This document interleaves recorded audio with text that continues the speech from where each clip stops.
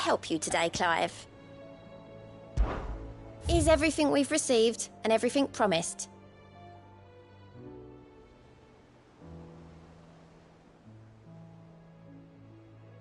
All done?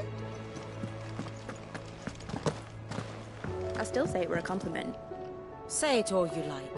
It doesn't make it true. Ah, Clive. I was wondering when you'd arrive.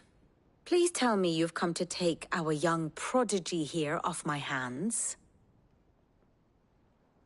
I'm not here for Mid. I need information on Ash. Then why not ask Molly if you can look in one of her ovens? Go on. As soon as the Enterprise is ready, we'll be setting out for Drake's Spine. And we're going to need a safe place to land. Preferably one that won't see my ship blown to shit and splinters. If it were that easy, do you think Waloed would have resisted invasion for so long? Very little is known of Ash, and the information we do have is spotty and outdated. We have the good King Barnabas to thank for that. Waloed's borders have been closed to outsiders since the day he seized the throne. If there is anywhere safe to land, you won't find it on my map. Then tell us what we will find. I'm sure you know better than we do. But no splinters! All right, if it will get you out of my hair. But interrupt me, and it's over. Understood?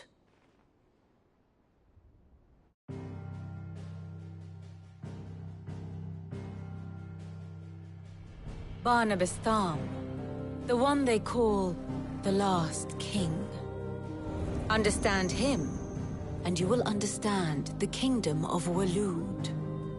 Barnabas was only a boy when he arrived from beyond the southern seas, and barely a man before he united the ragged tribes of Ash. And having unleashed them upon the formidable Veldamark, he set his throne upon the ancient kingdom's ruins. The victory sent shockwaves around Valisthea, tales of Odin's might spreading through every court, parlor, and drinking hole in the realm. Note that this was in the year 843, and that the king still sits upon his throne some 40 years later, quite untouched by time. Waloed's recent inaction left many wondering if Odin had lost his appetite for war. And yet here we are. The Einherjar was committed to the fray, a bold declaration of intent. Orcs swarm around Drake's Fang, and throngs of Akashic haunt Canva's streets. Though how precisely the havoc they wreak serves Waloed remains unclear. Regardless, if the order to attack truly came from King Barnabas, then one thing is certain. Waloed has achieved the impossible, and made bedfellows of beastmen and the ether-addled alike. All of which is a roundabout way of saying that you will be in unknown territory when you set foot on Ash. Much of the continent has already been lost to the Blight, and what few ports remain will be fiercely guarded. And that is to say naught of its natural defenses. Offshore currents will cast an ill-equipped ship out to sea one moment, and dash it against the rocks the next. But then the Enterprise is anything but ill-equipped. And Mid has made land there before. Now, if only there were someone with an intimate knowledge of the Shadow Coast, and where a daring gentleman might put ashore.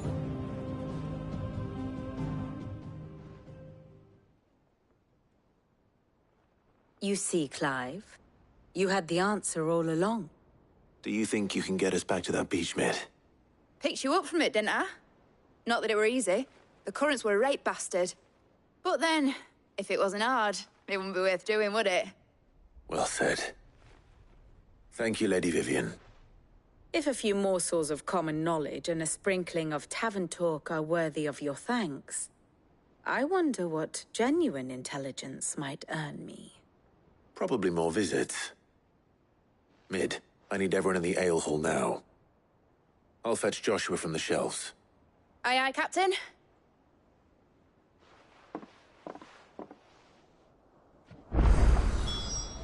What will it be today? How may I help you today?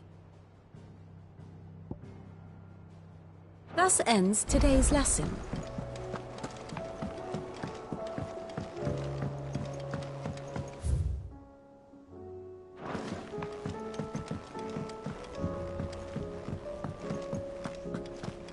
You need anything? You just ask.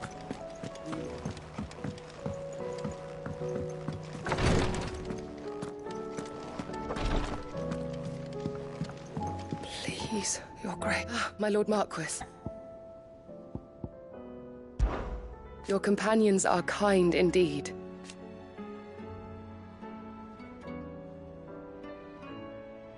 I must admit,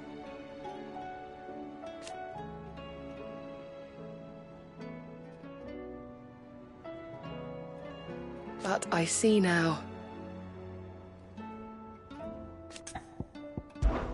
It was the greatest honor of my life.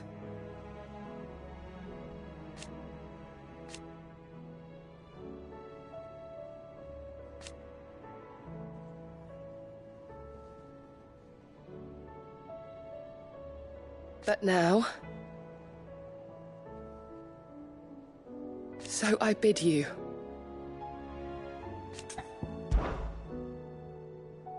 Yotei, is anything the matter? You seem troubled.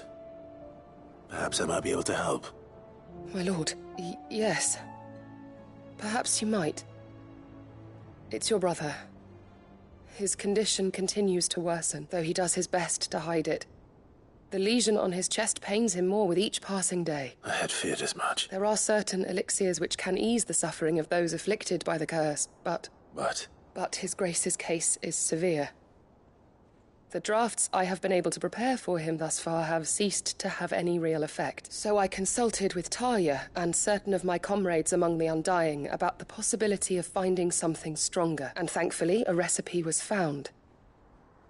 The only problem being that the critical ingredient is exceptionally hard to come by, and our supplies are almost exhausted. Unless we can secure more soon, your brother's anguish will likely become unbearable. My lord, I know that I have no right to make demands of you. But would you help? For Joshua's sake. For Joshua? Anything. Thank you, my lord. So, what is this critical ingredient? A rare herb by the name of stonerwort. It grows only where the ether is densest. The vigor it stores in its stems helps to counteract the curse. We discovered a patch near the aqueduct in Rosaria. But alas, yet more ether has erupted from the earth there recently, leaving the whole area flooded. The search continues for a new source. One that we might reach without being turned. So it's only that you can't reach it? The Stonerwort itself is unharmed by the flood? Well, yes, but... Then I shall go in your stead. But, my lord... You've yet to find another source, correct? So for now, the aqueduct is our best hope. Besides, I'm a dominant. The ether can't hurt me. Well, if you're sure, my lord, stonerwort is easily identified by its blood-red blooms. Search around the aqueduct, and you're sure to find some soon enough. I shall remain here and prepare the other ingredients.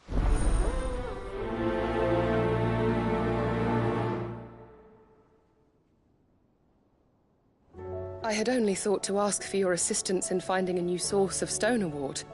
But if you're sure about collecting it from the flood by the aqueduct, I should be most grateful, my lord.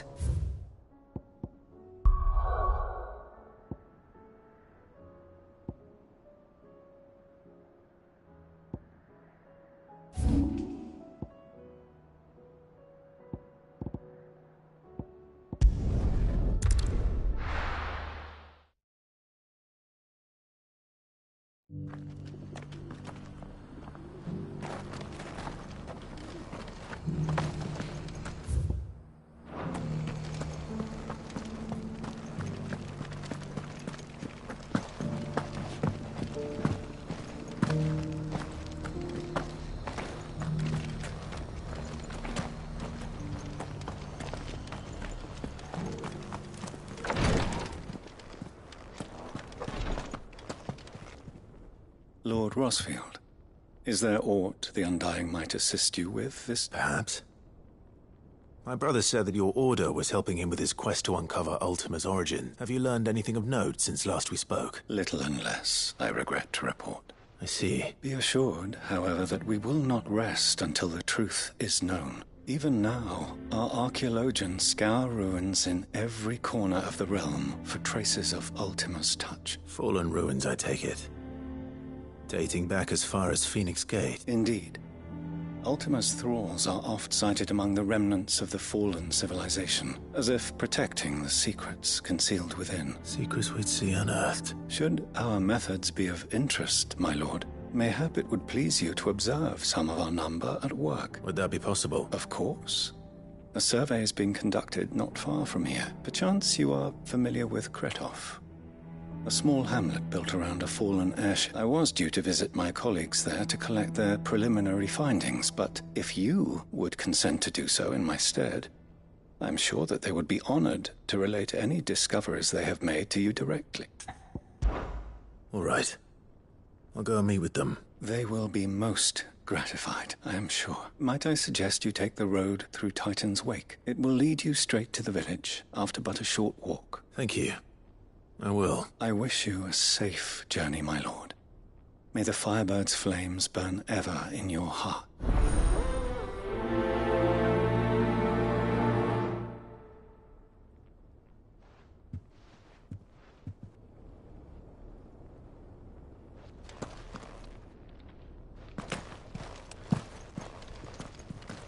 My colleagues await you in Kretov, my lord.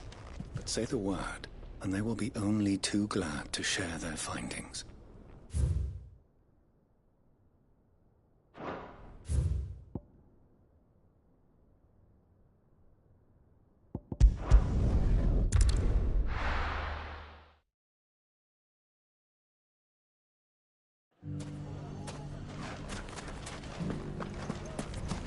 Take that, you naughty... Clive! To what do I owe the pleasure? I just wanted to see how the town's been faring since you brought everyone together. Since we brought everyone together, all is absolutely wonderful. Conrad and Natalie's hands remain safely away from each other's throats and firmly at the helm. Our stores are full, and the bandits still too disorganized to raid them, just as the good Lady Jane and Lord Underhill intended. Are you a lord? Lubor's going to be one too. They're going to make him the Lord of Dalimil, because of how he stopped all the grown-ups from fighting. It's the mayor of Dalimil, dear child, and the vote hasn't taken place just yet. But if the people wish me to lead them, I shall. And my first act will be to build a school so that menaces like you two learn not to interrupt your elders. Speaking of menaces, there may be a rather worrying one just over the horizon. May there indeed. I'm afraid the example Conrad and Natalie set in putting aside their differences and presenting a united front might have caught the bandits' attention, and they might have elected to take a similar approach. They have formed what one could call a League of Outlaws, and they grow more organized by the day. We'll fight them all off just like last time. No matter how many of them there are, won't we, Lubor? Of course we will. If we continue to work together, we can overcome any challenge we choose to face. The longer we avoid facing this one, the more difficult it will be. Until the only way to overcome it might be to run for the hills. Our best hope is to nip these efforts at organization in the bud by finding those ne'er-do-wells who have yet to join the cause and ensuring that they never do. Perhaps a certain Lord Underhill might be willing to lend us his aid once more? How could I refuse? Thank you, my lord. Victor will fill you in on the particulars. I have him stationed by the Desert Gate, receiving and collating reports from my scouts. Such an amenable soul. He reminds me of you. I'll go and speak with him.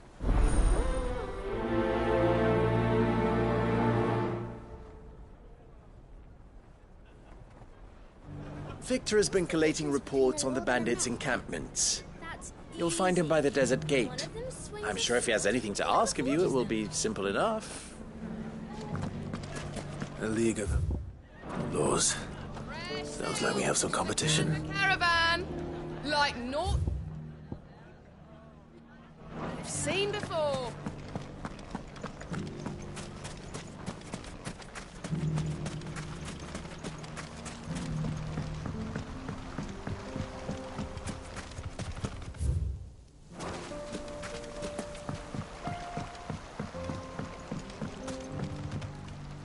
Still in Dalimil, Victor? Ah, Cid. I thought you'd have returned to Cosnis by now. I did. Then I came back.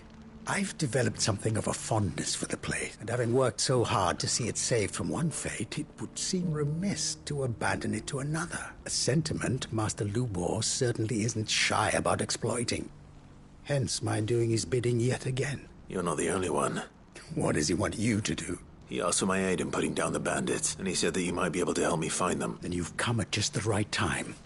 I was on my way to speak with Conrad about how to organize our forces. There are more camps in the vicinity than we can safely strike at once. But we must strike together, and we must strike soon, at as many camps as we can. We can't give this league of theirs time to rally its forces. All right. Which camp shall I take? There's one upriver. Just out there, across the dune. Leave it with me. The camp is in the desert to the north of here. You know what to do.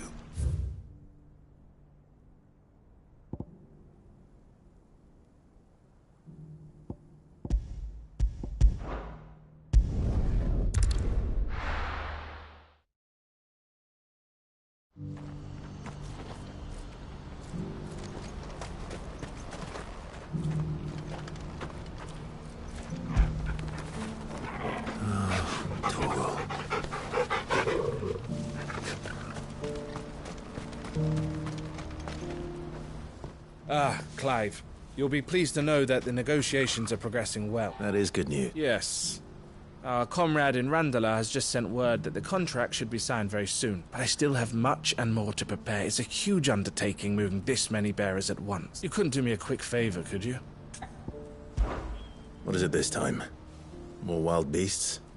Nothing like that. I just need you to go over to the caravans and ask El how long we have until the bearers arrive. Find out exactly how much faster I need to get all these supplies moved. All right. I'll go and ask. Thanks, Clive. I owe you one.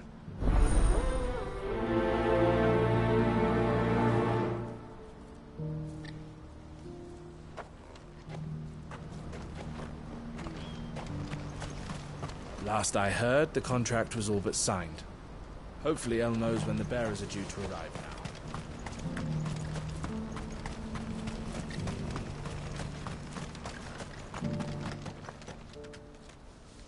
Don't blame yourself, El. This is their fault, not yours. I know, but... No buts about it, all right? Is something wrong? Vonnie came to give me a message from our intermediary. The talks with the Republican army have fallen through. They've reached an agreement with the Silver Peak Consortium instead. Though prices have fallen of late, we deliberately offered above the going rate to try and deter other bidders. But the Consortium offered double what we did, and the army jumped at the chance. And you had no opportunity to make a counteroffer? None at all. And we were so close. El? What's happened? I saw Vonnie leaving. She didn't look happy. And with good reason.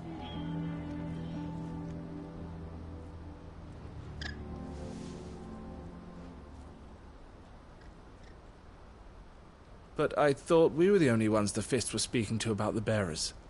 How did the Consortium even find out about this? It's not so surprising. They have ears all over the Republic. This isn't over. The Consortium will have to sell these bearers eventually, and at the price they paid, buyers will be few and far between. I'm going to Randalar myself. Alone? You sure that's wise? Are you offering to be my bodyguard? How kind. Meet me at the checkpoint near the capital gates. I'll send an owl ahead and request a meeting. You go to Cashlock, Theo, and get everything ready. We've waited far too long as it is. Even if I fail to free these bearers, there will be others. Someone needs to prepare the place and keep any prowling beasts at bay. Oh, and that's me, is it? Well, it looks like I'm following orders till she gets back from meeting the Silver Peak Consortium, who've been doing their best to undermine our scheme. She'll never join them after this, surely. No, she said it herself. She still has plans for Cashlock, even if this one falls through. She means to stay with us, then. I can't say I'm not happy to hear it, but... is this what she really wants? You have to trust her. You're right. It's what she wants now. And if El's off fighting for the cause, I should do my part. I'll gather my men and leave for Cashlock. We'll make sure the place is well stocked and defended. You go to Randalar and see if you can stop my sister biting the Consortium's heads off. If she won't consider her prospects, someone has to. I'll do my best.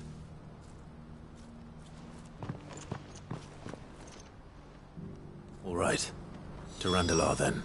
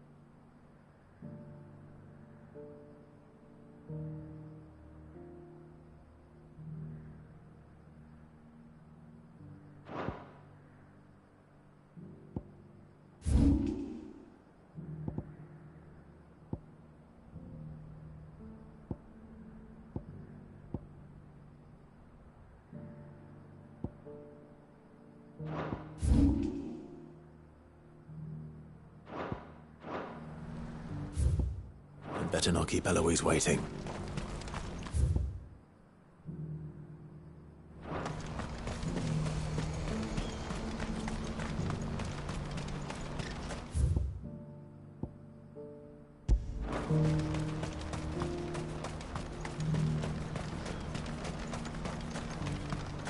What I wouldn't give for a hot meal. Looks like this is the end of the road. When are they gonna let us through?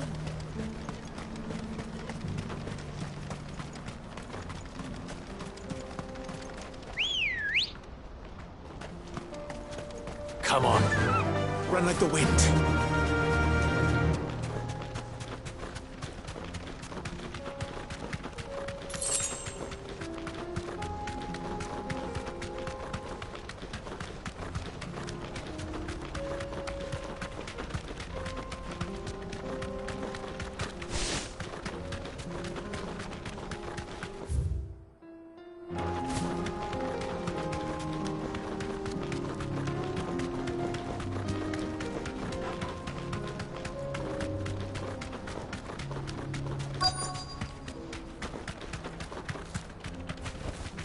Be safe.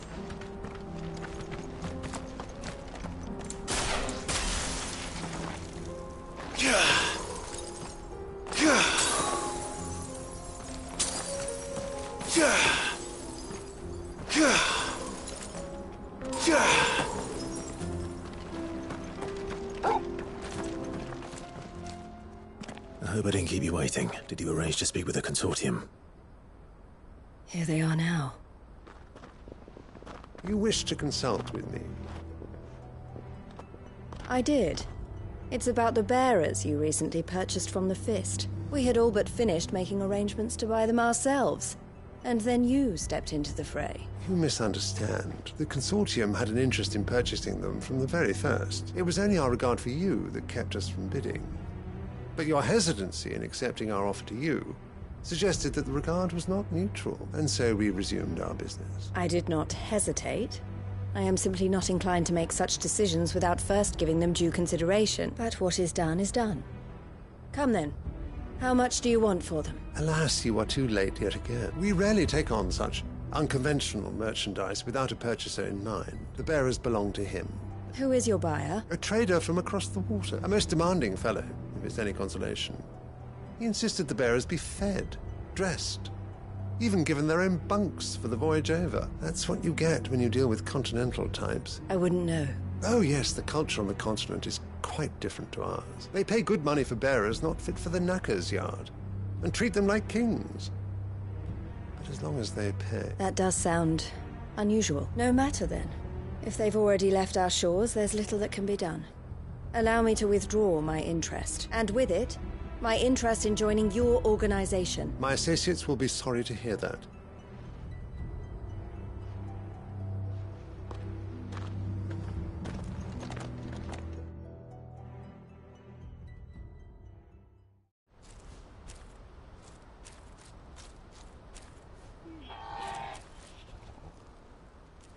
I'm sorry you weren't able to save them. As am I. But I only have myself to blame. He was right, you see. The Silver Peak Consortium did intend to buy those bearers before I did. Their representative hinted at a possible purchase when he came to recruit me. I feigned interest in joining them in the hope he might be encouraged to tell me more. And he did just that. As soon as he left, I sent my own offer to Randalar. So you never... No. I entertained the Consortium's proposal solely so I could learn more about those bearers. But I was a fool to think they wouldn't find out. I knew exactly who I was dealing with. You tried. I did. And if what he said was true, the bearers are to be well treated. Which is something, at least. They deserved more. I wanted so badly to see them freed. Eloise! Word from Cashlock. The village is under attack. A pack of beasts have come down from the mountains, and there's a dragon at its head. Theo and the others are trying to hold them off as best they can, but the odds are against them. They need help, and fast. Theo! I'll go on ahead. Thank you, Clive. I'll gather some men and join you there. Just... make sure he's safe.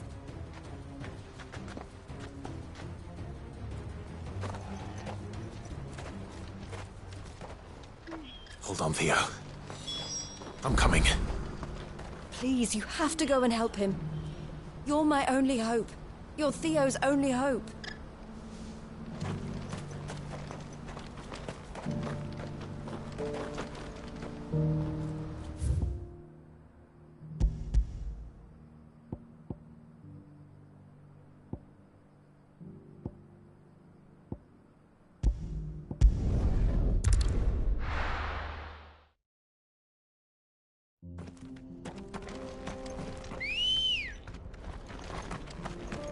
Come on.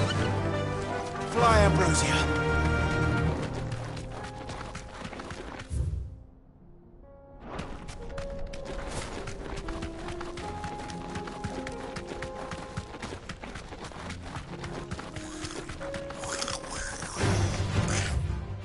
Time to fight.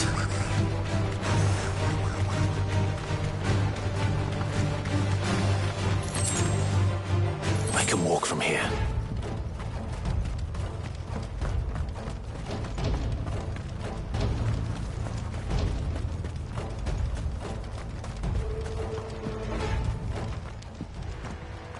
Where's Theodore? Upriver! He led the dragon that way to keep it from the village. But the whole area's flooded with ether. We just have to pray he makes it out in one piece. I can do better than that. Torgal, with me. Theodore led the dragon upriver. God's help him. I only hope he's still alive. There's an ether flood up ahead. I know Theo's a bearer, but even he can't stay in there forever.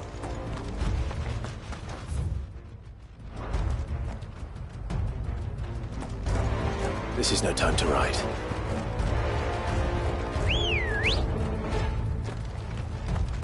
Good girl.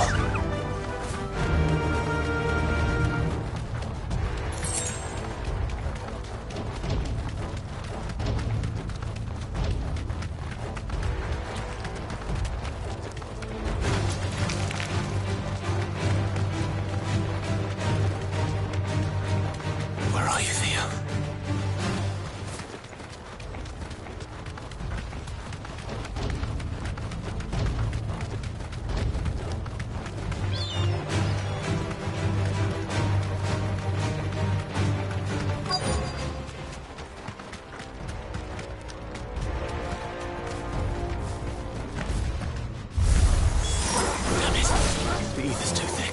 These creatures have already turned.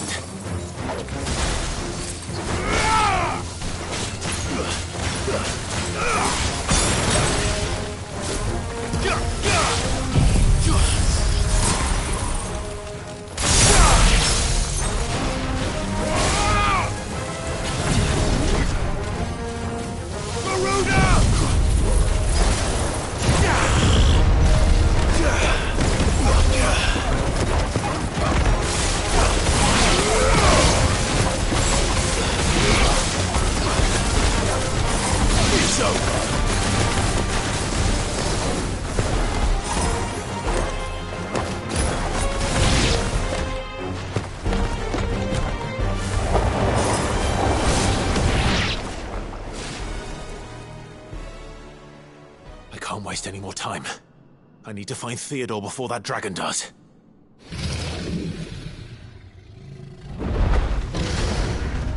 Looks like it's found me. This thing's turned as well. This isn't going to be easy.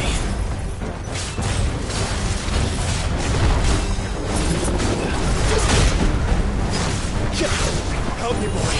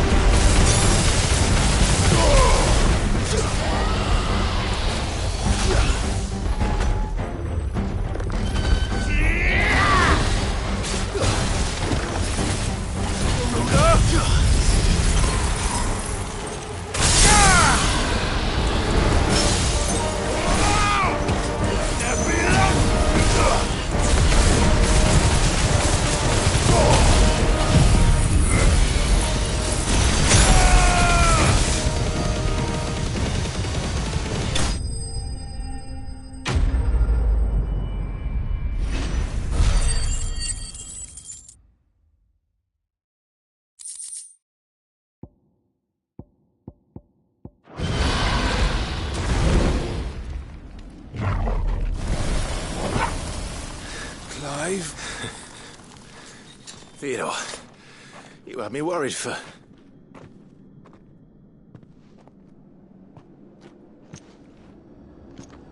We have to get you out of here.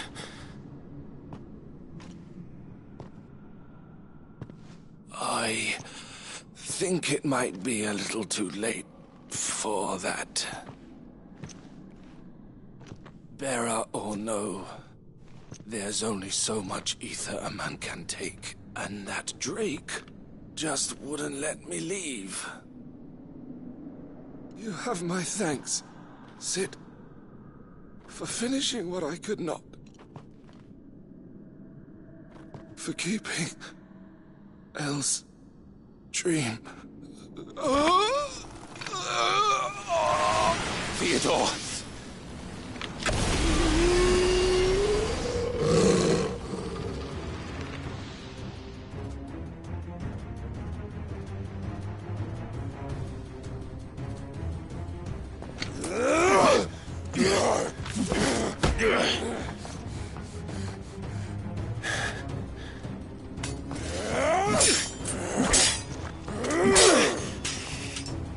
Don't make me do this. Stop it, Theo! Stop! Stay back, Eloise! He's turned. And so will you!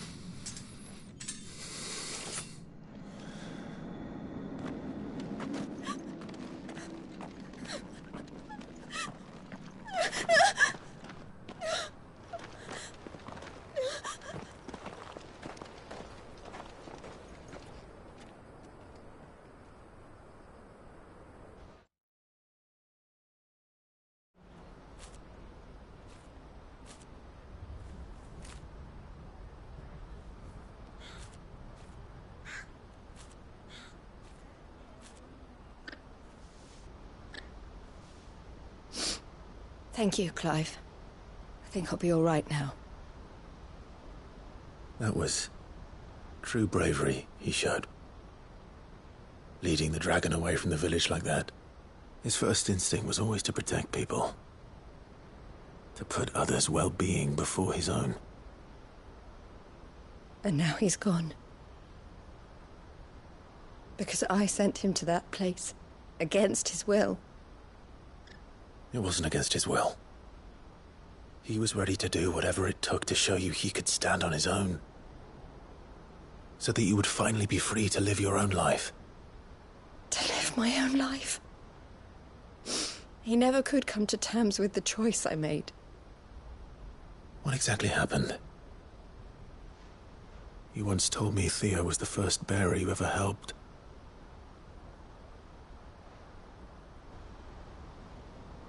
We grew up in Canva. We were born to one of the great trading houses. And I was chosen to inherit the family business. I had my father's head for figures, you see. Theo did not.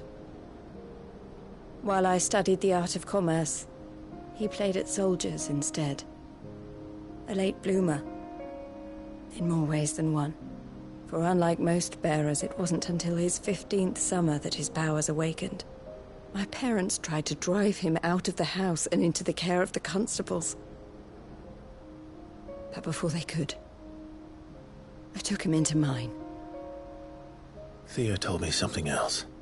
He clearly admired your devotion to the cause of freeing others like him from slavery. But he said you deserved a better life than this. He wanted to free you from what he called your bonds, just as you freed him from his. I would be lying if I said I had not wondered from time to time how much easier my life might have been if I had allowed Theo to be taken and devoted myself to the family business instead.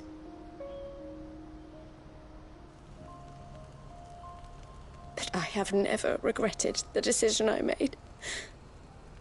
Being with my brother meant more to me than tradition or reputation.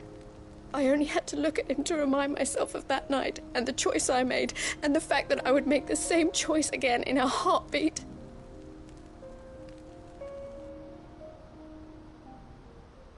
He was never a burden. How could he even think that? If anything, I was the one who weighed him down. You weren't, Eloise. He said it himself, that he had always been grateful to you for saving him, and that he wanted to repay you by letting you live the life you were denied. Neither you nor Theo weighed each other down. You loved one another. You did whatever was necessary to continue living your lives together, and you always would have. You're right. All I ever wanted, all I ever did, it was so we could be together. Oh, Theo, why did you have to...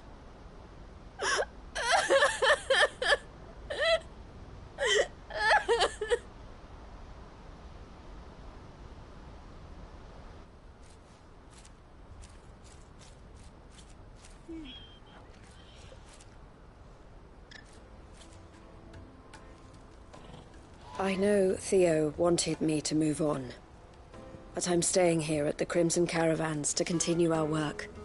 We can make a difference here. We can help people, save them.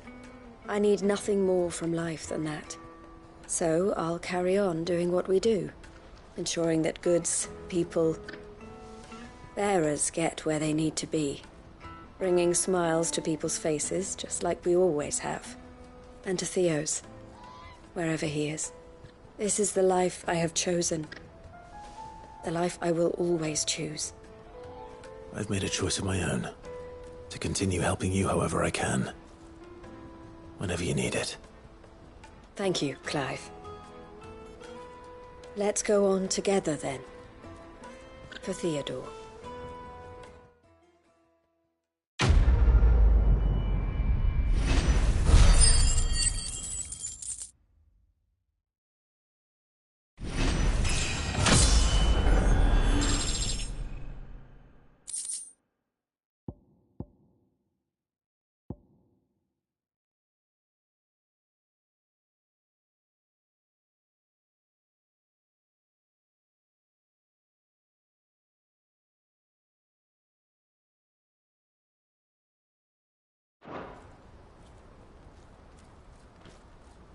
The Crimson Caravans is my family business now, and I would not exchange it for the world. I brought Theo here to be safe, and I have never looked back since.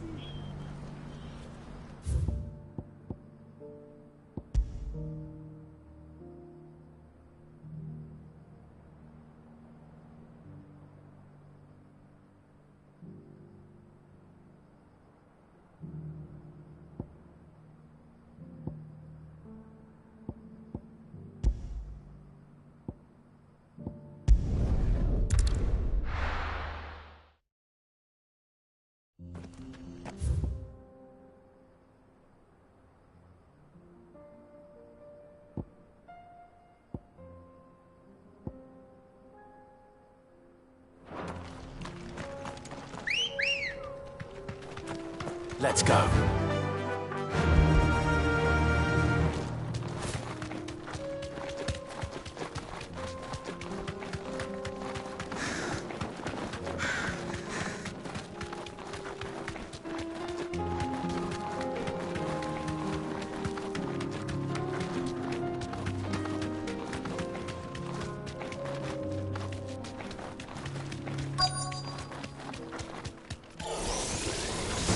To deal with these ones first.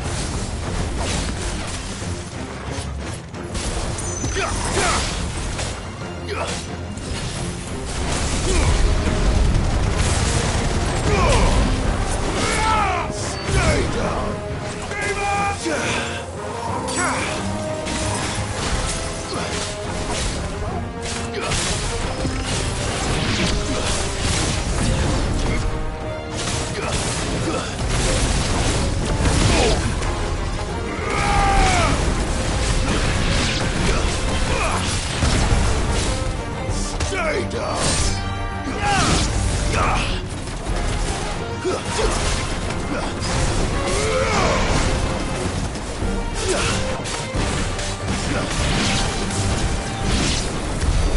Now to find this spherical echo. This is it. Right then. Just two more to find.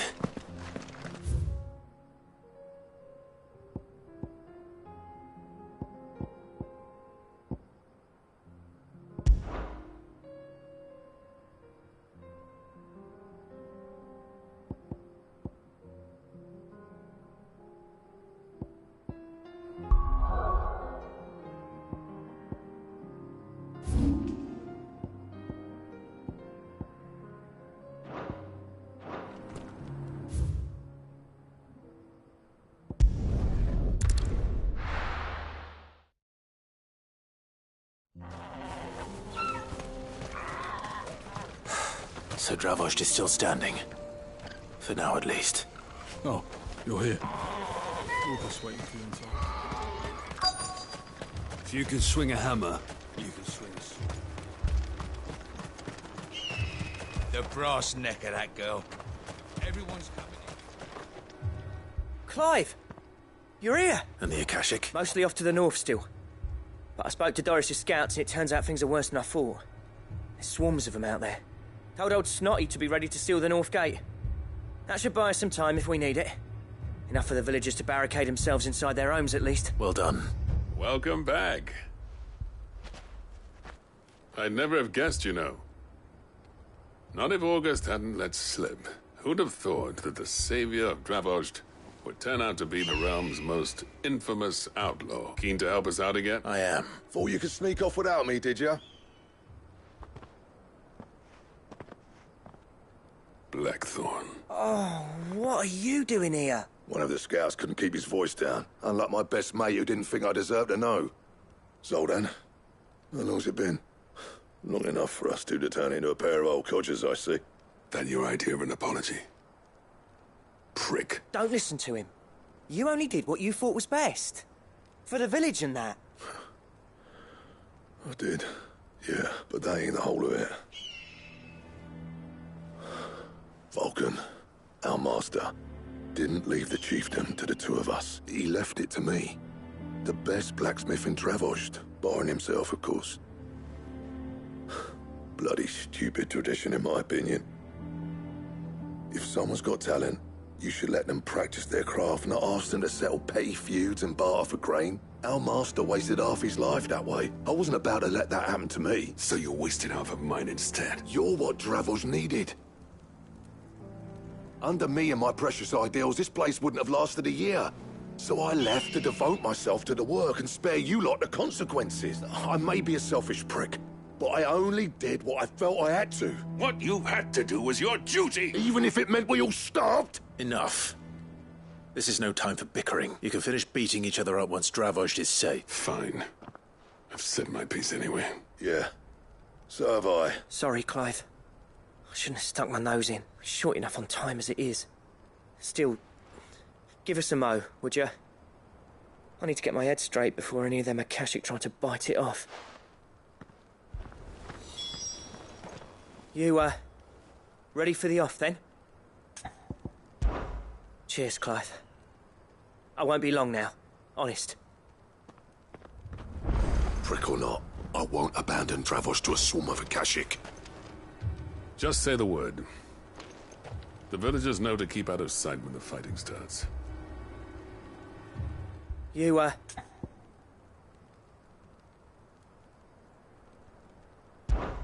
We can't afford to waste any more time. Right you are. Might be worth having one last word with the scouts, though. Don't want any nasty surprises, do we? Oh, and Blackthorn, you and Zoltan might be better off staying inside the... Okay. How close are they? Within sight of the walls, and there are more coming up from the mine. What was I saying about nasty surprises? They'll wash right over us if we stay out in the open. We're pulling back behind the gates. Good idea. Get yourselves inside, but keep your weapons handy. Understood.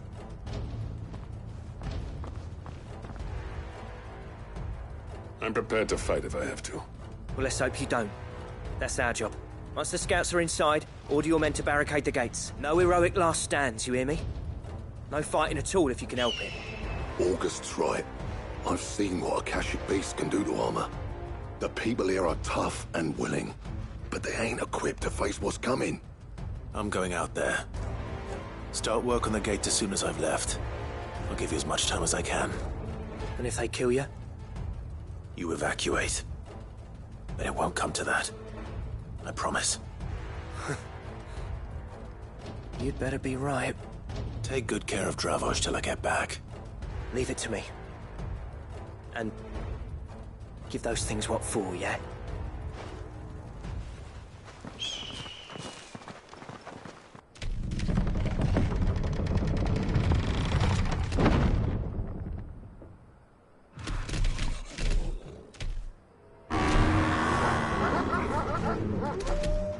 All right.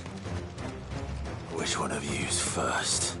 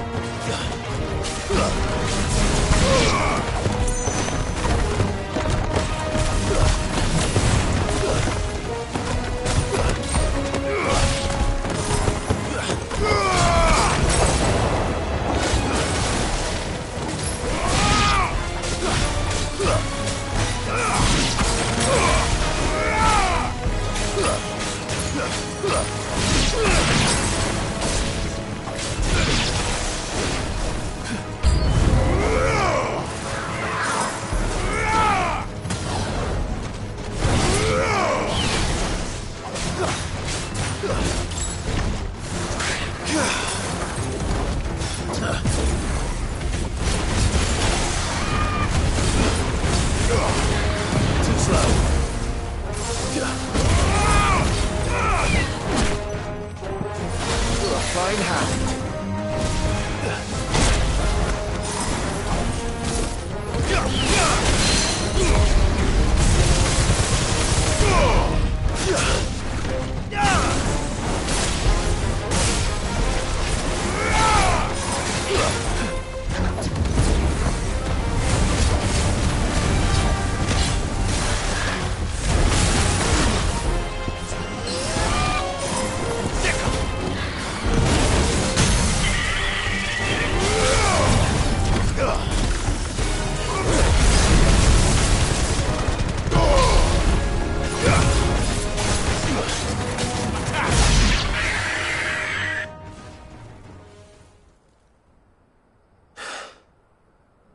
Is that it? Apparently not.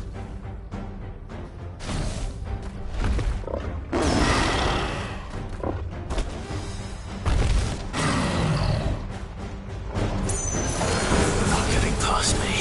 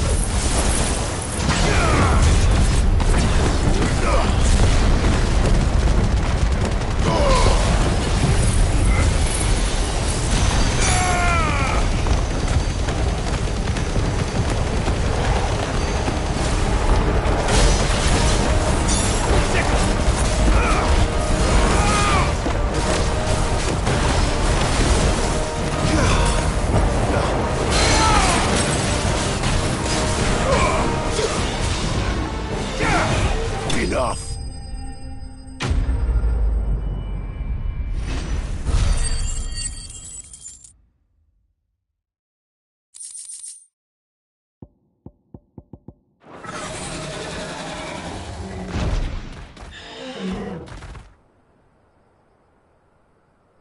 Now, the question is, did I miss any?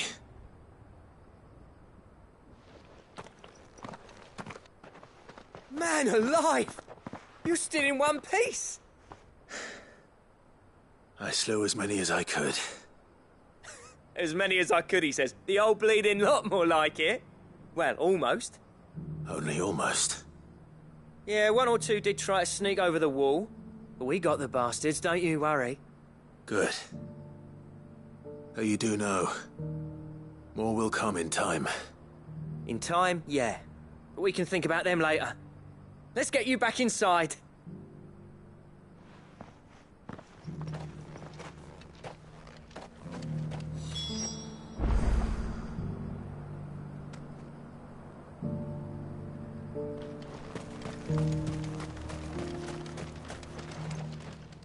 Cid! You're even more fearsome than your reputation.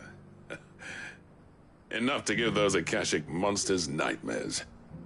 I almost felt sorry for the wretched thing, but mostly, I felt grateful. Dravost won't forget what you did today. I'm afraid I've only delayed the inevitable. There's no getting rid of that ether flood. Meaning that any living thing which stumbles into those mines will end up clawing at your walls again. And that's if the flood don't spread. If it does, well, I hate to say it, but the village's days are numbered. That may be, but we're staying just the same. With ether floods springing up all over, it's no less safe than anywhere, and more importantly, it's our home. We'll fortify the gates to the north, and I'll see that they're guarded day and night. All right. Then we'll give you a hand shoring up those defenses.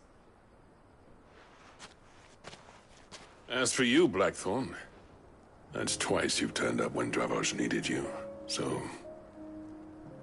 thanks. I shouldn't have stayed away so long. And I shouldn't have left without talking it over with you first. Too bloody right you shouldn't. Though I doubt I'd have listened. I always envied you. How you made everything look so easy when, for me, it was anything but. You leaving gave me the perfect excuse to hate you. And from that day on, I never once stopped to wonder what it would have been like if you'd stayed. But what you said earlier, it was true. You'd have been the death of this place. Finally, something we can agree on. I hope you see the sense of it eventually. You kept this place alive.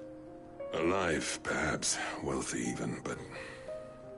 Dravosh isn't what it once was. Our work used to be the pride of Dhalmekia. Now, we churn out the same rubbish day after day, because it's easy and turns a profit. It's not about the craft anymore. I wouldn't send my sons to war wearing the shit most of our smiths are making. I've kept working, honing my skills, trying to lead by example, but no one sees the point. The average castle apprentice has as much passion for the craft as our current lot. Come back to us, Blackthorn. Remind Dravosh what a true master blacksmith looks like. I'll even man those bellows of yours if it means we can work at the same forge again. That's a kind offer. Kinder than I deserve. And I wish I could accept, but I'm needed elsewhere. There's people who trust their lives to my steel, and I daren't let them down. Fair enough. But that doesn't mean I couldn't visit from time to time. Let's see if we can't rekindle this town's passion for the craft, shall we? I'd like that. Just be sure to tell Snotty to let me in the next time I come calling, yeah? Knowing him, he'd let you in anyway. Blackthorn. The Master Smith turned outlaw, back in my good graces. I never thought I'd see the day.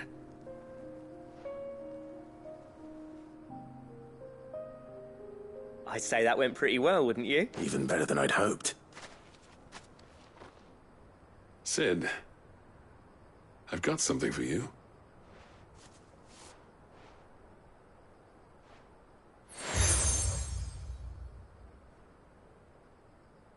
And this is? A token of our lasting gratitude. But I'm of a mind to make you a far grander gift. Designs for a certain sword have been passed down from chief to chief for generations.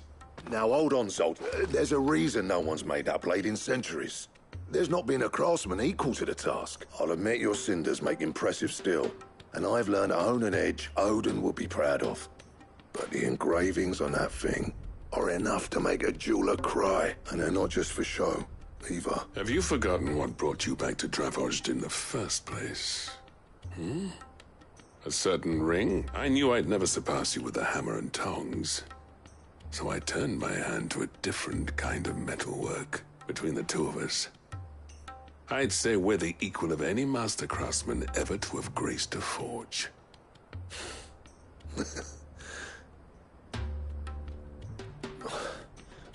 You know what? I think you might be right.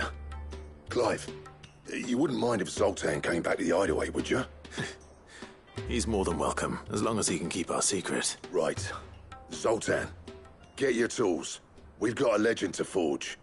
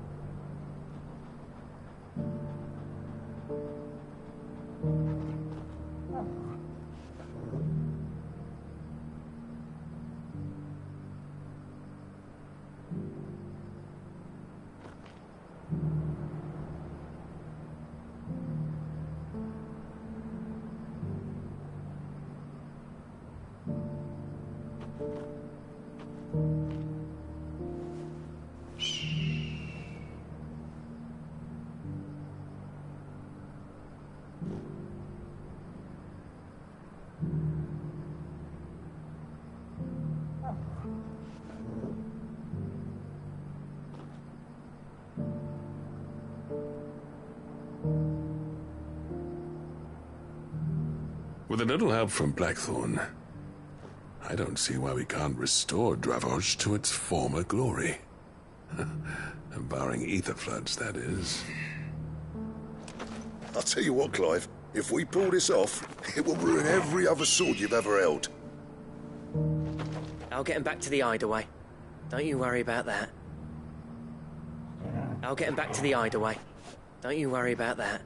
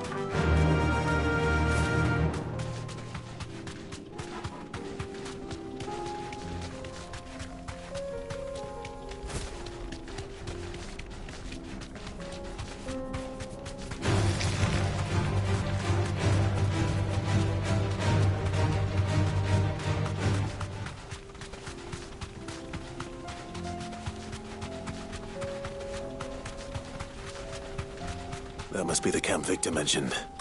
Come on then, Torgal. That's him! The one who killed Locke and Fingers! Take his head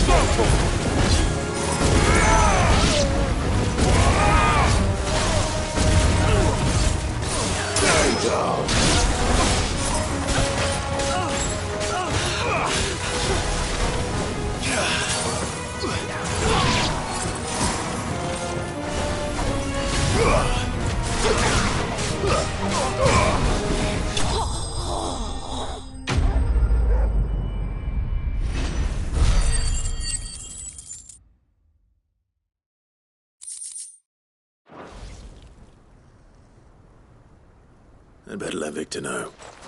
Cid, where are you? Ah, I see the bandits didn't pose you any trouble. No, but that's not why you're here, is it? No. Something's happened. We need you back in Dalimil. What is it? The whole town's in uproar. They're saying that Lubor is a bearer. What? Seems that one of our parties wasn't as thorough as they should have been.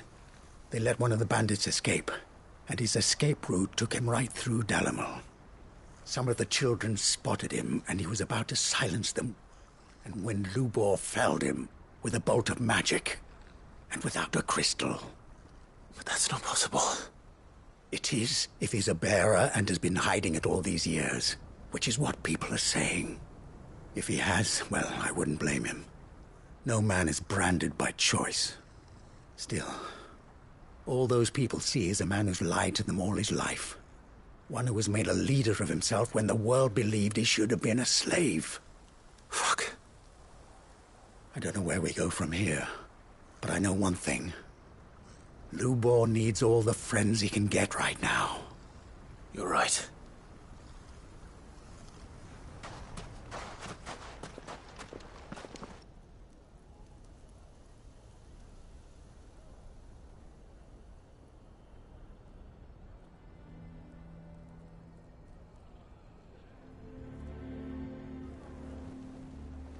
And now everyone knows. I made it a habit to keep a crystal close at hand for just such an occasion. And when that occasion arose, I forgot to reach for it. Well, it was bound to come out sooner or later. We're sorry, Lubor. We tried to keep running, but we just couldn't anymore. There's nothing to be sorry for. I rather enjoyed playing the hero for once. All that matters to me is that you two are safe. Look at him talking to his betters like it's nothing. All lies, I'll wager. Just like the ones he fed us all these years. Once people make up their minds, it's hard to change them. We need to do something. And quickly. Convince the people not to let their prejudices blind them. Convince them that nothing has changed. That their enemy lies outside these walls, not within them. You're right. We should speak to everyone. I'm glad you agree. I'll handle the townsfolk. I'm a Dalmec born and bred. They listen to me. You head to the tavern. Make Conrad and Natalie remember who Lubor really is. They know that Lubor and I are friends. I might not make for the most impartial of interlocutors. Lord Underhill of Randalar's League of Merchants, however, is a trusted and impartial mediator of note. I'll do what I can.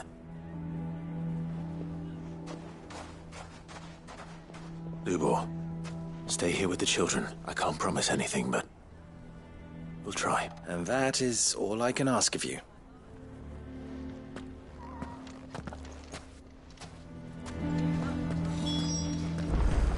The man with the sword was going to kill us, but then Lubor shot magic at him. It was amazing. I don't care if Lubor's a bearer. He's still Lubor, isn't he? Why didn't he tell us? Thank you, Clive. I'm sure you have better things to do with your time.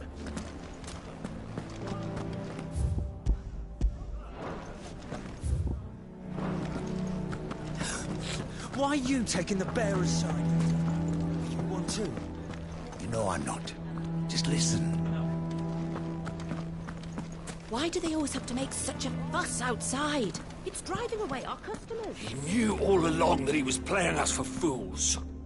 And we fell for it. We followed him. A bearer.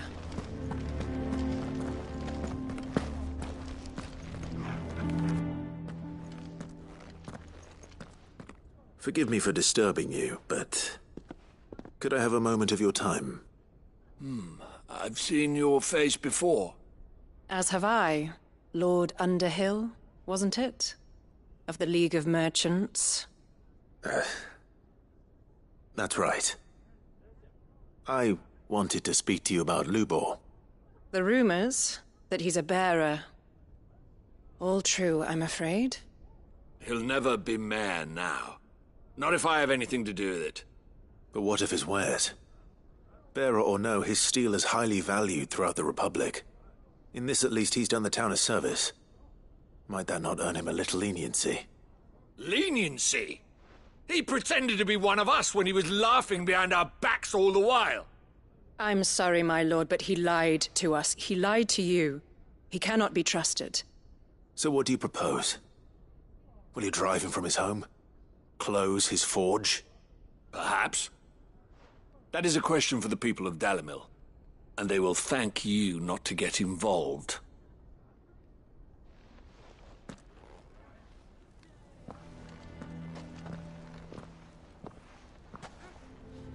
The townsfolk have made their minds up.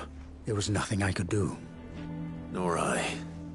Conrad and Natalie refused to consider anything but their own wounded pride. You never know. Once their anger is cooled, they might see things differently. For now, we should report back to Lubor. All right.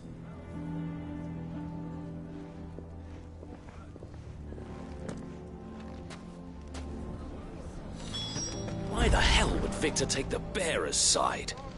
For sharing Lubor's ill-gotten guilt.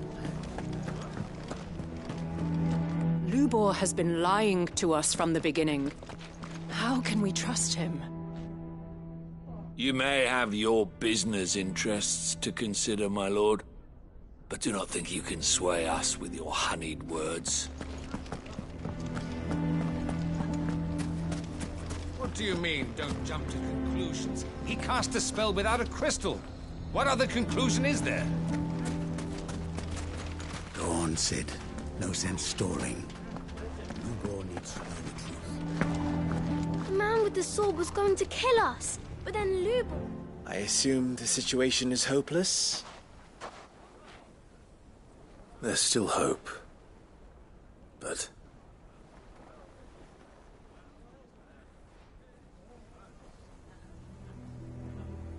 But perhaps not in this lifetime, I think it's fair to say.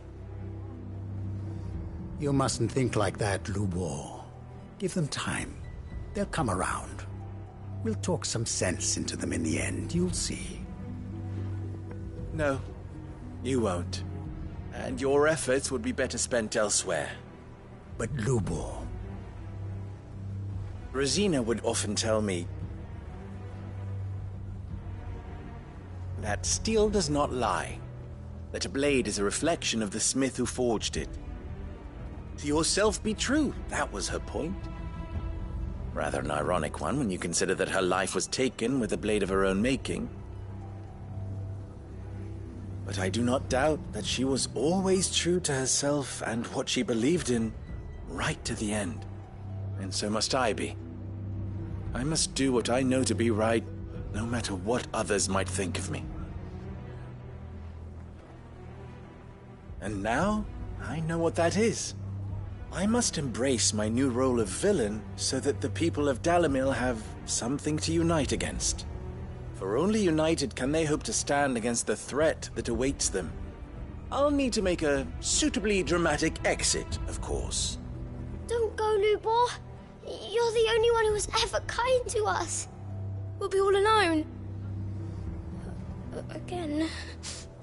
Trust me, little ones. It is for the best that I go. Not only for the town, but for you, too.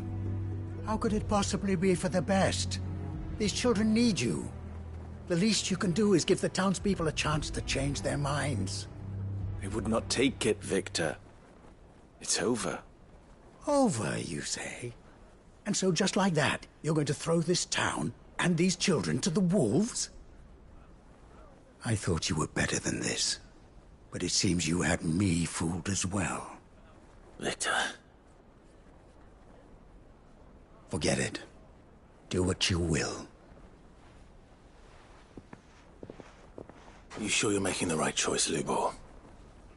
Of those available to me, I believe it's the best one. Yes. Ah, but where are my manners? Here. A reward for clearing out that bandit camp. Right then. I have packing to do. If there's anything I can do. Anything. I'll bear it in mind. Thank you.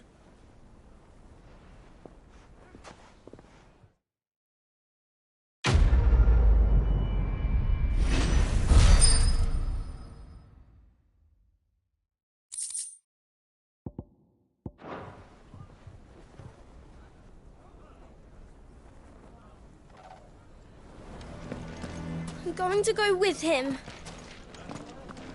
Why didn't he tell us? If you're going to try and convince me to stay, save your breath.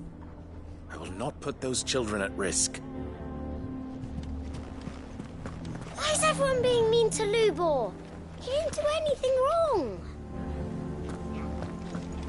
Why the hell would Victor take the bearer's side?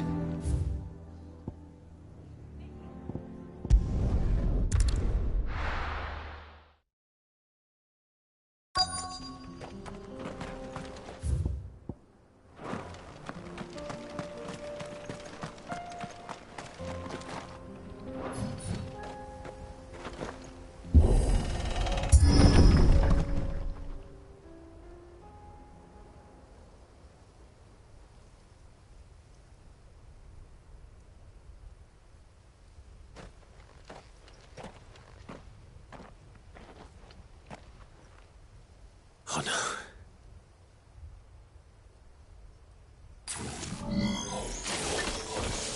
You'll pay for this. There may still be survivors.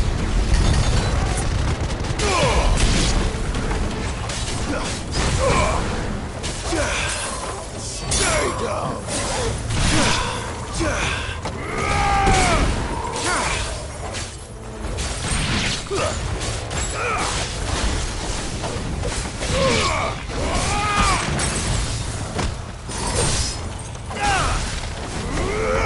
Stay down! Farewell!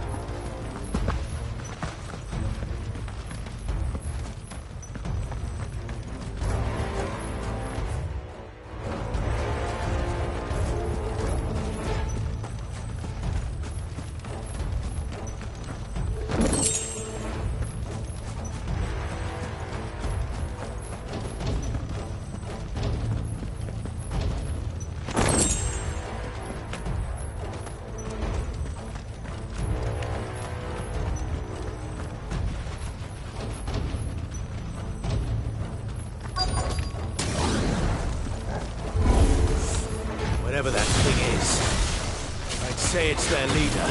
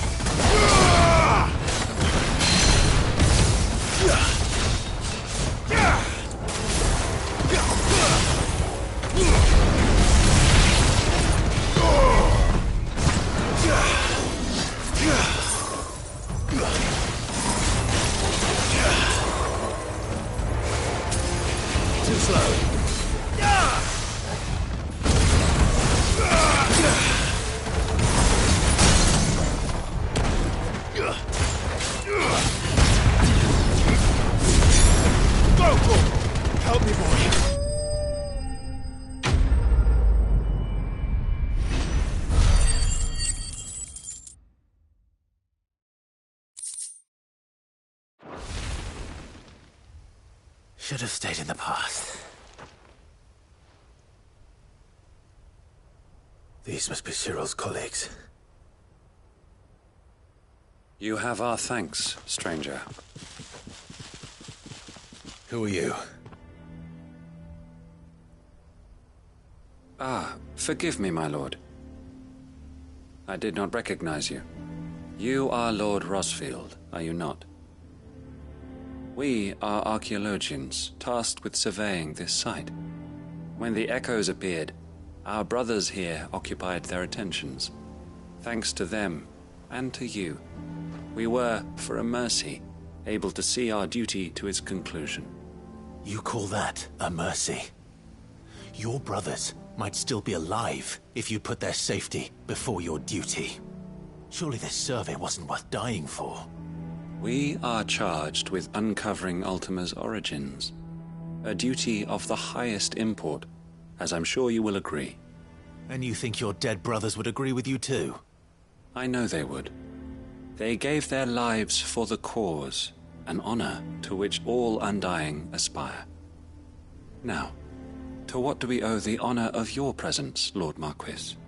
Cyril told me of your work here, and I agree to collect your findings in his stead. I see. That is most kind.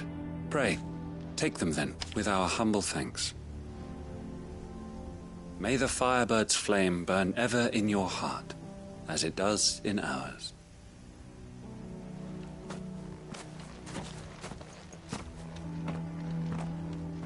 It's one thing to lay down your life for another, but for a survey... I suppose I'd better get this back to Cyril.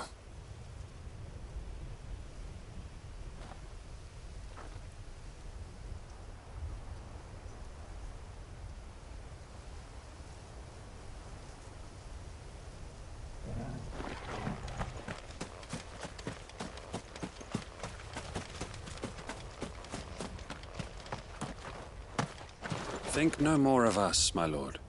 Only deliver our findings to the bearer of the burning quill.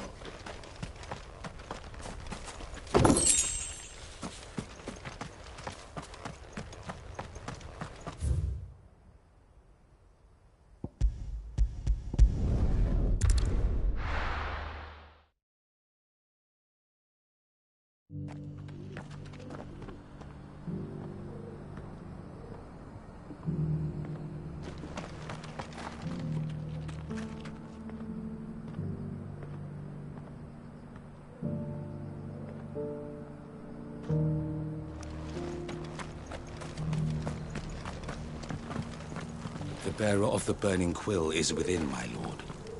Prithee enter.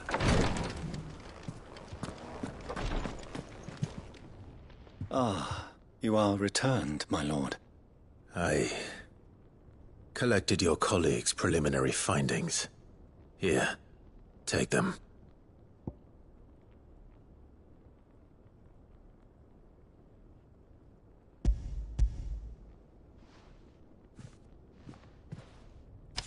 My thanks.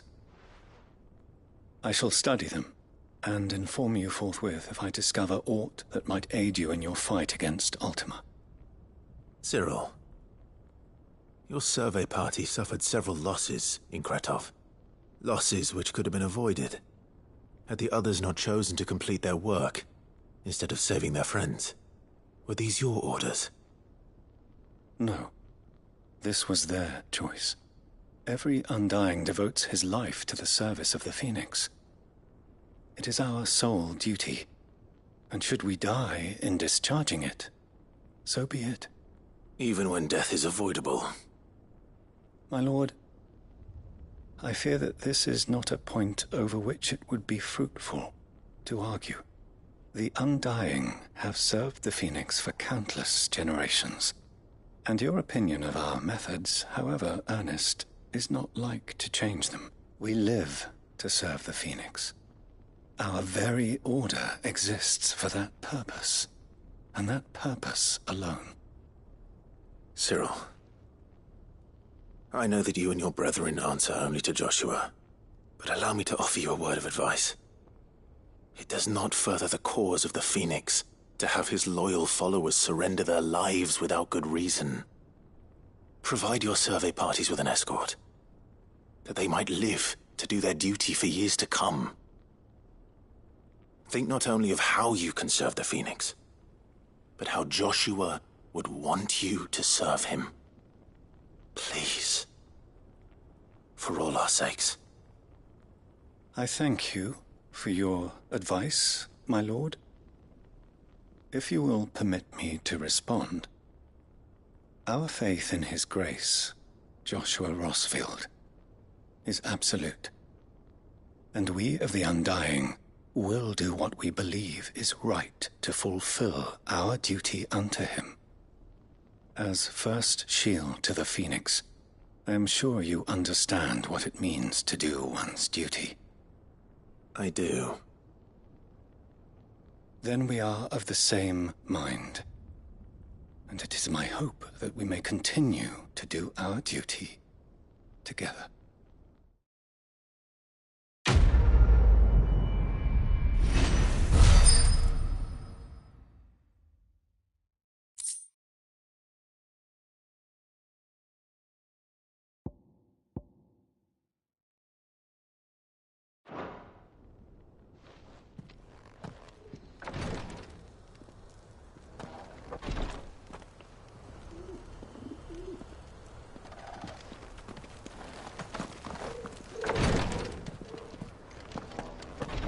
We of the Undying devote our lives to the service of the Phoenix. And you, my lord, are his sworn shield. Sworn to protect him from any danger. We both have our duties, so let us see them done. I thank you for assisting my brothers and sisters with the survey in Kretov, my lord. There are magics beyond mortal ken hidden among those ruins, and others like them. If we can learn their secrets, mayhap we can use them to resist Ultima's might.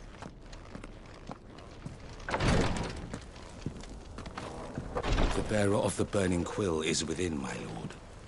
Prithee enter.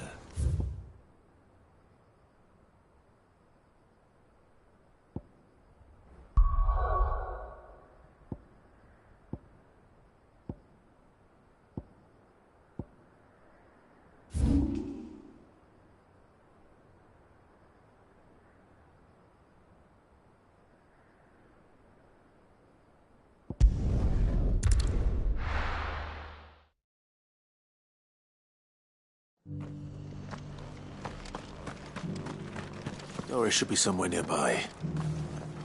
Assuming she's still here.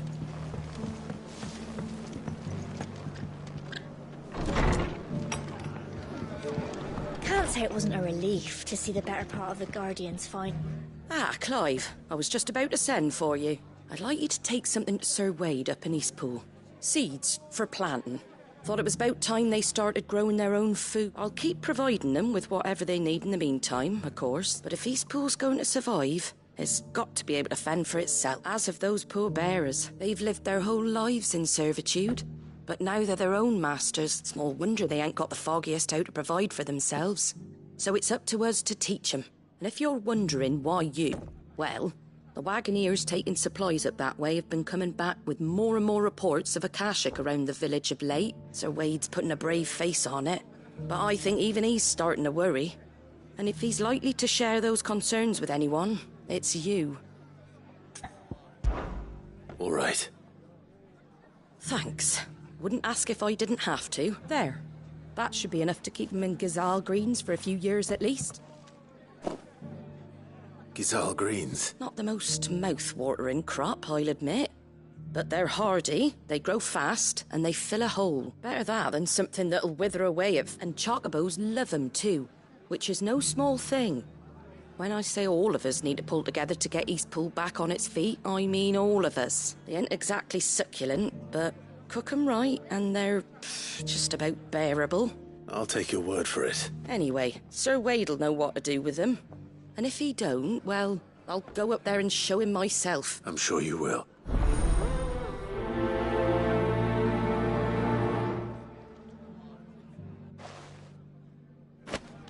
Get them Gazal green seeds up to Sir Wade in Eastpool, would you? And while you're there, ask him what the situation is with the Akashic over that way. He might actually tell you the truth.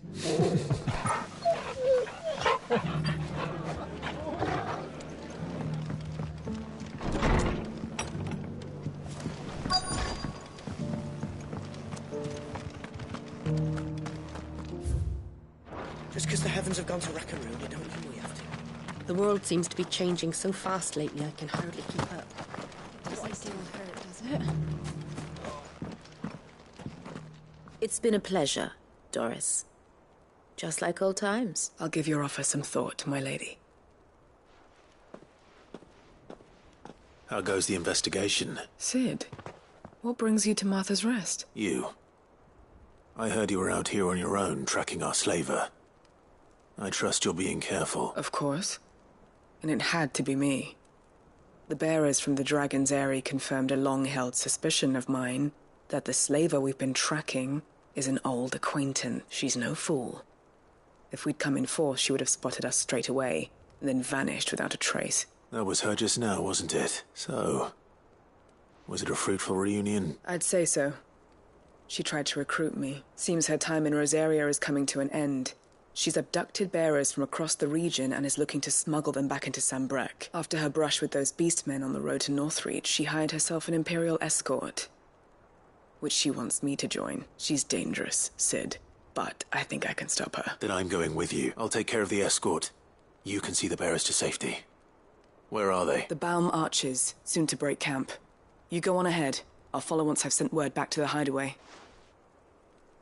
She asked me to join her at the Baum Archers. It's a wonder she still trusts me after everything that happened.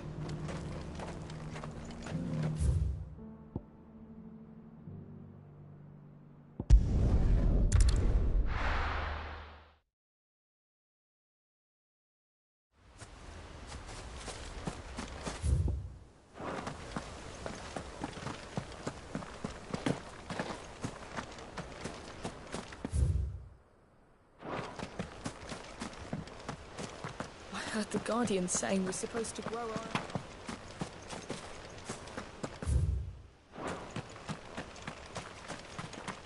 Ah, Lord Rossfield, what brings you to Eastpool? A delivery from Martha.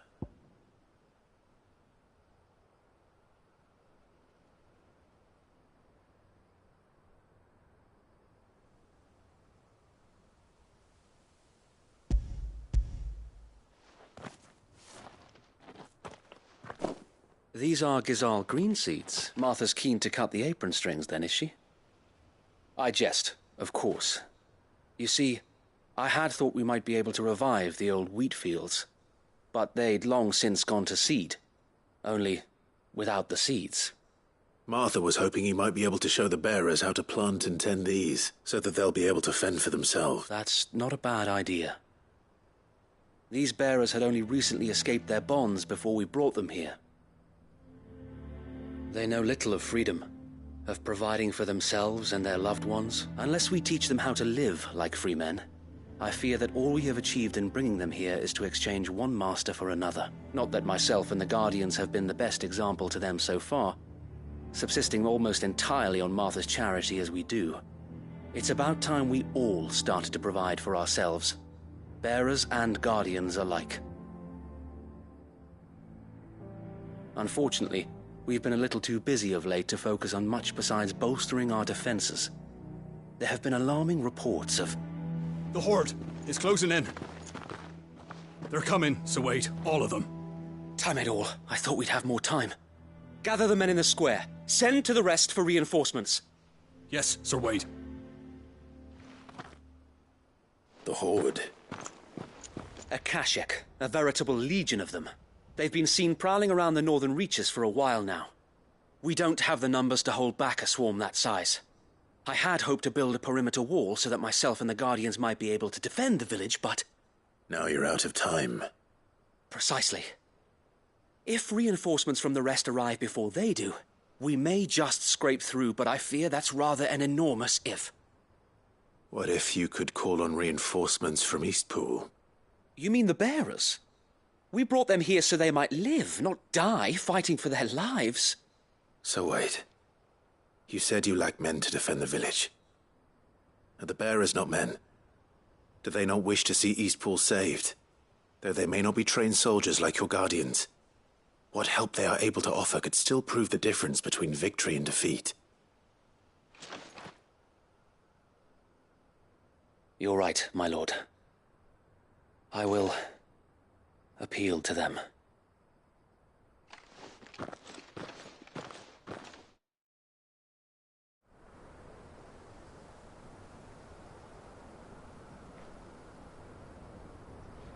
My friends, I humbly beg your aid.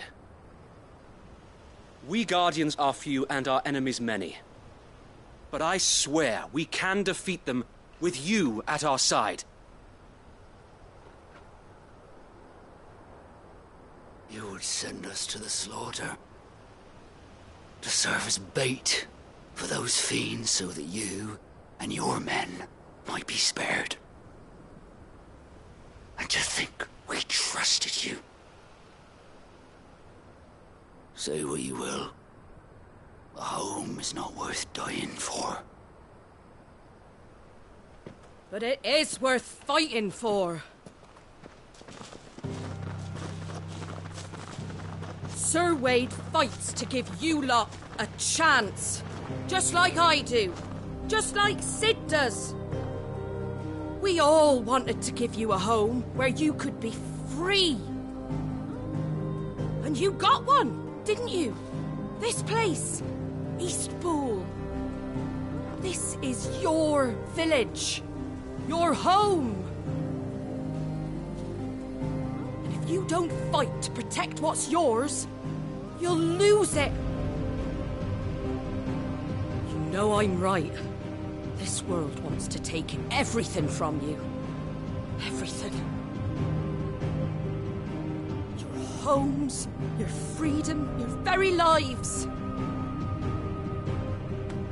So then, are you going to stand by and let that happen to you?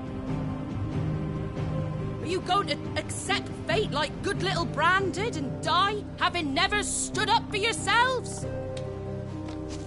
Or will you fight like free men and women?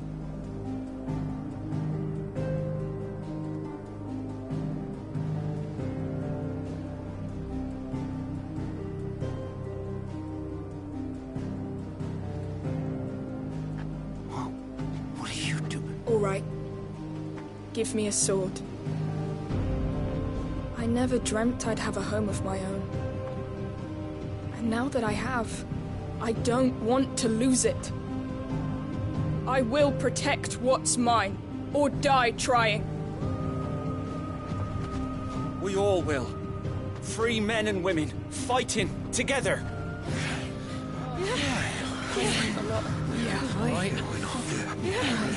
For Eastpool!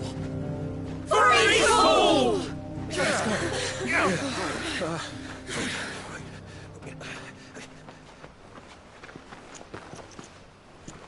Thank you, Martha.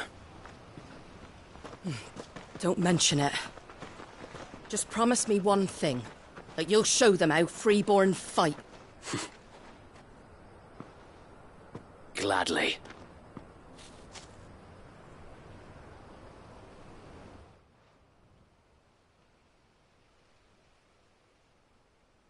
Well, if it was numbers you were lacking, you certainly won't be now.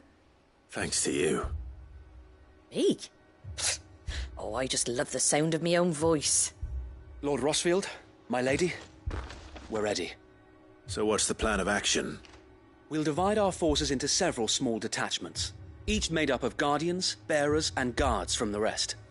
These will position themselves at strategic points around the village. Upon engaging with the Akashic, each detachment will keep the creatures occupied as best they can, steadily retreating all the while. You're going to lure them into the village? I am.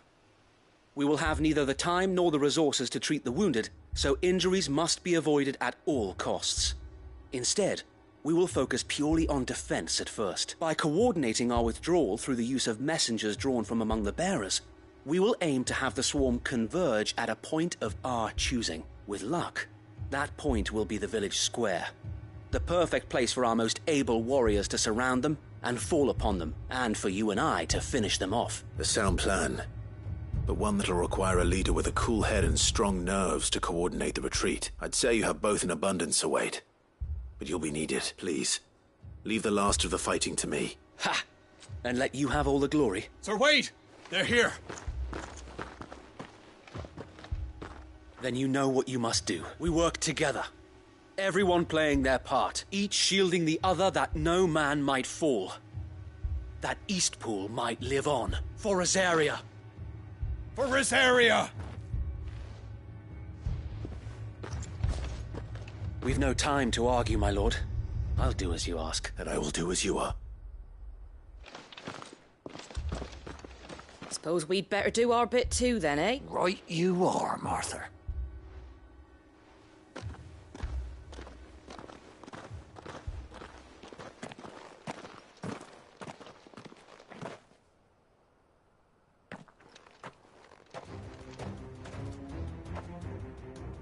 The calm before the storm.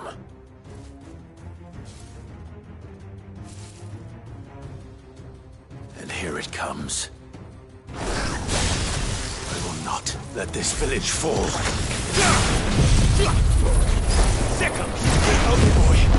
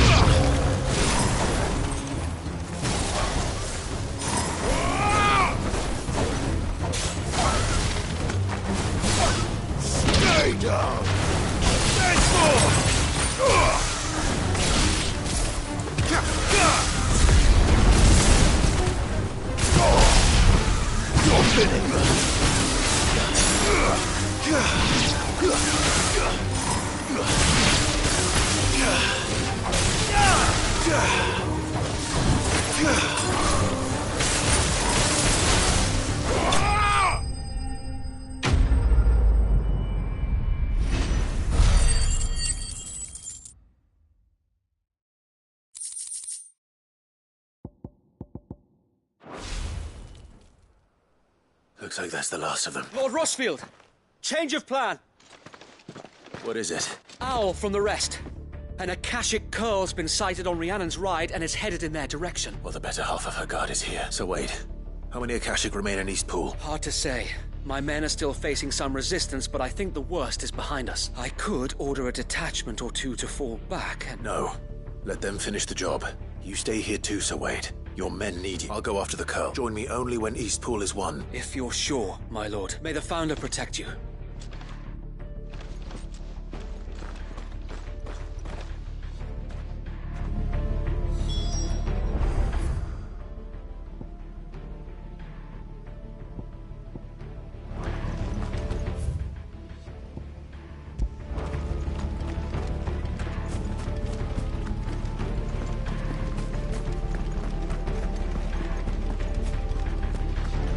Come to tell me an Akashic Curl's heading towards the rest?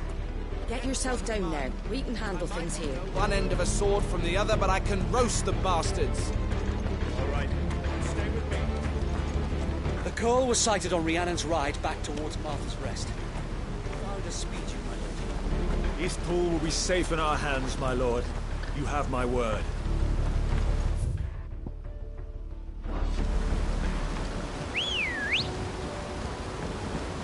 Good girl.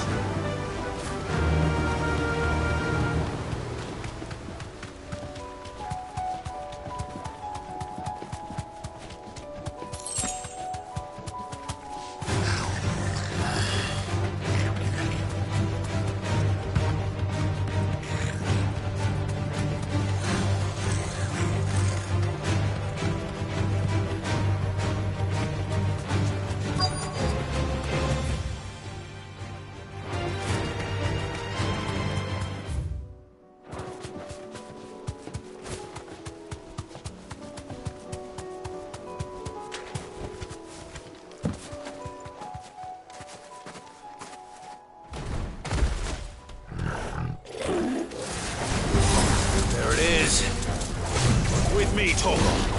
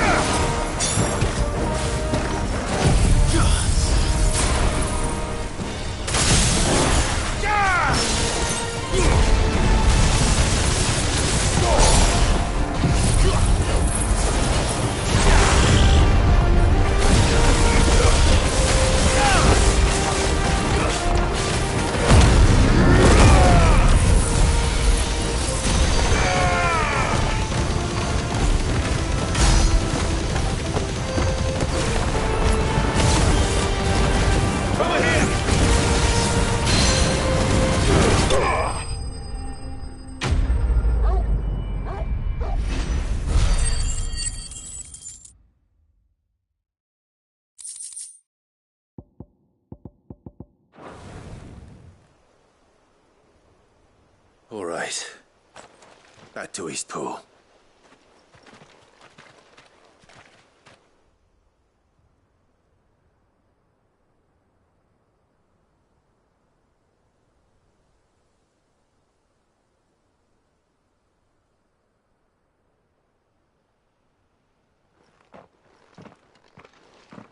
Lord Rosfield, the Curl, is it? It's dead. Thank the Founder for that. And for you, my lord. We were able to eradicate the rest of the Horde. I have guardians posted around the village to keep watch for further attacks, but all seems quiet for now. I hesitate to say it, but I think it might be over. I think it might. We did it. We saved Eastpool. Thank you, my friends. Thank you. No, Sir Wade. It's us who should be thanking you. You brought us together. Showed us what it means to fight for what you hold dear. But now we do. We really do. Forgive us, Sir Wade. You and your people saved us. And still we doubted you. But there's no doubt in my mind anymore. We're free men now. So we have to start acting like it. We have to fight to protect what's ours. To protect Eastpool. And we shall. We all shall. Together. This is our home. And if anyone or anything tries to take it away, they'll have us to answer to. Come on then. Let's get to work. This village isn't going to rebuild itself.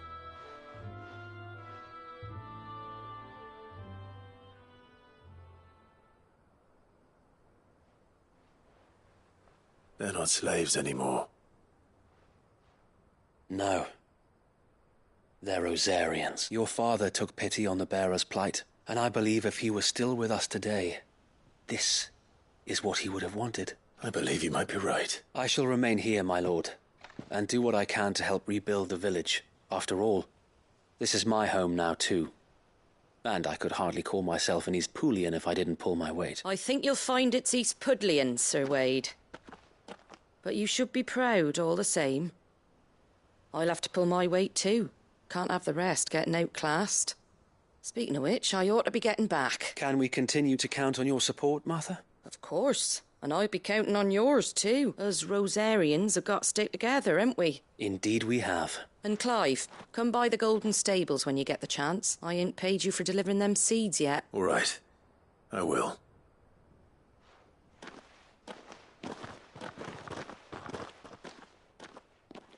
Lord Rosfield, do you remember our very first mission together? Clearing the goblins from the Stillwind marshes? How could I forget? There's one sight that I shall never forget. You, facing off against that giant Morble. Not a trace of fear on your face. Since that day, there have been more than a few times when I felt like giving up. When the odds seemed so stacked in the enemy's favor, I thought I may as well just lay down my sword and surrender. But every time, I would think back to the look in your eyes that day and remember what it means to be a shield. Know that whatever trials Eastpool may face, I shall never lose courage. Thanks to you. So Wade, you have always been a true shield. I know that Eastpool, and indeed all of Rosaria, will be safe in your hands. Thank you, my lord. I know the rest of the world will be safe in yours. I'll do my best.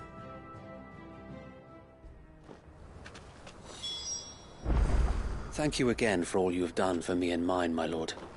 You may rest assured that Eastpool will be safe in my hands.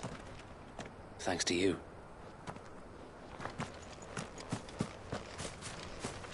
We couldn't have done this if we hadn't all pulled together. Even you and Martha chipped in. We owe you a debt of gratitude, my lord. And again! Thank you, my lord. You showed us what it means to fight for what's ours, and we shall strive to follow in your footsteps.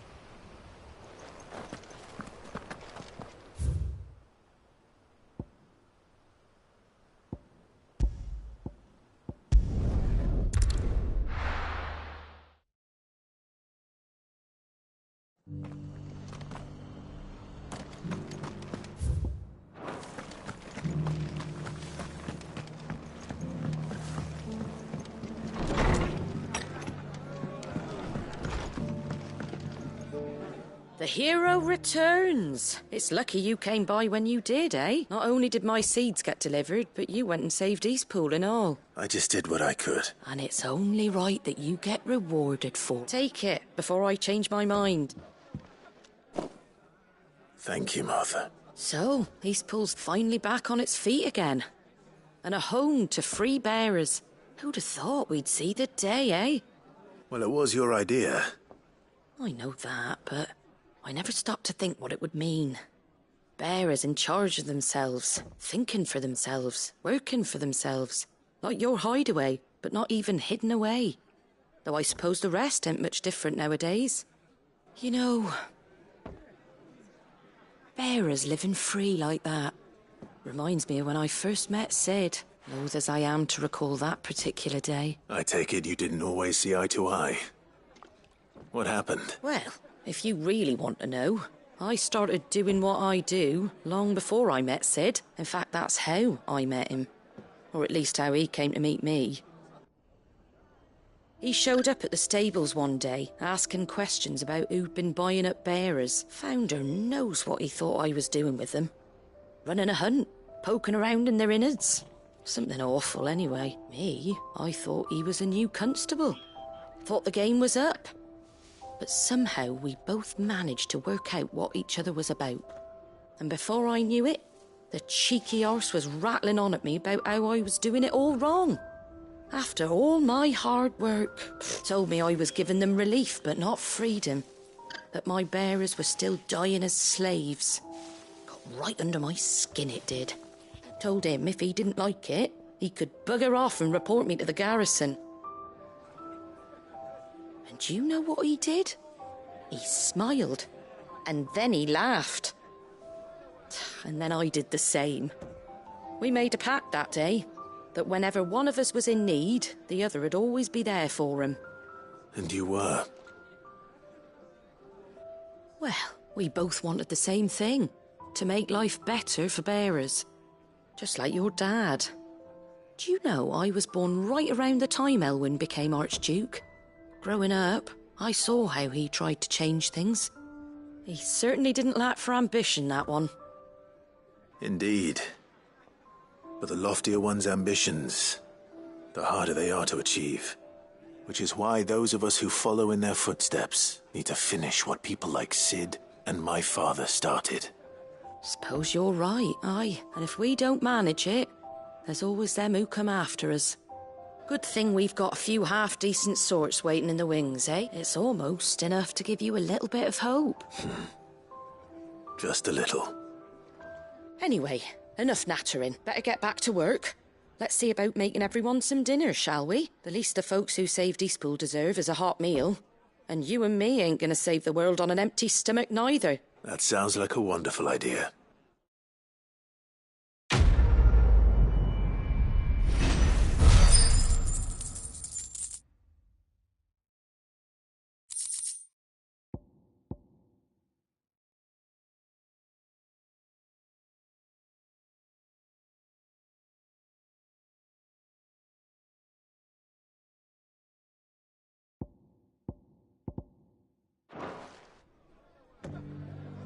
Don't worry, Clive. You went alone in this fight. Whenever you find yourself in need, be it of money, men, or a bowl of hot stew, the stable's door is always open.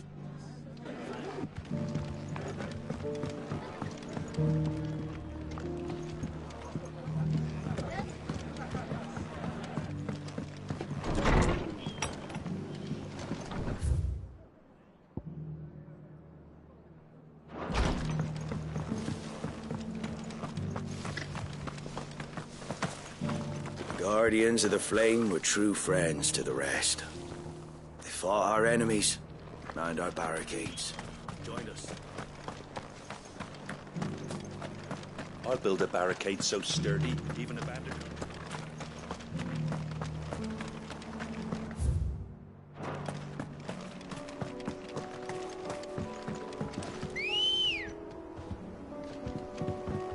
Let's go. Yeah! Can hardly make out up.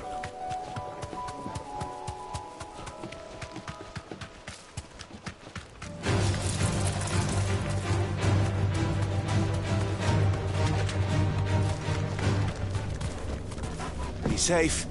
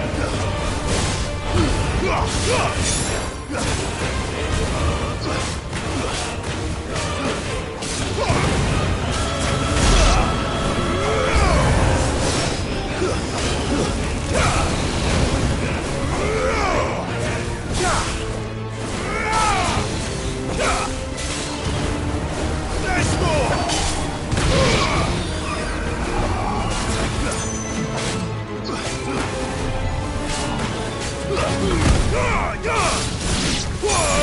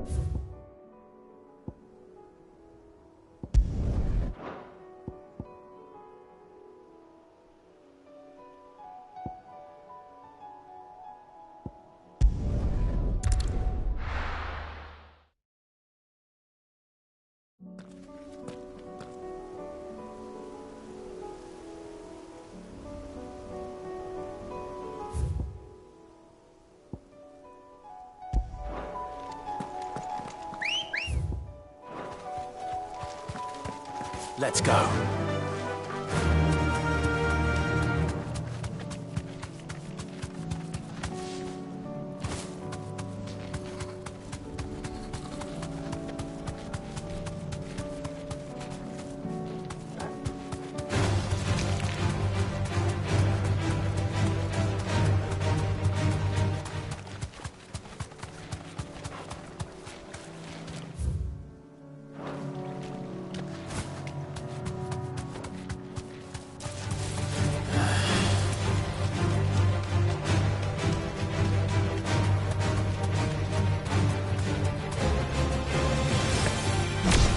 Now to find our stonewort. Yote mentioned blood-red petals.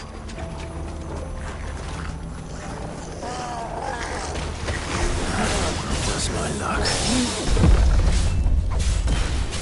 Oh, I won't be picking anything till they're gone. There's only one thing for it.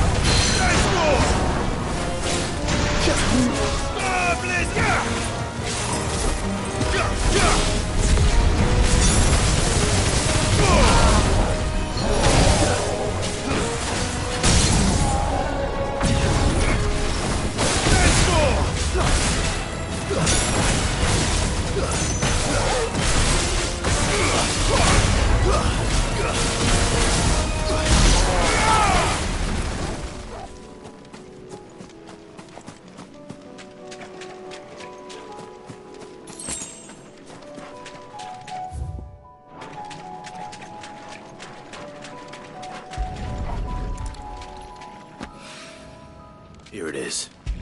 Better collect as much as I can before reinforcements arrive. All right. That should do it. Let's get these back to Yote.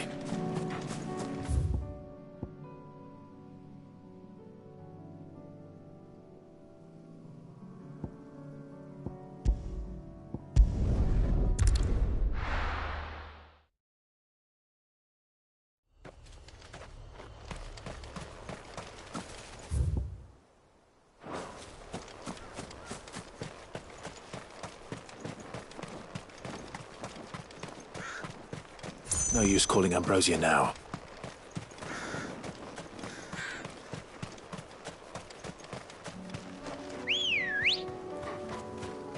Good girl. Fly, Ambrosia.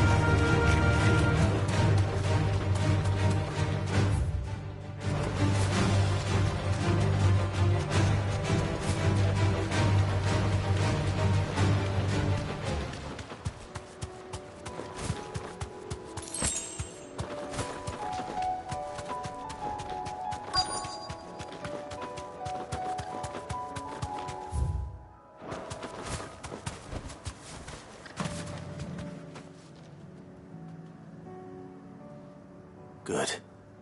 They haven't broken camp yet. How did Doris come to know a slaver, I wonder?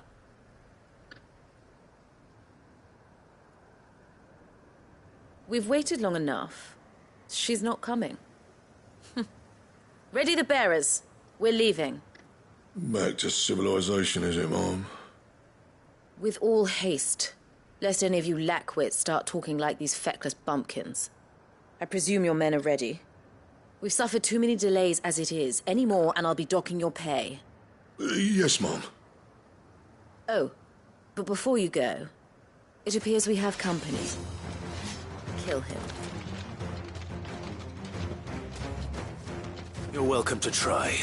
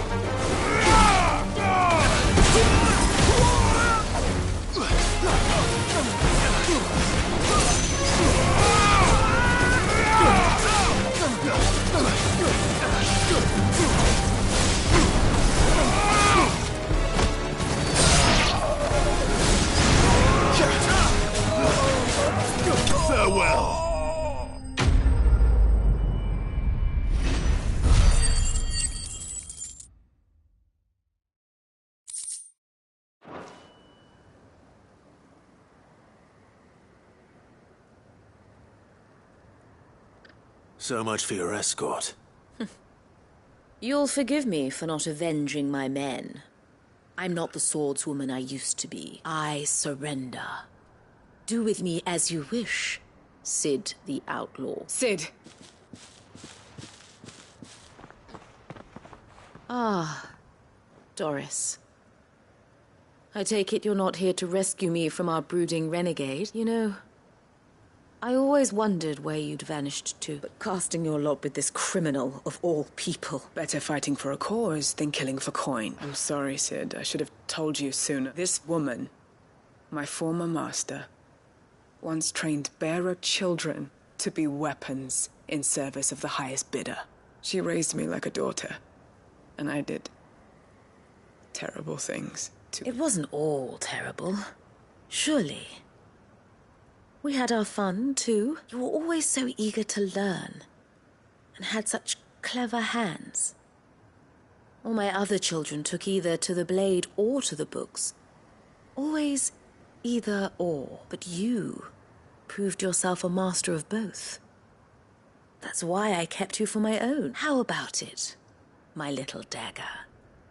Care to swear that blade to me again? I never swore my blade to you. Nor will I ever. I fight for a higher cause, to liberate the bearers of this world. Farewell, Master. Thank you for making me the weapon I am. You always were a righteous child. Perhaps that's the reason I loved you so.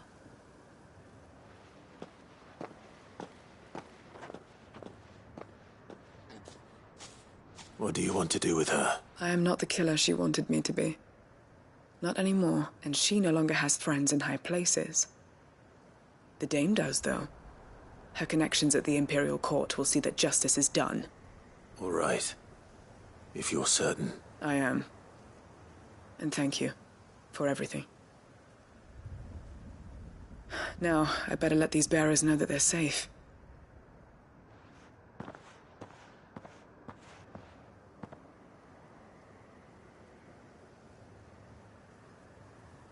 And I should head back to the hideaway and put Cole's mind at ease.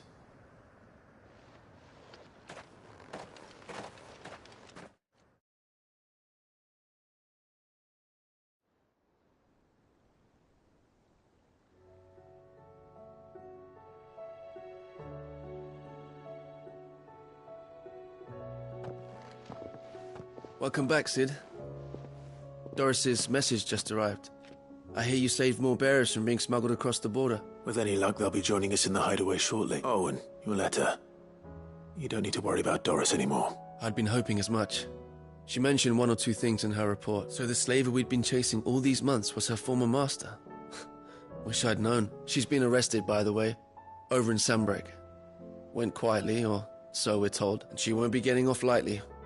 The Empire may have no love for bearers, but it's none too fond of black market traders either. Can't have been easy for Doris. I'm sure it wasn't. But don't worry. She'll be all right. Hope so. Suppose you should know, eh? You had quite the past yourself before you came here, or so I understand. Anyway, thanks again, Cid. The Cursebreakers would be lost without Doris. And you, of course. Keep up the good work, Cole.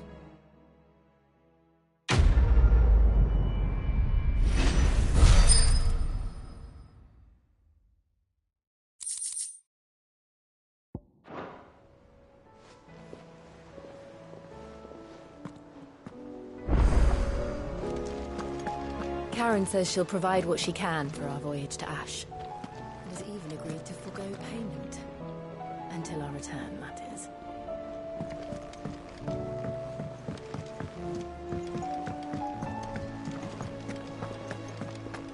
Oh, don't tell me we've run out of Papio nuts at all.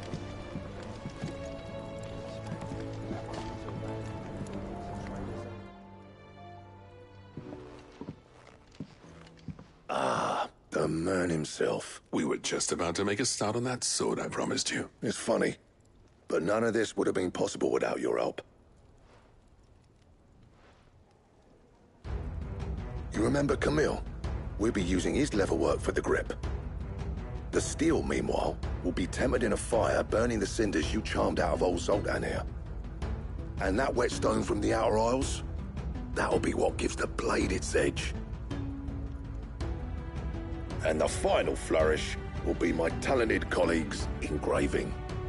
A team effort led by the greatest blacksmith alive. Now, save that talk till the thing's finished, yeah? Right. I'm ready if you are. To the bellows it is, then.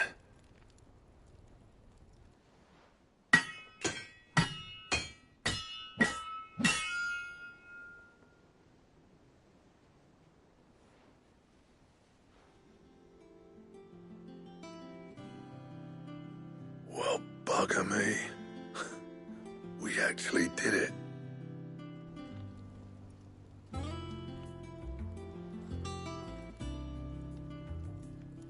The sword to end all swords.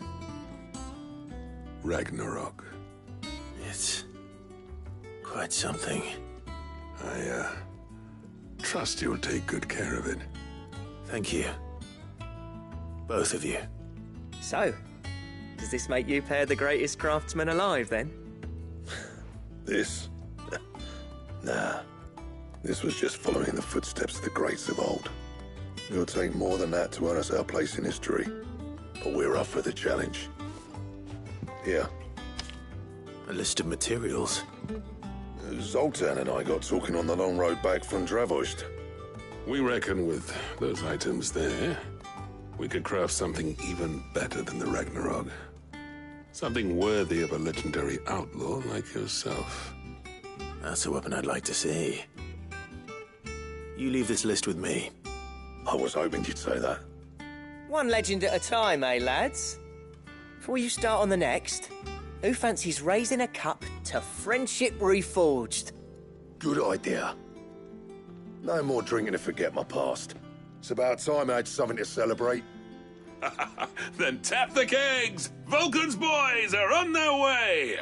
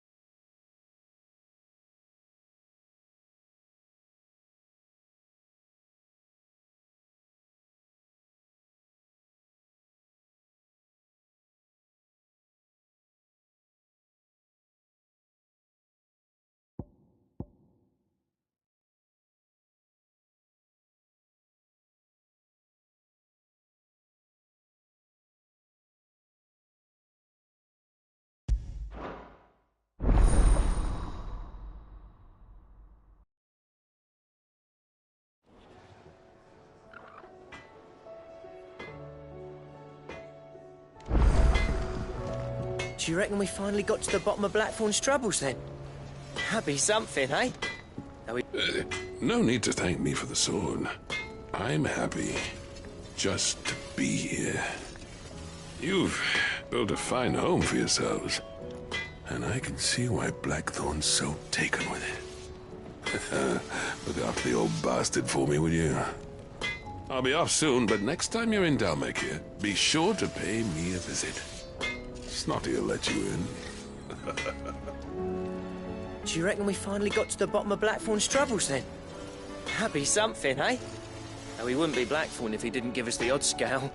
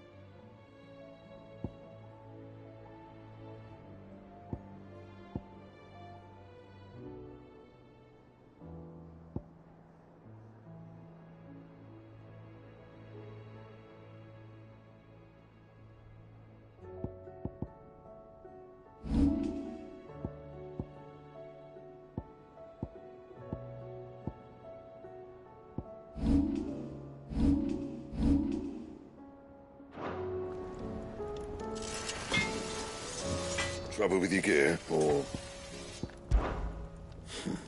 I never thought me and Zoltan would ever speak again, let alone work together. And if it hadn't been for you, we wouldn't. You've been a good friend of me, Clive. The best. I sang for you, dear.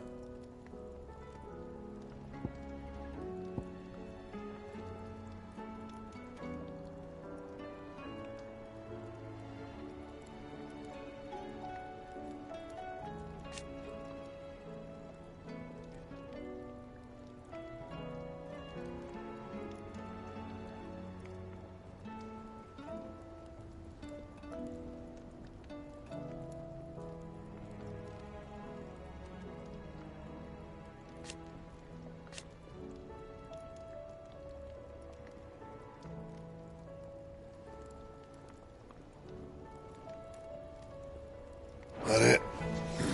Fine.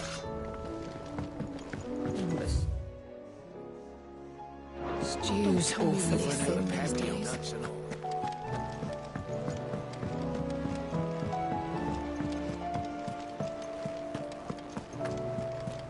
Covered in nicks and lumps, the lot of them.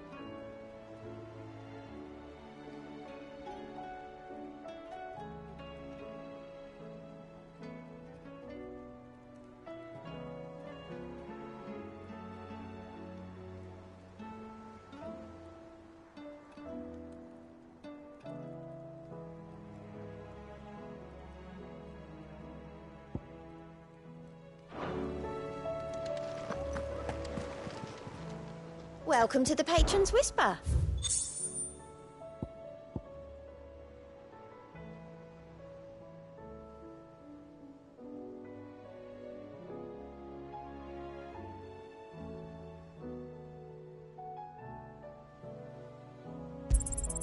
Here you are. Come again. I may have...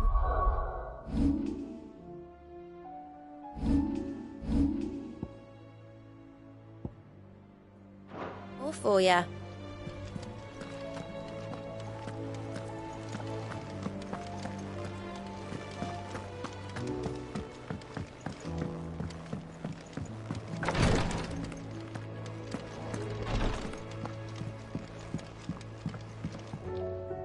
Yotei, I brought back all the stone and water I could find. Will this be enough?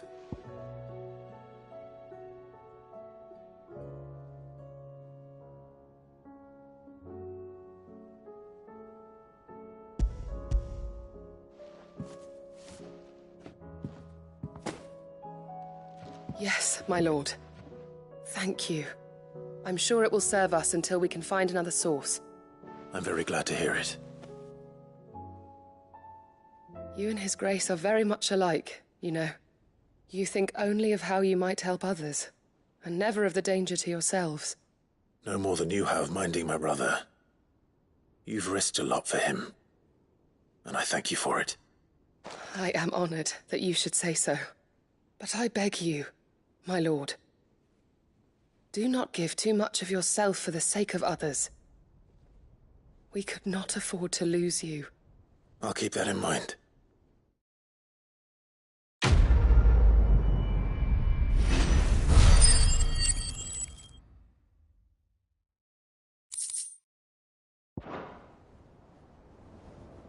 You and your brother really are alike, my lord. Though selflessness is a virtue, I beg you, please take more care of yourselves.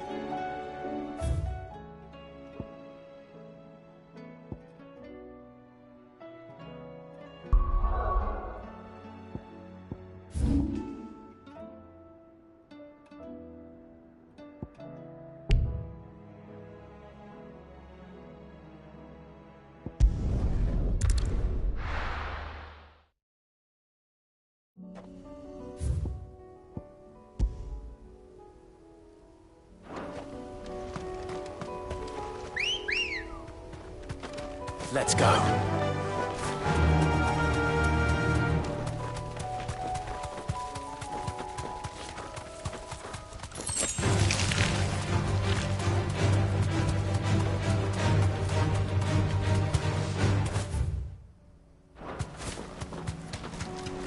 Damn it. The whole village has turned. I can walk from here. Stay down!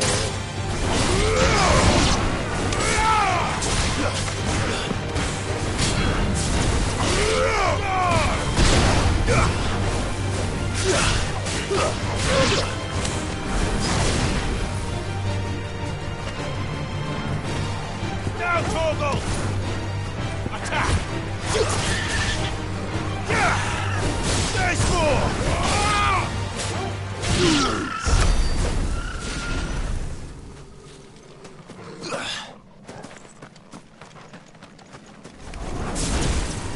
Time to fight.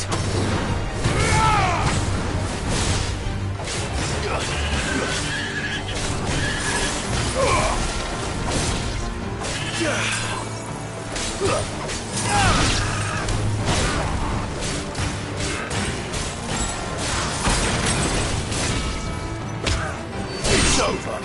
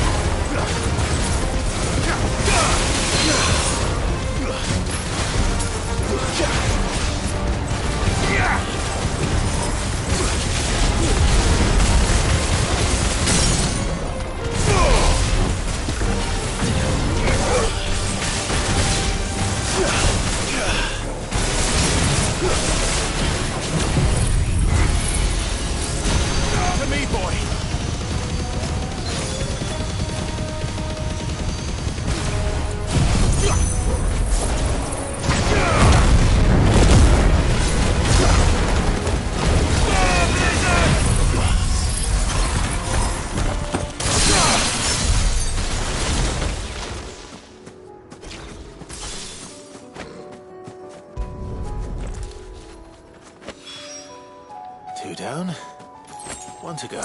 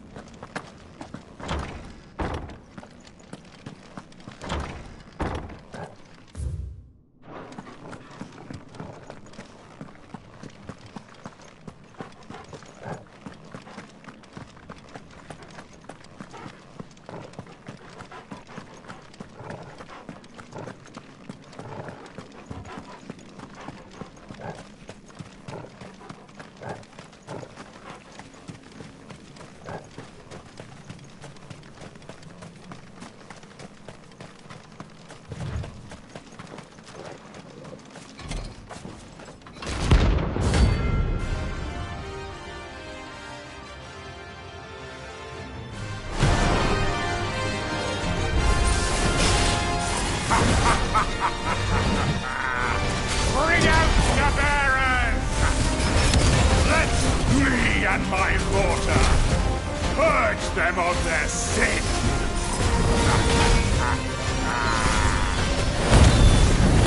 You'll regret doing my mother's bidding.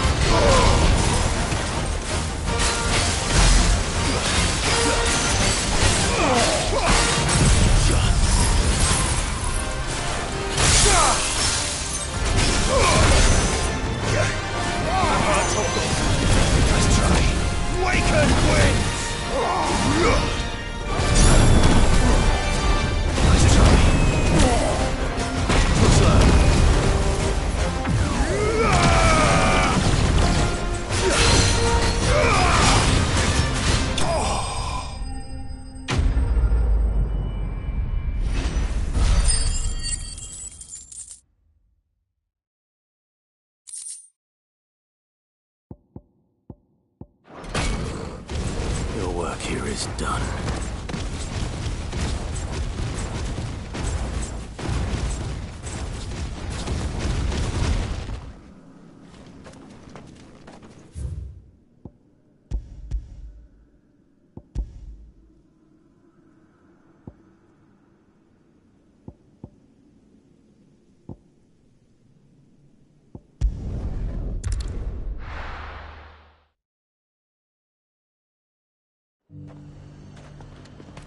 The High Cardinal. The Dominion's all but done. Was that shouting I heard from the barracks? Oh, that sellsword the dame's so fond of. You think he was the only one who survived? And you're just gonna fall into line? I don't trust this Duke. If we're not careful, he'll undo all the Dame's hard work. Oh, Clive. What am I to do? My wards and I may soon be without a home. What's happened? The High Cardinal has descended from his lofty throne and taken up residence here in Northreach. The High Cardinal? Leader of the Council of Elders, second only to his Radiance at the head of the Imperial government. Not that any of those things still exist. Now he goes by his noble title, the Duke of Oriflamme. And what does he want with Northreach? He wants to transform it into a military stronghold, a foundation upon which to build a new Sambrec. He's already secured the support of the various army remnants, with promises that they shall be afforded the respect they deserve in his empire. One built on the confiscated property of the people. He would rob the populace to pay for it. Believe me, I have used every means of persuasion to discourage him from this folly. But for whatever reason, he will not listen to me. What does Captain Philippe make of this? When the town was under attack, it was him the soldiers rallied around. Couldn't he use that influence again? How? By speaking out against one of the most powerful men in Sambrec. A man whose stated aim is to revive the empire Philippe's comrades swore to serve, and to improve the soldiers' lot within it. The captain can offer them a regular supply of gruel, and an occasional trip to the Vale to help them forget the terrors they face each day. The Duke offers them a vision of strength and safety. No. Any attempt to incite mutiny would cost Philippe the support of his men, if it did not cost him his life. But given the mood around town, mutiny may yet be unavoidable. The people have little appetite for further deprivation, least of all when it serves only to elevate others. And who could blame them? Clive, would you appeal to the Duke on my behalf? For your services to Northreach, you have the respect of the soldiers, and they will take you to His Eminence if you ask them. And unlike Philippe, no bonds of loyalty prevent you from speaking your mind to the man. Well, will you try? You could hardly fare any worse than I did.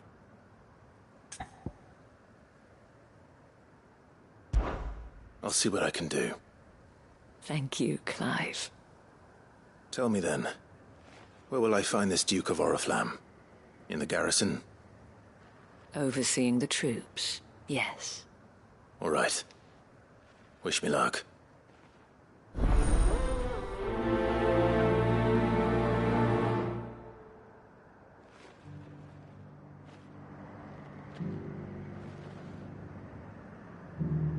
The fact that the soldiers trust you may well carry some weight with the Duke.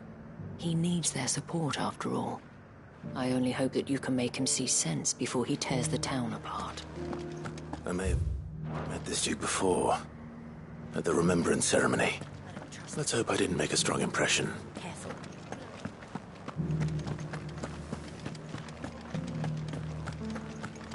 It's not only control of the garrison he wants, it's the...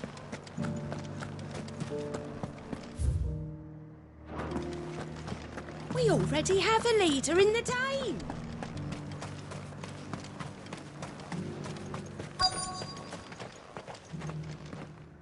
Halt!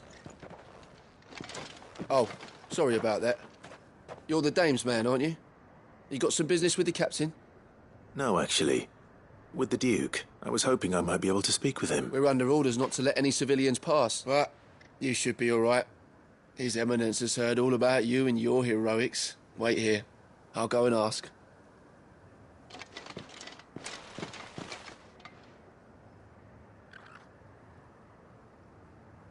So, you are the sellsword who lent his aid to the garrison. The Empire owes you a debt, and I shall see it repaid. But tell me, is it wealth that you seek, or favor? Neither, Your Eminence. I thought only to inquire about your plan to turn Northreach into a stronghold. Ah, I see. You are worried the expanded garrison will render your services redundant. Yet you needn't be. A proud fighting man like yourself shall always have a place here. Pride of place, in fact. For too long has the contribution of the noble soldier been under-reckoned, but no more. For it is they who shall see the Holy Empire rebuilt, beginning right here in Northreach. Why here, Your Eminence? The town has been fortunate enough to escape largely unscathed from the recent troubles. Her defenses are sound, and her garrison well prepared, which is more than can be said for Oriflamme or Twinside. The Empire wants for a capital, and I believe Northreach to be the perfect place. With Caer Norvent as her citadel. Once we have seen to the refortification of both the town and the castle, we need only build a wall around both to create a city that would be the envy of the twins. Plans are already underway for the construction. Soon enough, these thralls shall learn that they are no match for the might of Sanbreque. I fear you underestimate how dangerous these creatures are, Your Eminence. Should they return in force, you will need all the people of Northreach to come together in defense of the town. Something they may be loath to do if they've been deprived of their worldly goods. The people will do as their leaders command. If Sanbreque is to be rebuilt, she will require a functioning government, one whose authority is beyond question. That is why this levy is necessary, so that any man who wishes to join the army might do so and be fed, outfitted, and paid as befits a defender of the Empire. And yet there are those who persist in peddling the treasonous lie that I seek to steal from the people and drive them from their homes. I suspect they're afraid of losing what little they have left. Precisely. The common folk have little and less, and you mean to deprive them of even that. You would sow the seeds of your new empire in your own salted earth. Sabine, we have discussed this. Yes. And I told you then how putting the Empire before her citizens would lead only to revolt. Without an empire, there are no citizens. And in yours, there will be only beggars. Is that what Griga wills for her people? Do not take her name in vain, Sabine. I'll come back later. A citizens' revolt. I wonder what the people really think of the Duke's plan. It wouldn't hurt to ask them, I suppose. Let's begin with those on the other side of the wall. Sabine, you are embarrassing me. You're embarrassing yourself.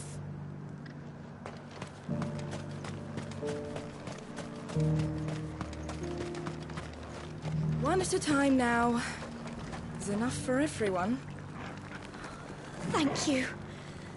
We won't forget this. We don't have much, but the dame had us empty the Vale's larders to see these poor souls fed. Because that is what we do.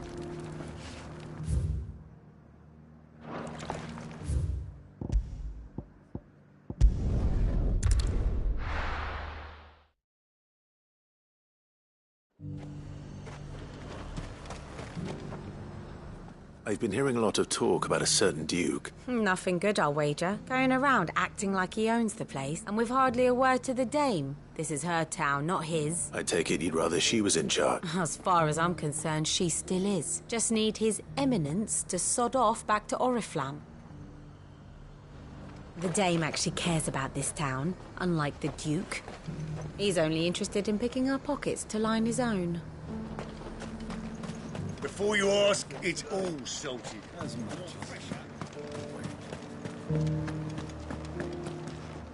Half of what comes in is barely fit for pressing. Ether floods, icons, whites and walls. And Nick is the skin too much. Seems to me the realm's had enough of our antics. And this is her way of... All right there. What is it you're after, sir? Just your opinion, actually. I wondered what you thought of the Duke of Oriflamme. Oh, him. Not much. None of us traders do. It's thanks to nobles like him that we had to set up shop this side of the wall in the first place. Couldn't have the rabble getting any closer to the holy capital, could they? And now he's trying to drive us out completely, threatening to take everything we got from us if we don't clear off. If the dame said she wanted him run out of town, I'd be straight through that checkpoint, tar bucket in hand. The Duke might have soldiers at his beck and call. Us common folk follow the dame, no one else.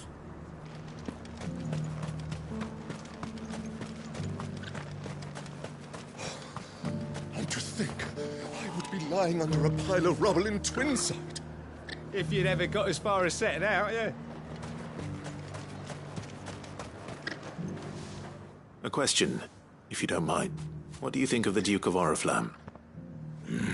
Don't get me started. You build a life for yourself somewhere, earning for some noble to turn up and tell you you've got to hand it all over to him. If he thinks his name and his chains give him the right to empty our purses, he's in for a rude awakening. We'll do whatever it takes to keep what's ours. Whatever it takes. Well, the people seem united enough. What about the soldiers? If he comes calling, the only thing I'm giving the Duke of Oriflamme's a piece of my mind. Maybe a smack in the gob. You all right, boy?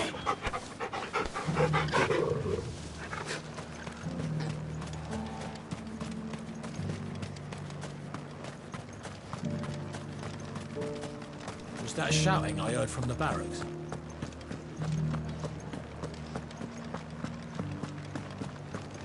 you think he was the only one who survived?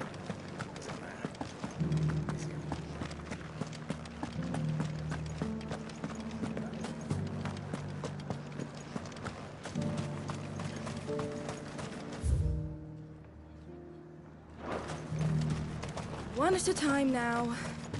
There's enough for everyone. You.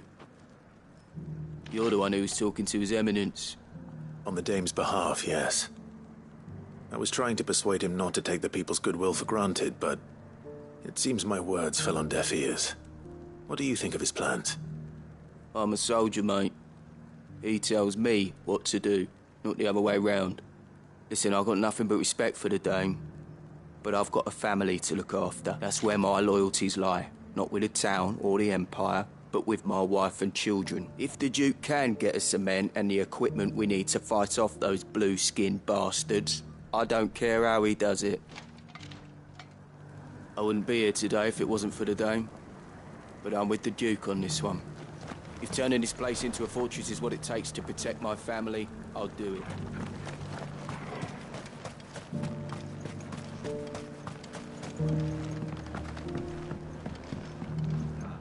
I hear the Duke of Oriflamme plans to turn this town into some sort of fortress. Do you think that's a good idea? It's not for me to say.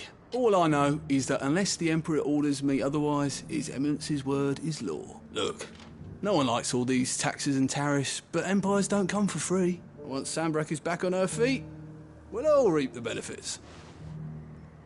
What the common folk don't understand is, this is for them too. Either we turn the Empire back into a force to be reckoned with, or we live in fear the rest of our lives.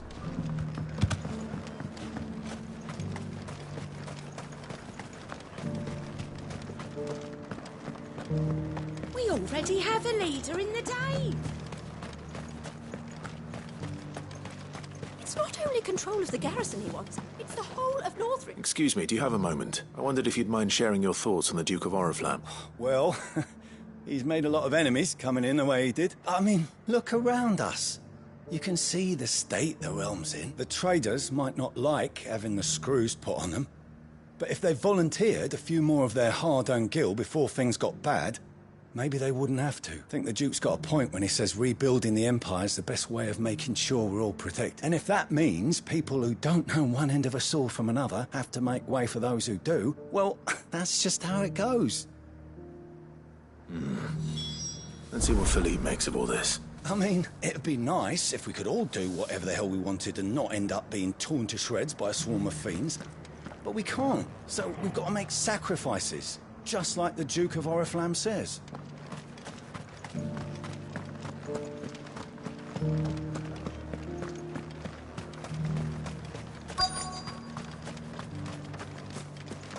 Welcome back. Wraiths give you any trouble? Captain, do you have a moment? For you? Certainly. Clive, wasn't it? Thank you for last time. How can I help you? I wanted to ask you about the Duke of Oriflamme. Do you intend to go along with his plan? But to tell you the truth, I'm in two minds. It's my sworn duty as a captain of the Imperial Army to obey his orders. But I can't say I agree with him. Philippe, I remember you saying that you became a soldier to protect the people you loved. The Dame included. That's right. I did. Well, she doesn't agree with the Duke's orders either. She thinks they could tear Northreach apart.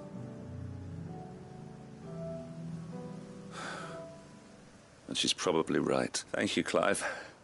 I know what I need to do now. Protecting the people I love is what matters. Doesn't matter how.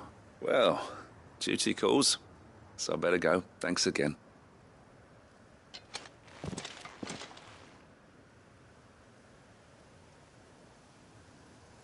It seems Philippe wants to do the right thing at least. I expect Isabel will be pleased to hear that, if nothing else.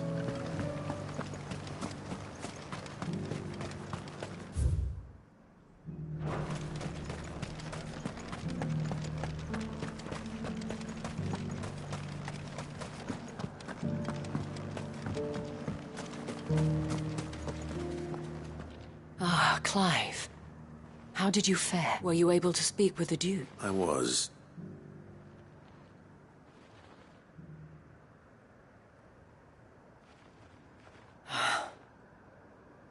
So Northreach is to be a fortress after all. Well, it will certainly help to hold back the thralls. There's no denying that. Though I doubt it will come as much consolation to the townspeople whose worldly goods are confiscated to pay for it. They deserve to be heard, Clive. To have a say in this new empire the Duke means to build. Sadly, His Eminence values their obedience more than their opinions, and hopes to reassert the authority of the state. I fear he sees the people as mere pawns on his chessboard to be sacrificed for the greater good. Needless to say, they themselves are of a different opinion, and would rather their destinies were in your hands. The soldiers, meanwhile, are content to follow their orders, and not just because of the Duke's rank, but because of his vision. I thought as much. Had I sworn to protect Sanbreque, I dare say I too would want nothing more than to see it rise from the ashes. Thank you for trying. But the battle is lost. I don't know about that. What happened to your uniform? I handed it in, along with my resignation. Told the lads I wished them well, but that I owe it to those I love to call it a day. But why? Because I realized what really matters to me.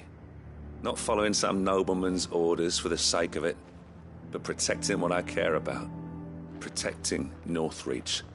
I honestly don't know when those monsters will return, but I'm certain they're not finished with us yet. And when they do come back, we need to be ready for them. We need to stand together, all of us. And with you to lead us, milady, I reckon we can do it. It was you who finally convinced me, Clive. There's no point following orders if they go against everything you believe. Indeed. All of us, standing together. That has always been Northreach's best hope, and one which still lies within our grasp. We have only to turn our attentions to the true enemy. Thank you, Philippe, for showing me what I must do. Anything for you, milady. Speaking of standing together, would you mind if I borrowed a few of the lads from the Vale to help keep watch around the town? I fear His Eminence has loftier tasks in mind for the guard. Not at all. Be my guest. Wouldn't be the first time.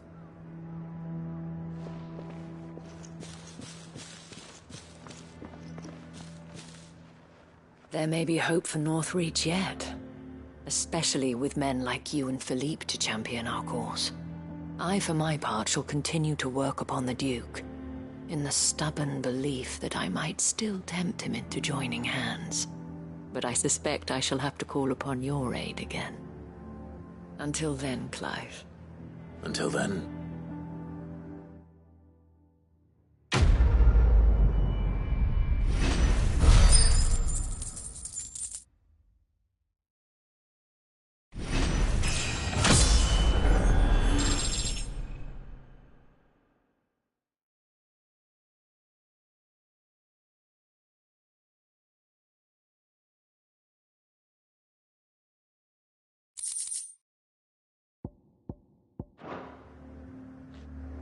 Despite my repeated advances, His Eminence has proven a difficult conquest.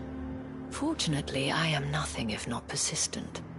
But, be that as it may, I might yet need you to press the point.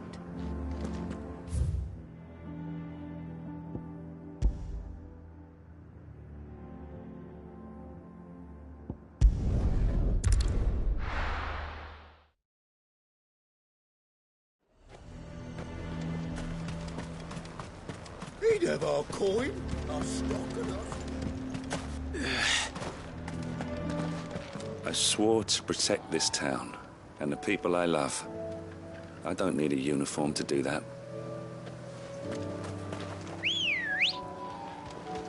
Good girl. Faster!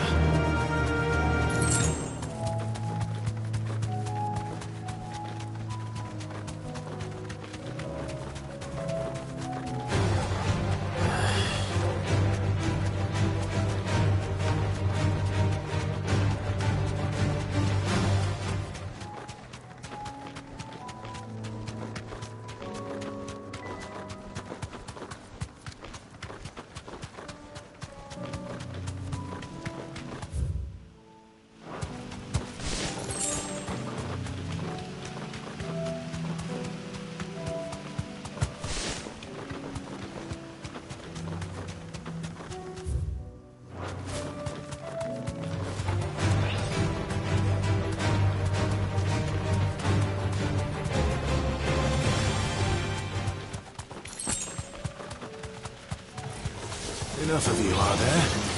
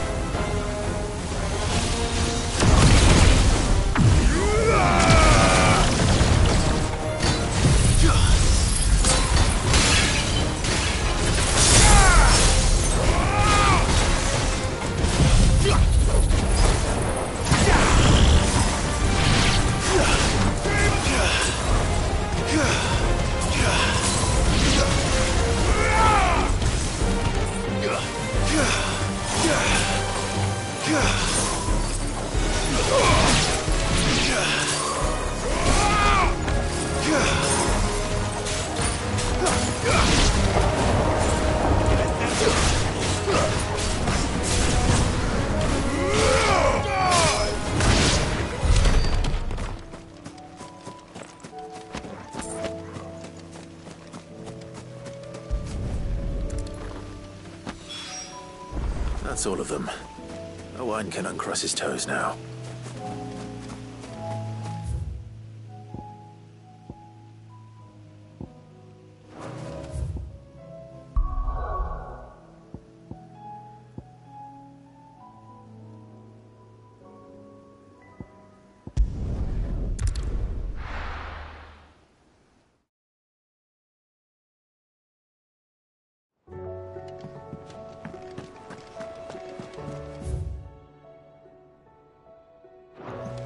Covered in nicks and lumps, the lot of them.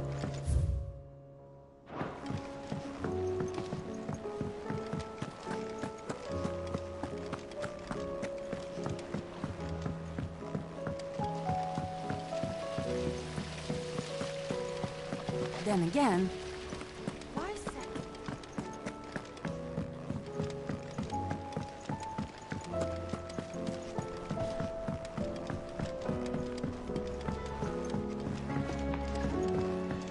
How was she? The Enterprise, I mean. Ah, Sid. Wasn't expecting you back so soon. So, is it good news or bad?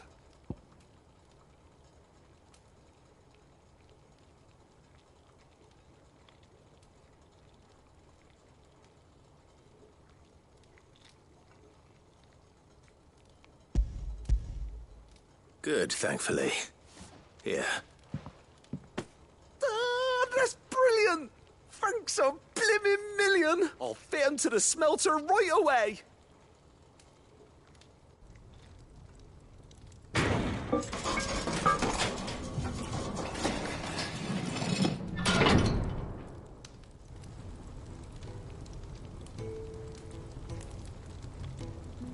May I present to you the Telemon Furnace!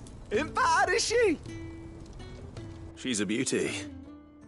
You saved my bacon again, Sid, and I ain't about to let your good deed go unrewarded. It's fine, really. My bag's flexible enough already. Oh, don't say that. I'm sure I can make a few improvements to it yet. You could just buy me a bigger... How about that clasp? Looks a bit stiff. Reckon you could loosen it up and make some more room? And I reckon I know how. With a new alloy we've been working on. The Telemon Furnace was just what we needed to perfect it. It's a metal, see? So it's lovely and strong, but it's also, well, stretchy, if you can believe it. Stretchy metal. Well, if you insist. That is the spirit. You'll love it, I promise.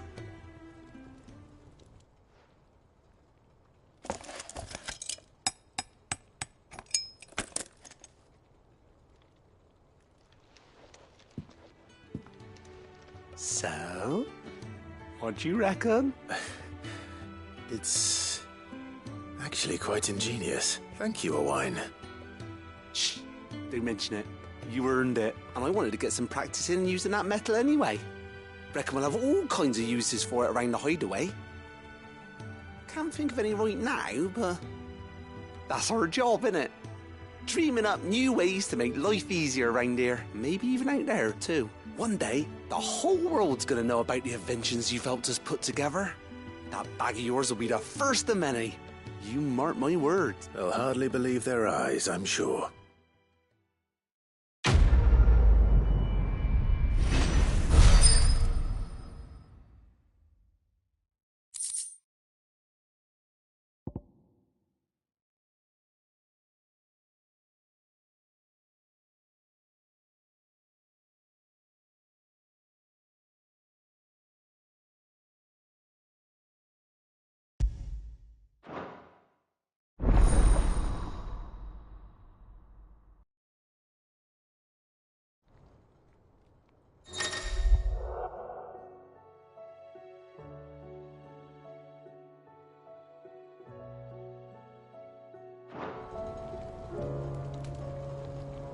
Right then. Let's get back to work. These world-changing inventions ain't gonna invent themselves. Port. Preferably one as well hidden as the ironworks.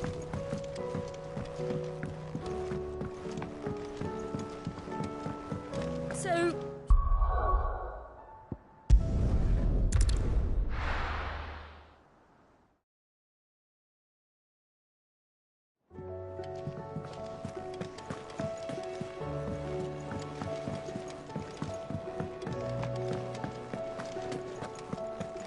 Don't tell me we've run out of... Still alive, are you? Go on, then.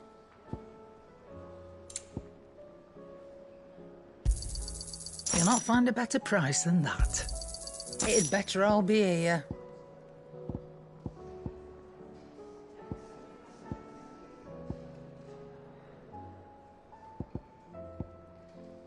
Is that all?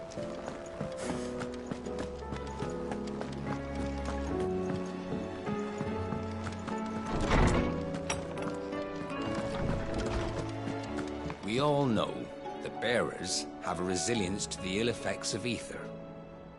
But don't you find it strange that there are those who, despite being free of magic's burden, I have no reason to assume otherwise. But what about the ones who don't awaken? Could it be that this same potential provides them? Clive, you must listen to this. Lawsman, tell him. Do you recall when we spoke before on the divinity of Ultima? Well, it inspired me to delve deeper into the subject. And what I discovered appears to agree with the findings of His Grace. You will recall that my quest to uncover Ultima's origins began with the mural at Phoenix Gate. But while I've always known it to be important, its secrets have heretofore eluded me. Now, however, I believe I know where to find the more complete example. One that will reveal all we seek. Master Clive, have you ever in your travels chanced to hear of the Circle of Malleus? I would think not, if you have. But there was once a time when the faith flourished, the oldest known religion in the Twins, and though its popularity eventually waned on Storm, hints of its dogma remain embedded in more modern faiths such as the Crystalline Orthodox. Wait, you said it waned on Storm. What of Ash? Religious monuments are often torn down or repurposed when new faiths rise to prominence. But if no new faith arose, then perhaps the ancient temples might still stand. And so, you see now why I must accompany you to Waloed. It would appear the past still has much to teach us, though in this case, it would not have been possible without the musings of Moss. To think that you carried a copy of my old mentor's chronicles all along. I am relieved to discover it in good hands. I shall guard it with my life. Joshua, if you're finished here, join me in the ale hall. I need to speak to everyone before we leave. Right away.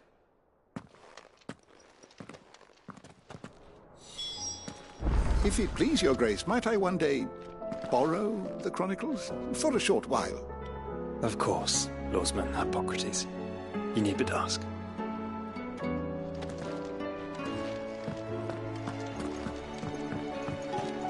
Mid said I could ride the Enterprise next. No, she didn't. She said I could.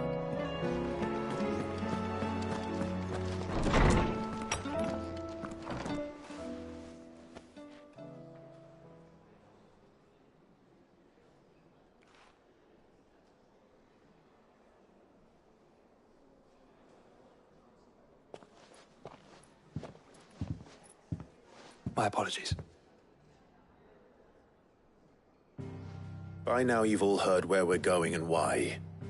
So I won't bother you with the boring details, only the important ones. If we attempt to approach Stonehere by sea, there's a good chance we'll be sighted and fall prey to the capital's artillery. So instead, we'll disembark on the southwest coast and make for Drake's Spine on foot. I say we, but it's highly likely the entirety of Ash is under the rule of Ultima. A large party would only attract unwanted attention, as well as slow our march and require supplies which may be difficult to obtain. Only Joshua and I will be going. And a scout. Preferably a good one. Gav, do you know of any? You bet your ass I do. Might still borrow some of Lady Vivian's maps, though. Just in case, like. Once you've dropped us off at the Shadow Coast, you need to retreat into neutral waters, fly merchant colors, and stay inconspicuous. If you sense any danger at all, you leave us behind and return to Storm. Inconspicuous is my middle name. But like hell am I leaving anyone behind. The ship ain't going nowhere till your scurvy mugs are smiling on deck. Jill, the Enterprise will appear a tempting target for royalists and pirates alike. You're to stop anyone boarding. Don't worry. I'll keep the ship and her crew safe. You'll be needing passage home, after all. But... very well. If there are no questions, I'll see you all at the docks.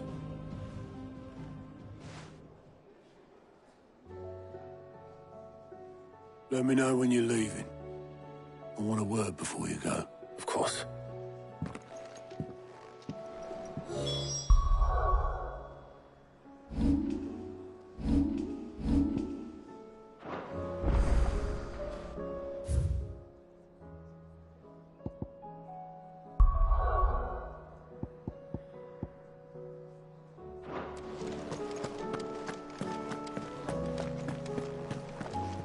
Don't tell me we've run out of Papio nuts and all. Stew's awfully thin these days.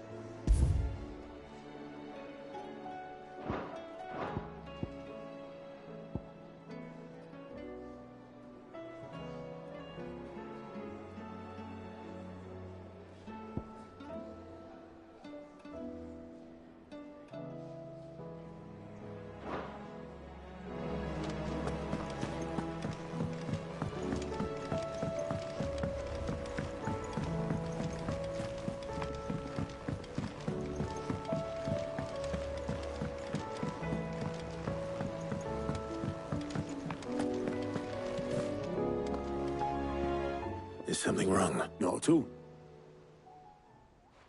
Honestly. Can't a man wish his friend farewell? Just wanted to let you know that I'll keep things in order while you're off saving the world. I'll hold you to that.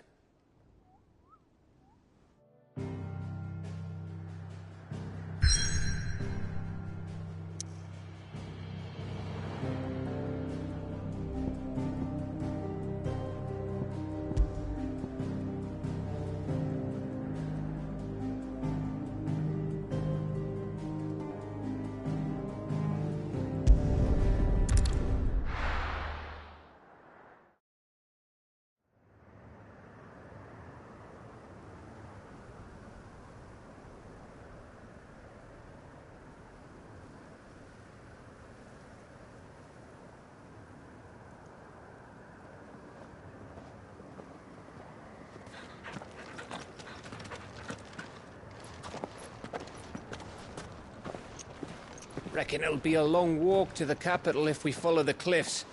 I'll scout ahead, see if I can't find us an inland route.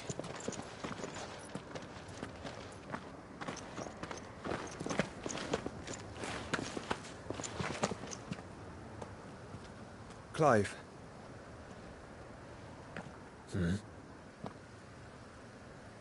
There's something I've been meaning to ask. You took her icon, didn't you? Yes, I did. She understood.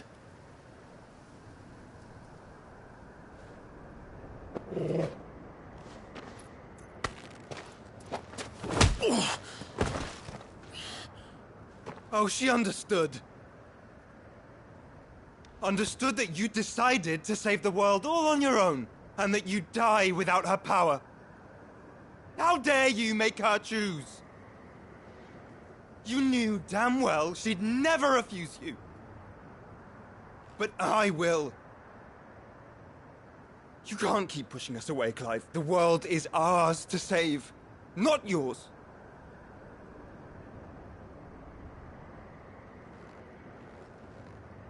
I used my gift because I thought it was the right thing to do.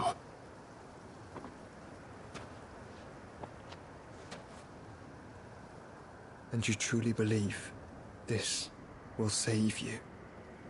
Will save us all? I do.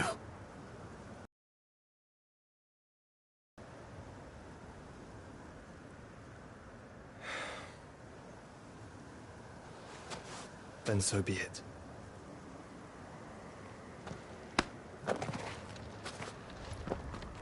Just don't forget, you're not alone.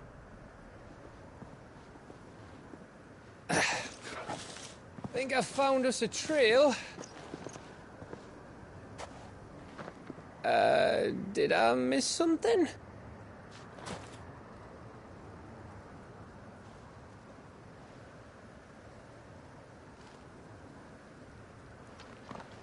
Only that Joshua didn't. I don't get it.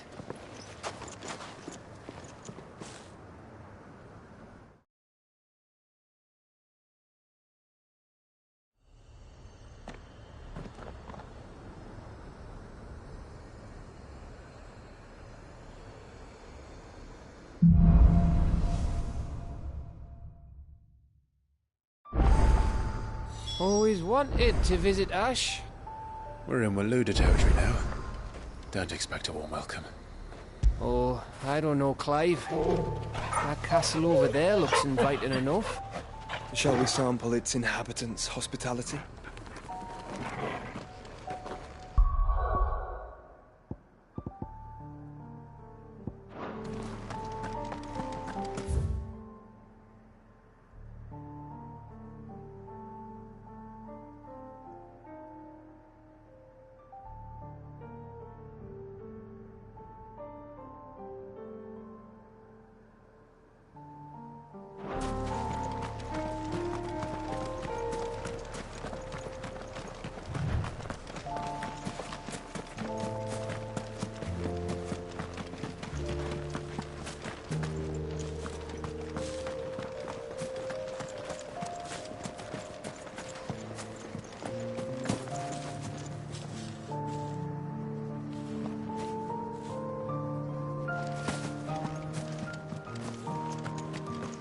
Remember what I said about warm welcomes, Gav?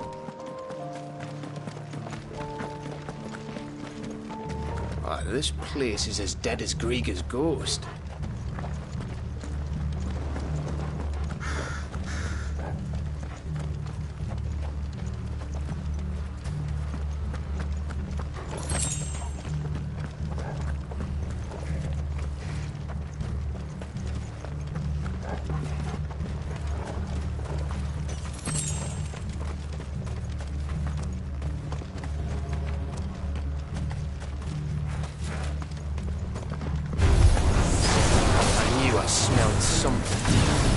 That's the only orcs and Kasha kill. Let's hope the villagers made it out in time.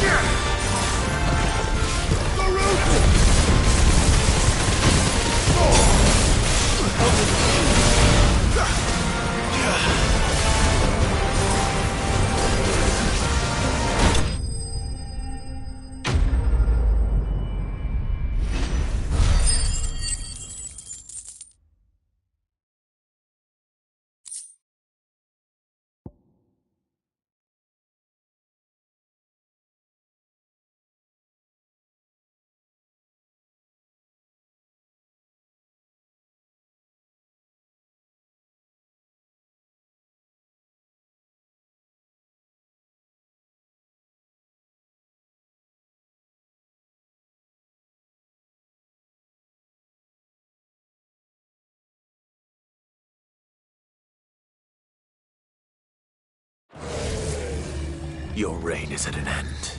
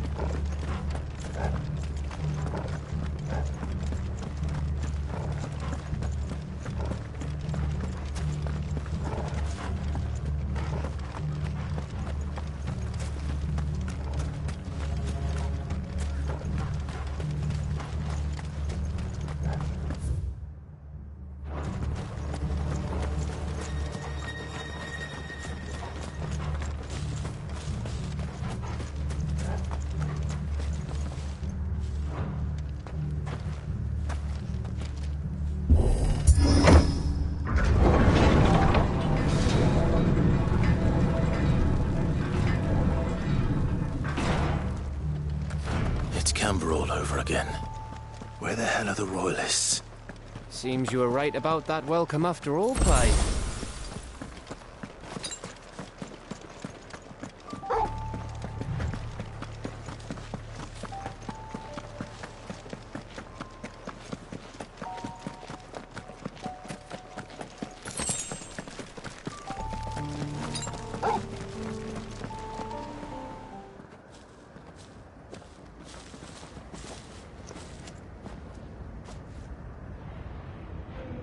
Aye, aye.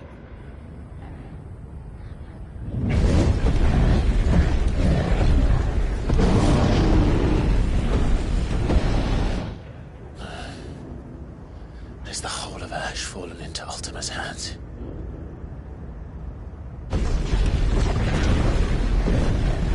That's no peace delegation. We should send a warning to the others. No. My uncle will have an eye on the coast. I trust he'll find a way to entertain any uninvited guests. Our mark is Drake's Spine, and there's a lot of road between us and it. We press on to Stonehere. Aye, you never know. It might not be a nest of slabbering monsters.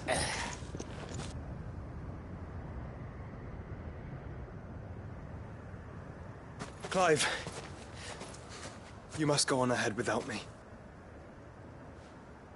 This stronghold is as old as Phoenix Gate, perhaps older. It may yet hide Ultima's remaining secrets, and if we are to best him, they must be unearthed.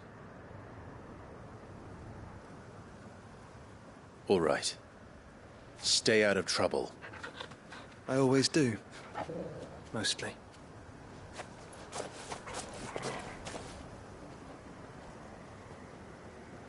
You sure about this? About leaving my brother on his own? Of course. Mostly.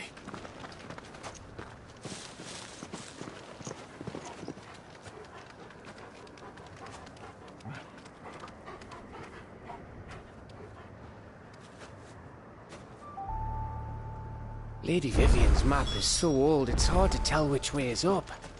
But if I'm right, we're not far from a village called Aistla. Then we make our way there, resupply, and wait for Joshua.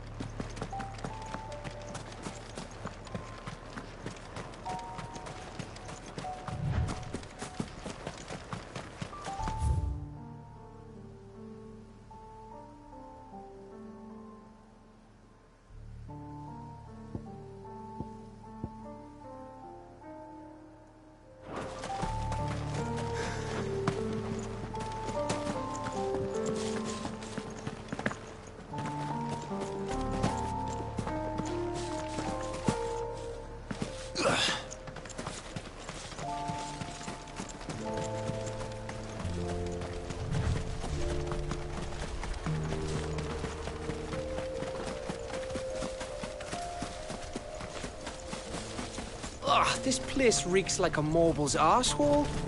Though I'm guessing it's not the smell that'll kill us. Stay down!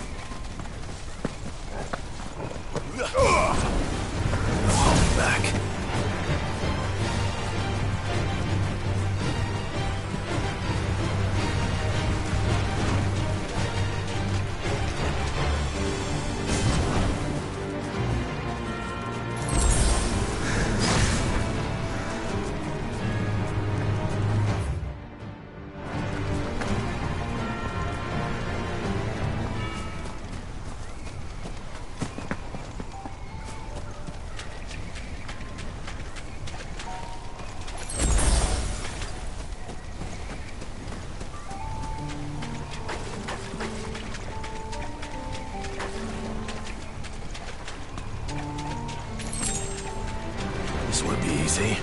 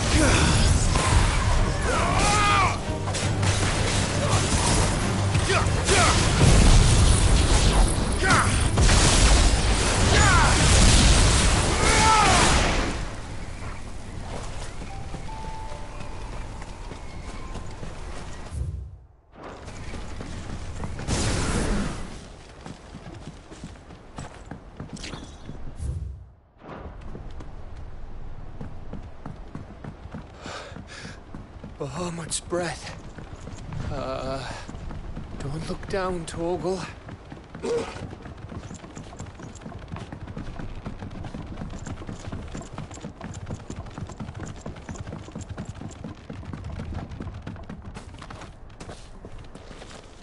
That must be Aistla.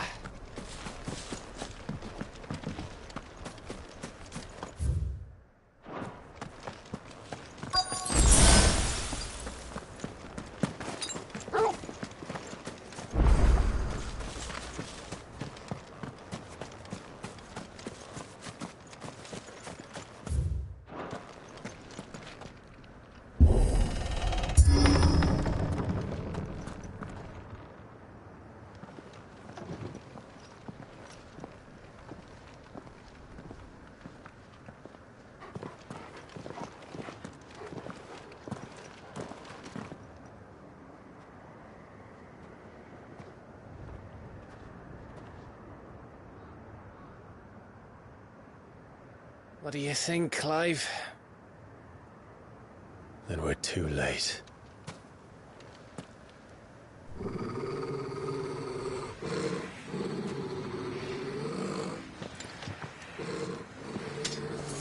Damn it. They're all turned.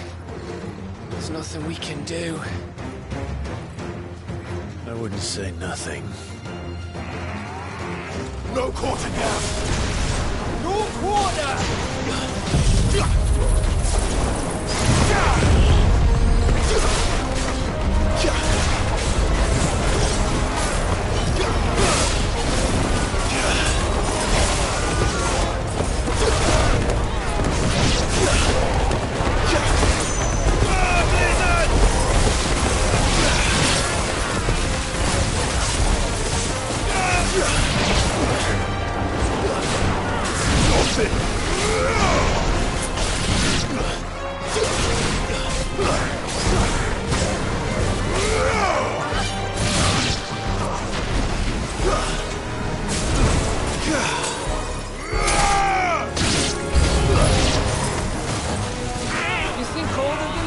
closer like this?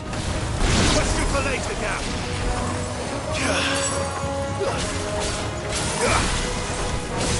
Stay down!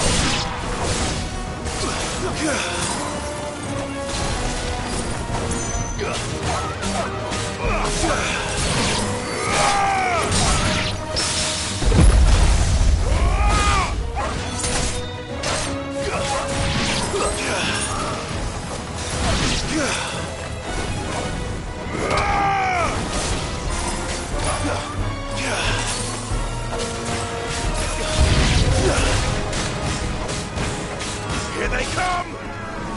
And come, and come, and come.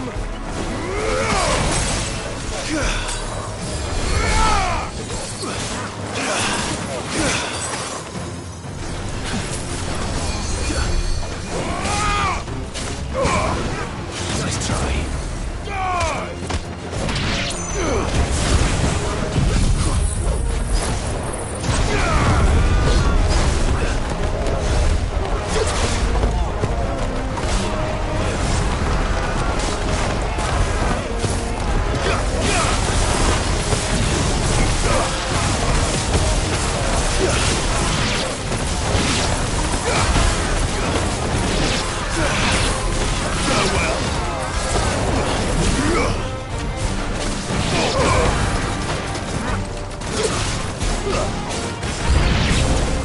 I don't want to die here, Clive.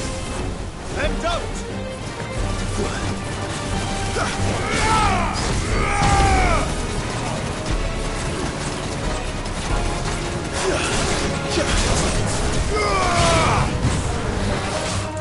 Too slow.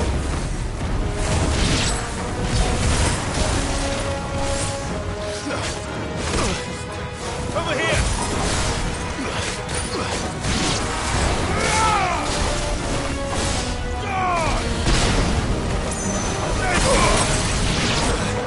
Get him.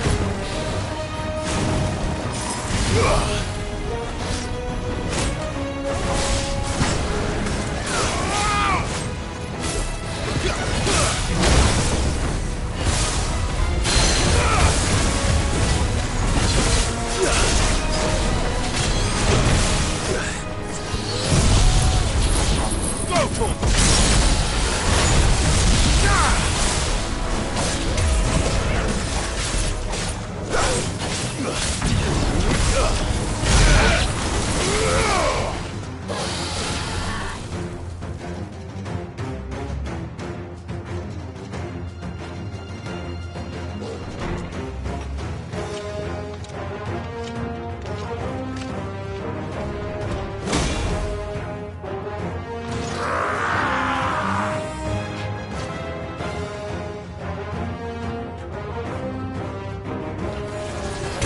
It isn't over yet! Of course it bloody isn't. Too slow.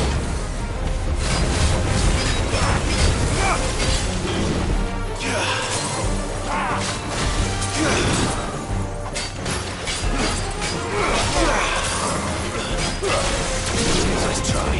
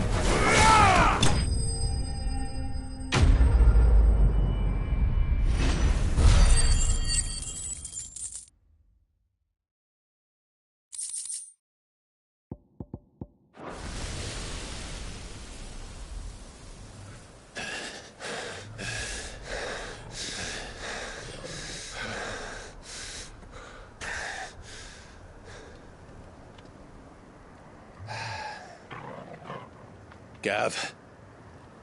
Gav! Don't tell me there's more of the bastards. Oh, fuck.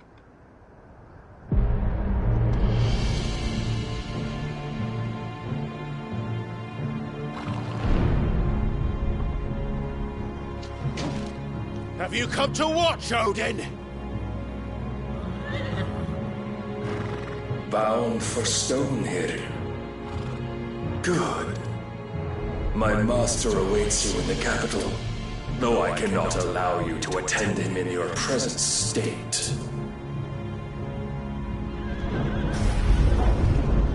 And how are you going to stop us? Why, with this!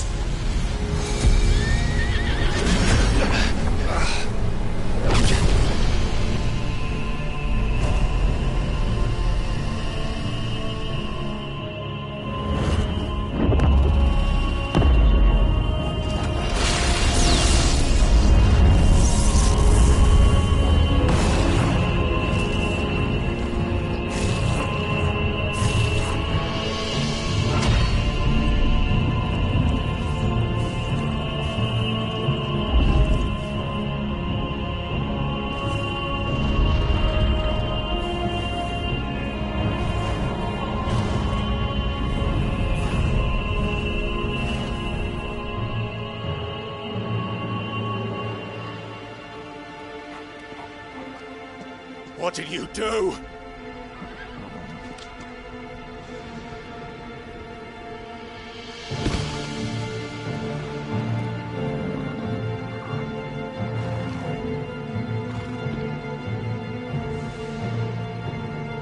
If the vessel would see the path opened, it has but to ask. I shall see that my master's prize is made presentable.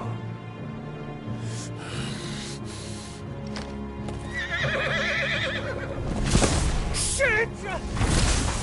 No!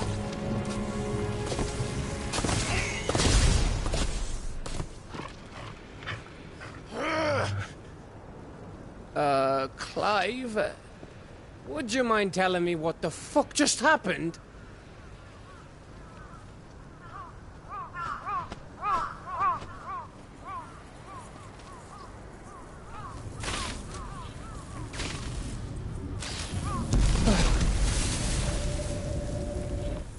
Oh, you've got to be. How are we supposed to get through that? We seek an audience with the king. If His Majesty wants me to come and ask him, then that is exactly what I'll do. Before you go practicing your petition, we don't even know where the fucker went. How about we cool our heads and think this through, eh?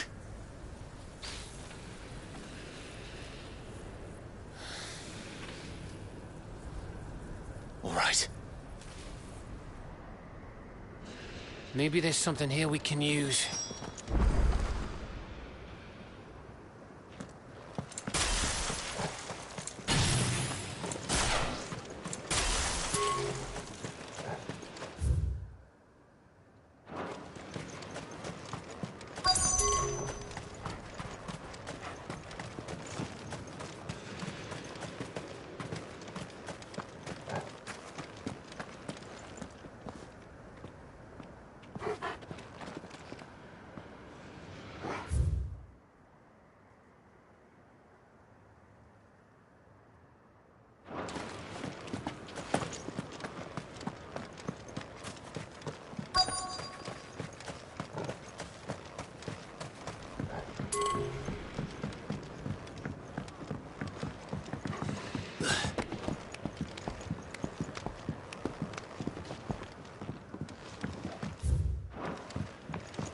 There's no one home, Clive.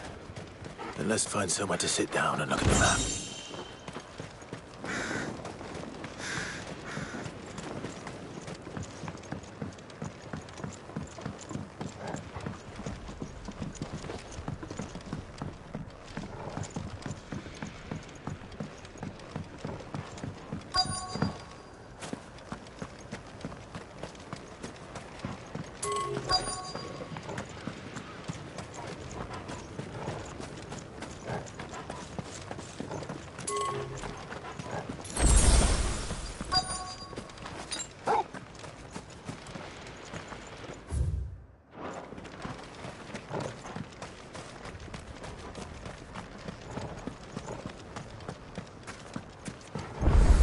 thought we got them all. So did I.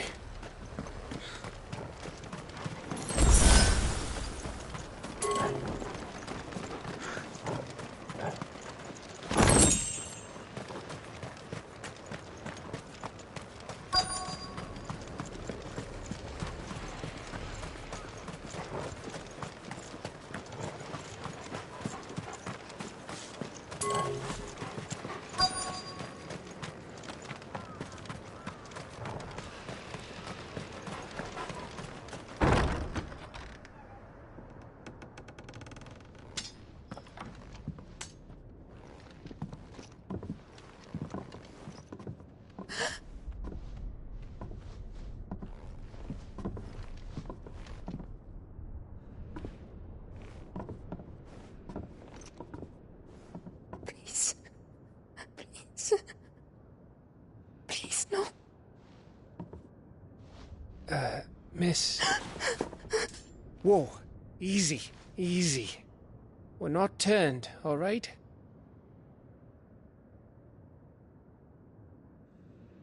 Who?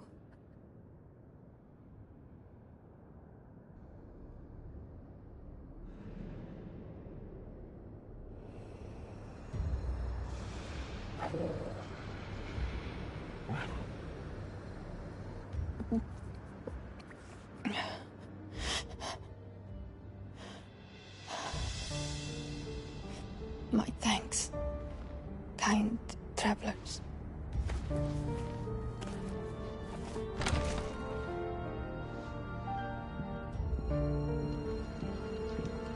Edda, forgive me for asking, but what went on here?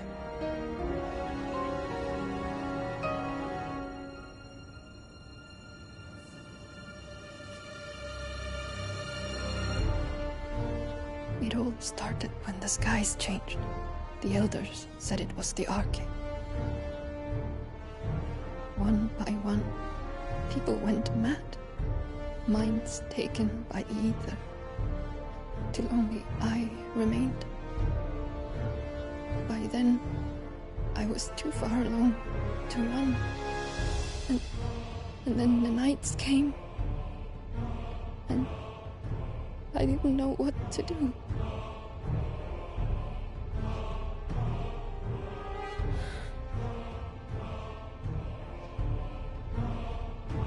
And this, Arcade is... Just a story. Something our grandparents told us when we misbehaved.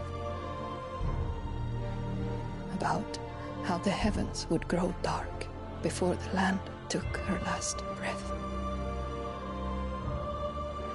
The end of the world.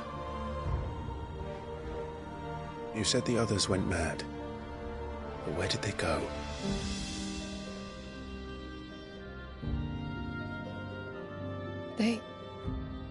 They all left. Drawn east to the tower, to Reverie. The elders, the healer, the blacksmith, my husband.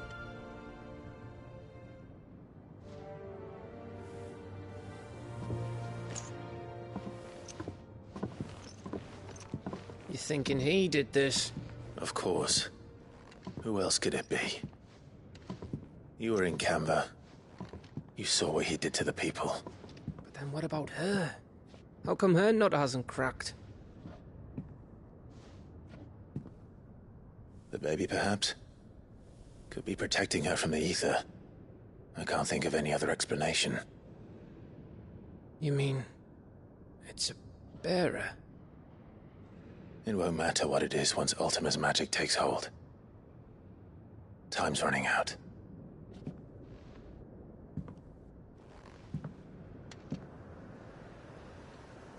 This tower. That's where we'll find the king.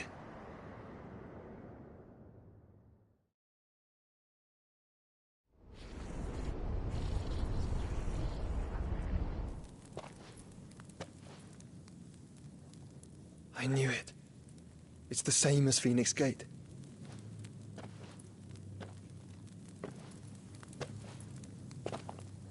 Which means at the end of these stairs should be...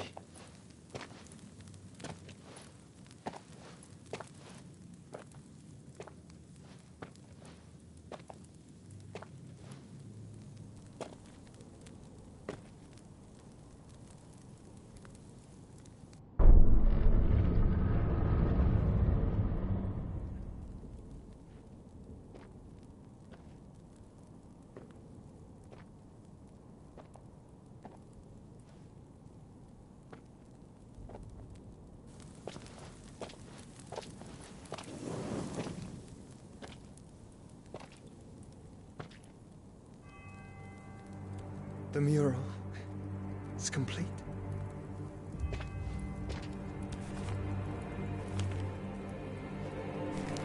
Ultima and his vessel, Ifrit. Garuda, Ramu, Shiva, Titan, Bahamut, Odin. Even Leviathan the Lost is here. But where is the Phoenix?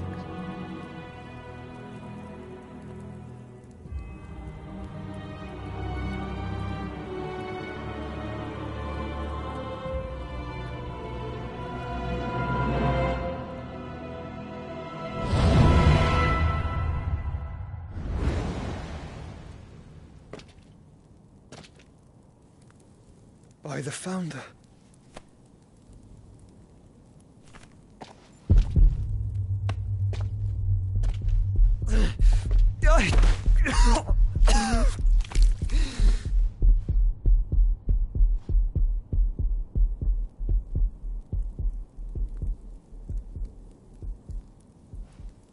So that's what you want, isn't it, Ultima?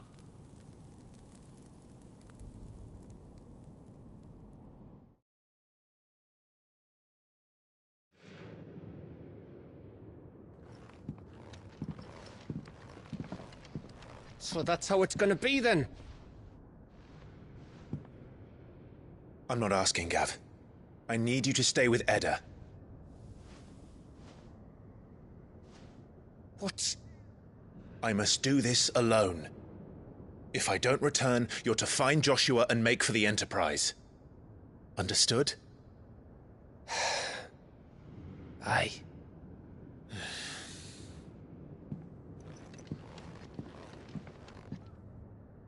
Just don't you go dying on me. Sid's name suits your miserable mug better than mine. Don't worry. I haven't finished with it yet.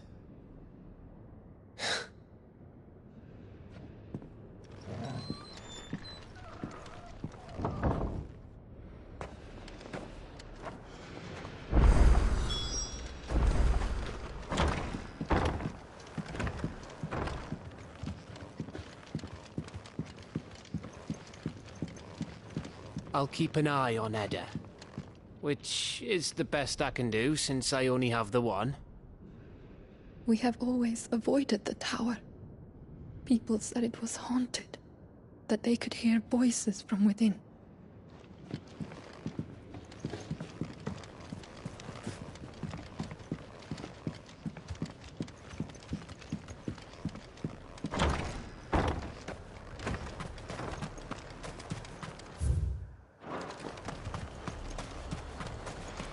If Barnabas is controlling the Akashic, then wherever he goes, they'll follow. And so will I.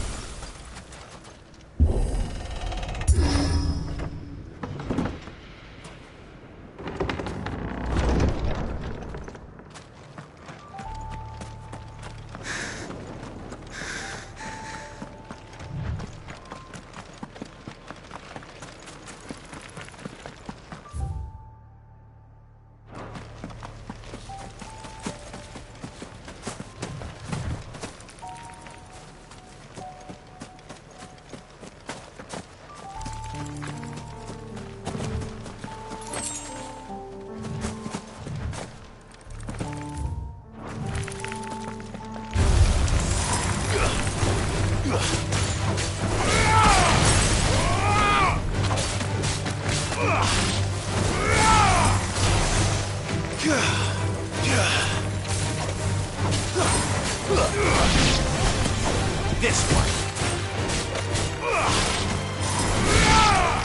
Now, Torgal!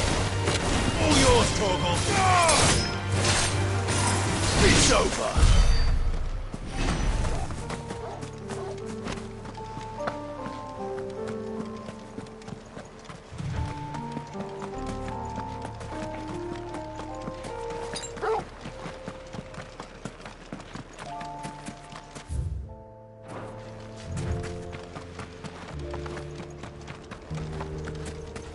There's something there. I can feel it.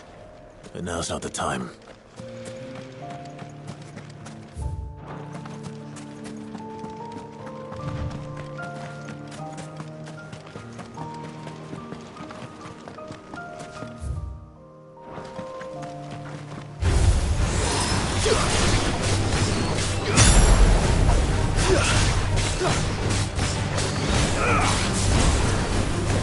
Stay down!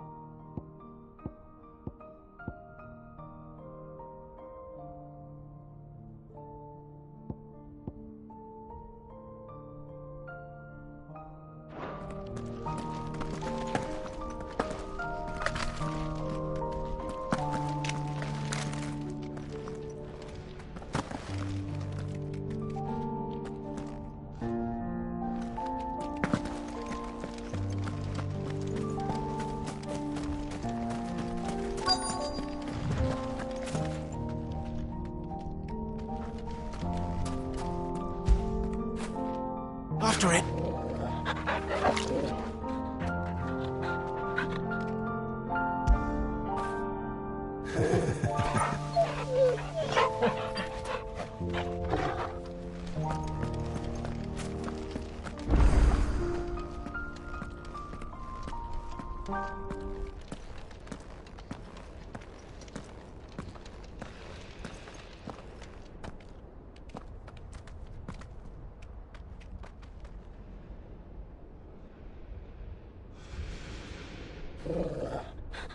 This is it, boy.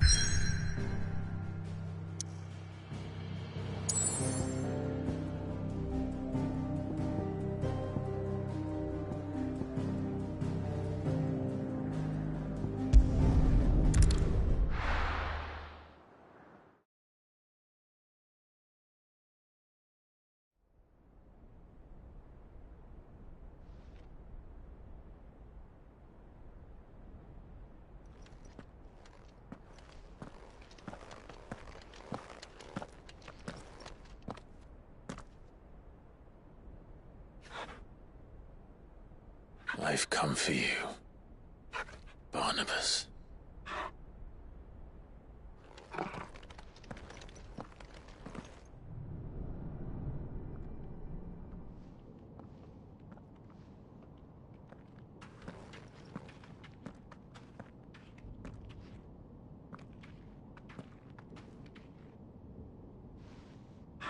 Stay close, Torgal.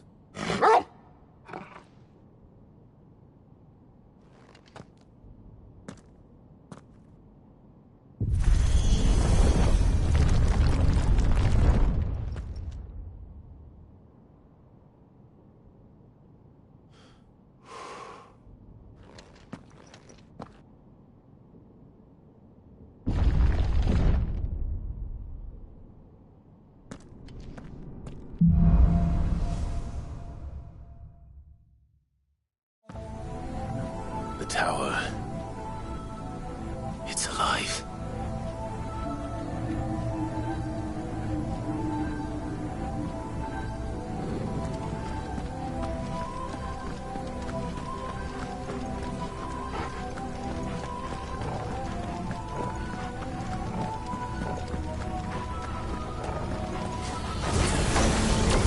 More echoes of the fallen. They seem to feed on ether.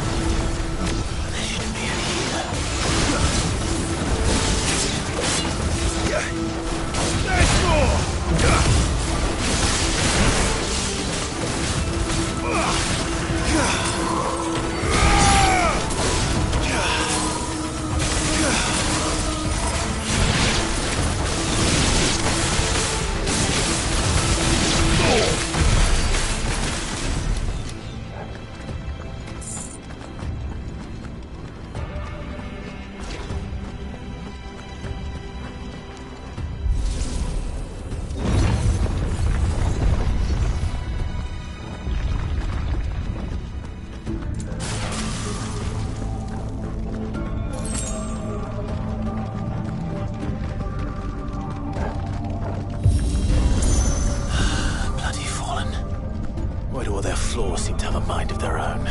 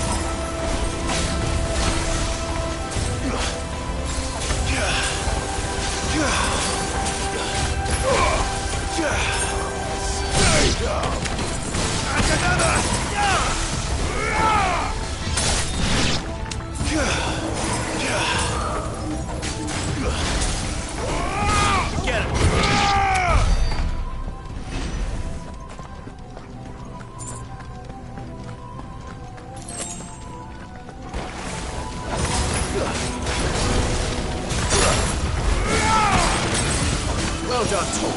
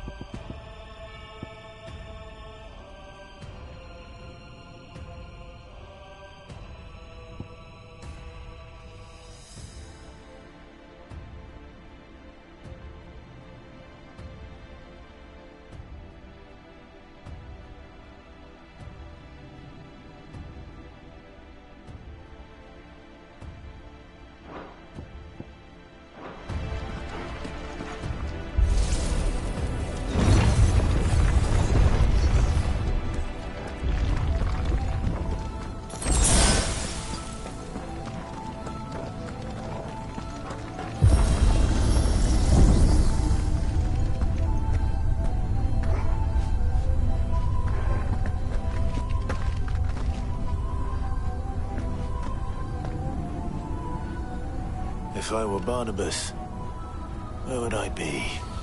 The top. So I could look down on the world.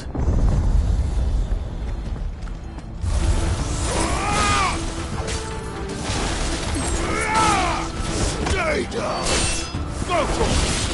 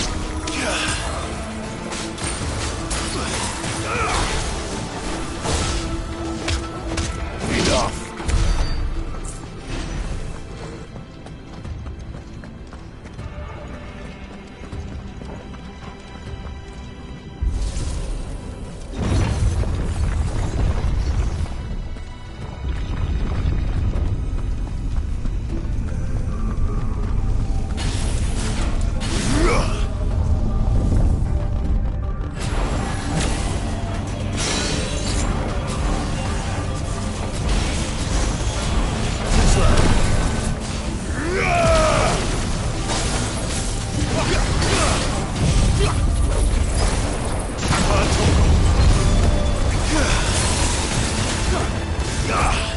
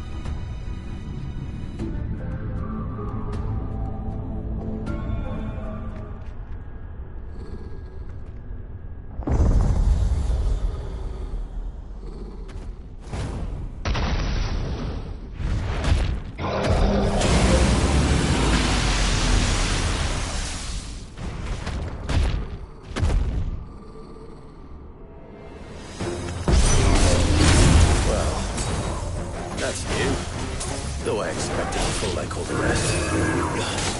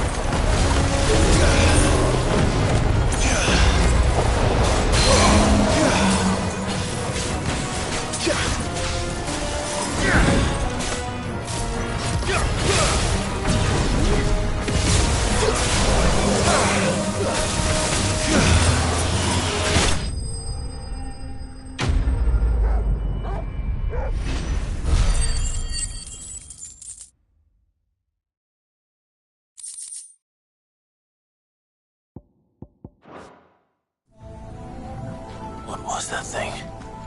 Hopefully there aren't any more.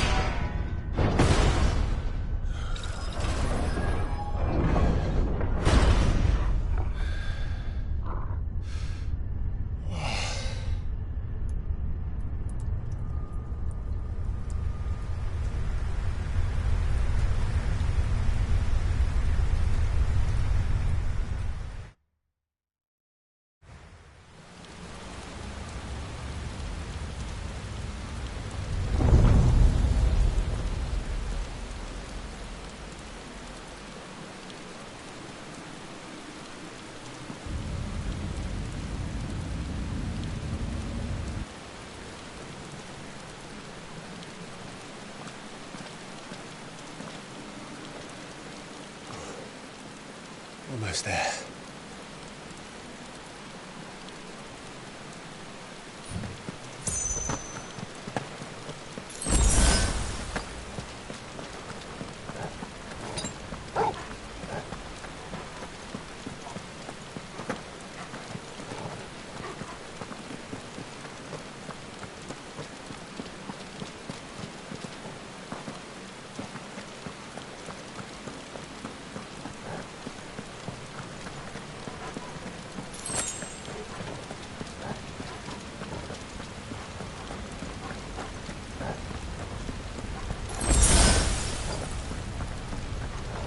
He's here.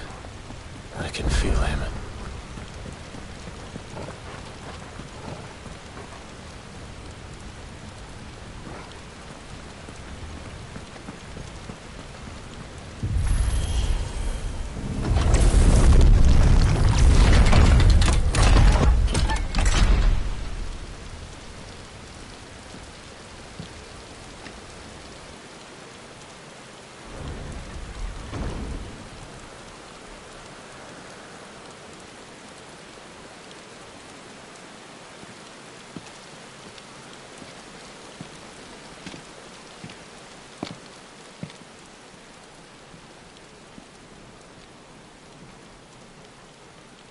Why?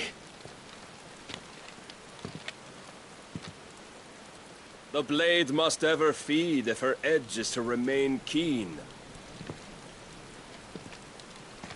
Butcher. What care you for these worthless creatures? They are nothing.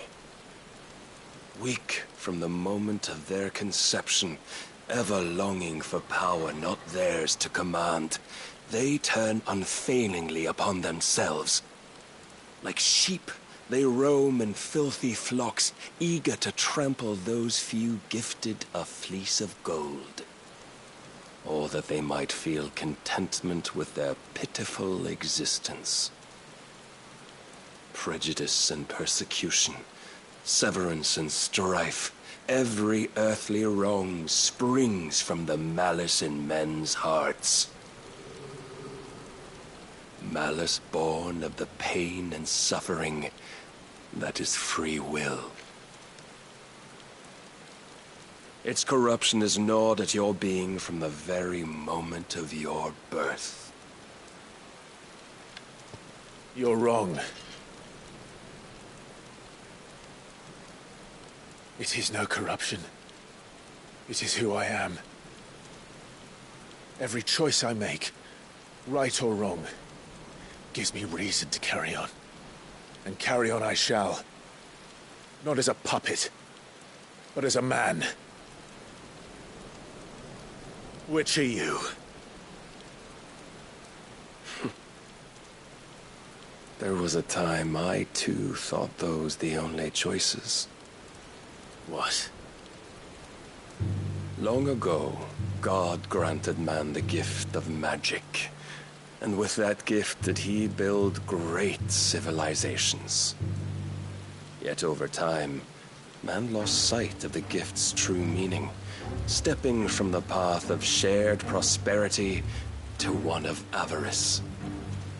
He abandoned his creator for sword and flame, and through his folly, beckoned the blight. Yet, there were those few who refused to turn their eyes from the heavens, and they prayed to God that he might lead them back to righteousness. And the Lord, he did answer. Before the worthy shall the gates of paradise open. And so did I spread my arms to the ether, and cast my soul upon its gentle waters. I gave myself unto him.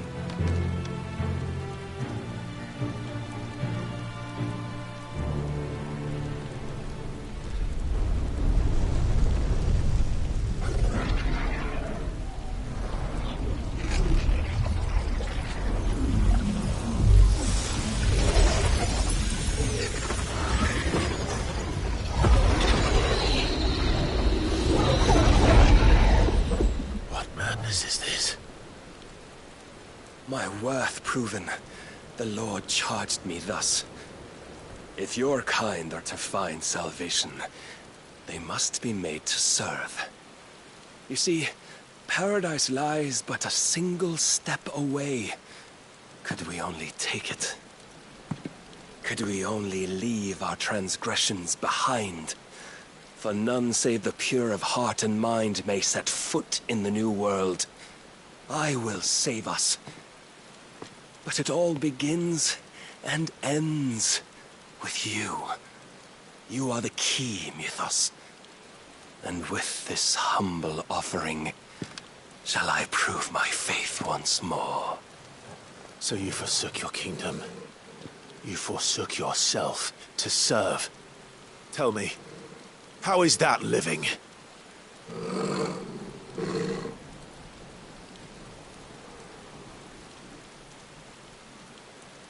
What you seek to provide is not salvation. It's anything but. Life is about always having a choice. Take that away, and we might as well be dead.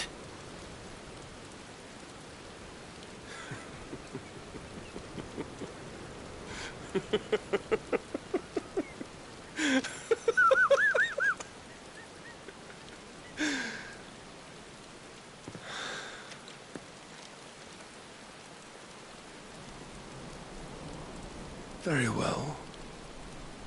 Come then. Show us the strength of your will. It's not the strength of my will that should worry you, but the weakness of yours.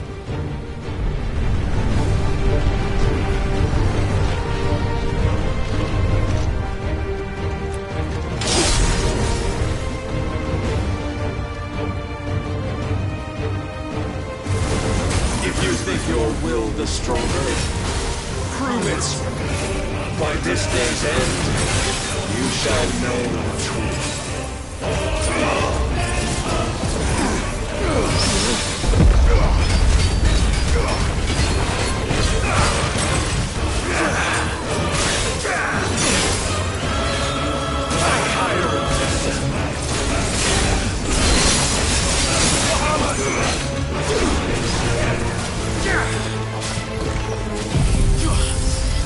Every light!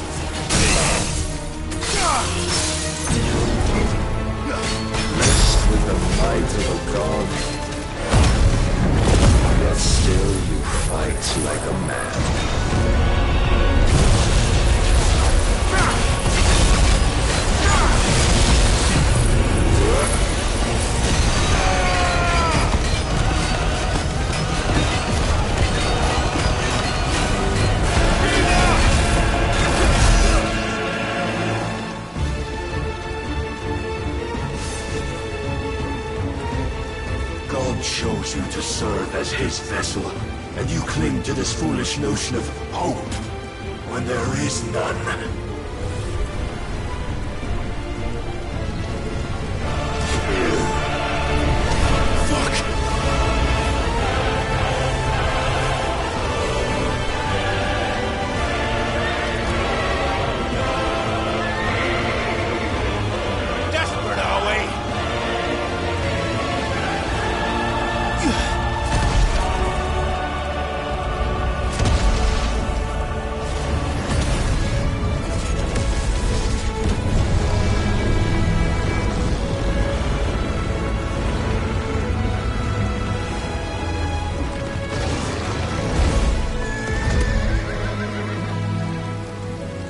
Finally, we can begin!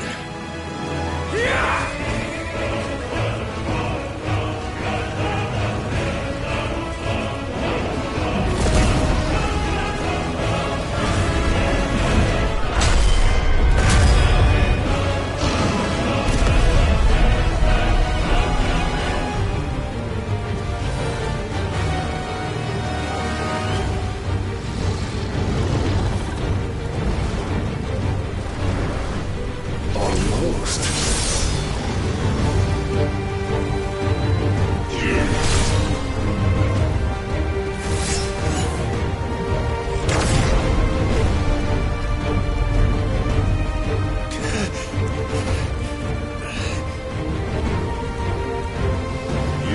Shown the path.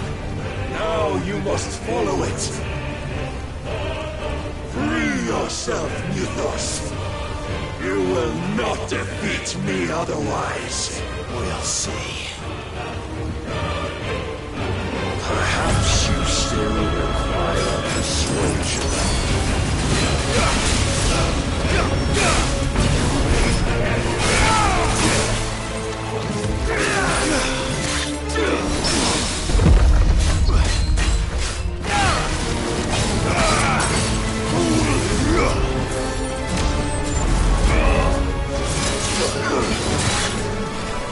Must I show you? Yes, sir.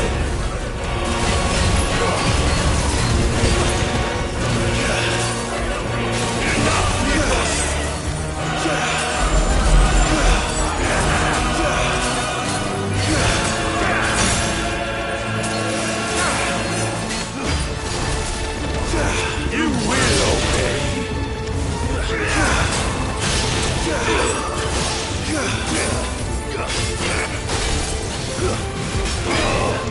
Nice try.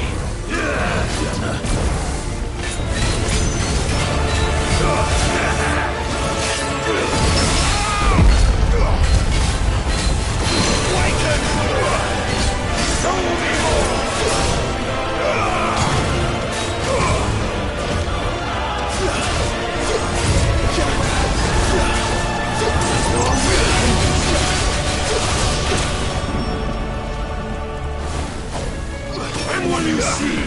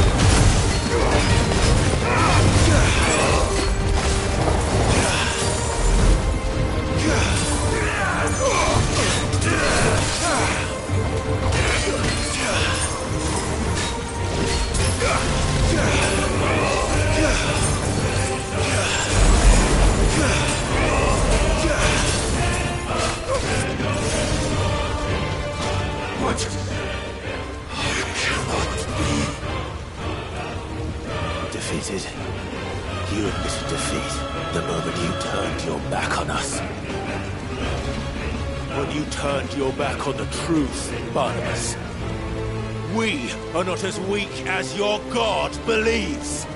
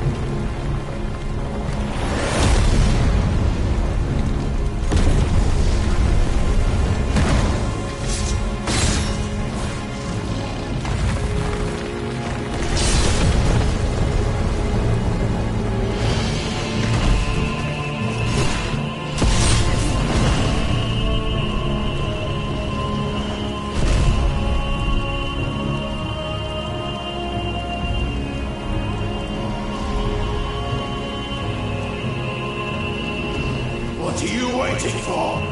Men know nothing of strength.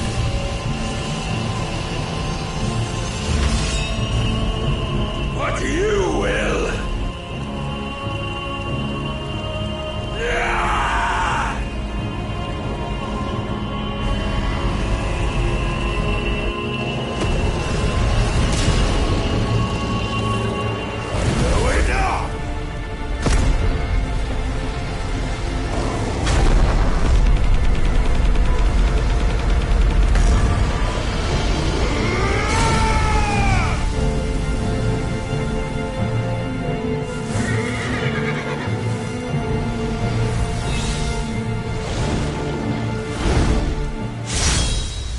You dare!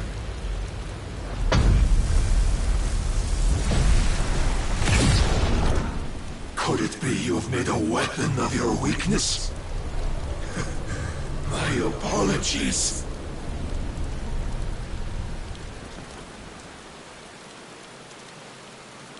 You are not the fool I took you for. And so it ends. No!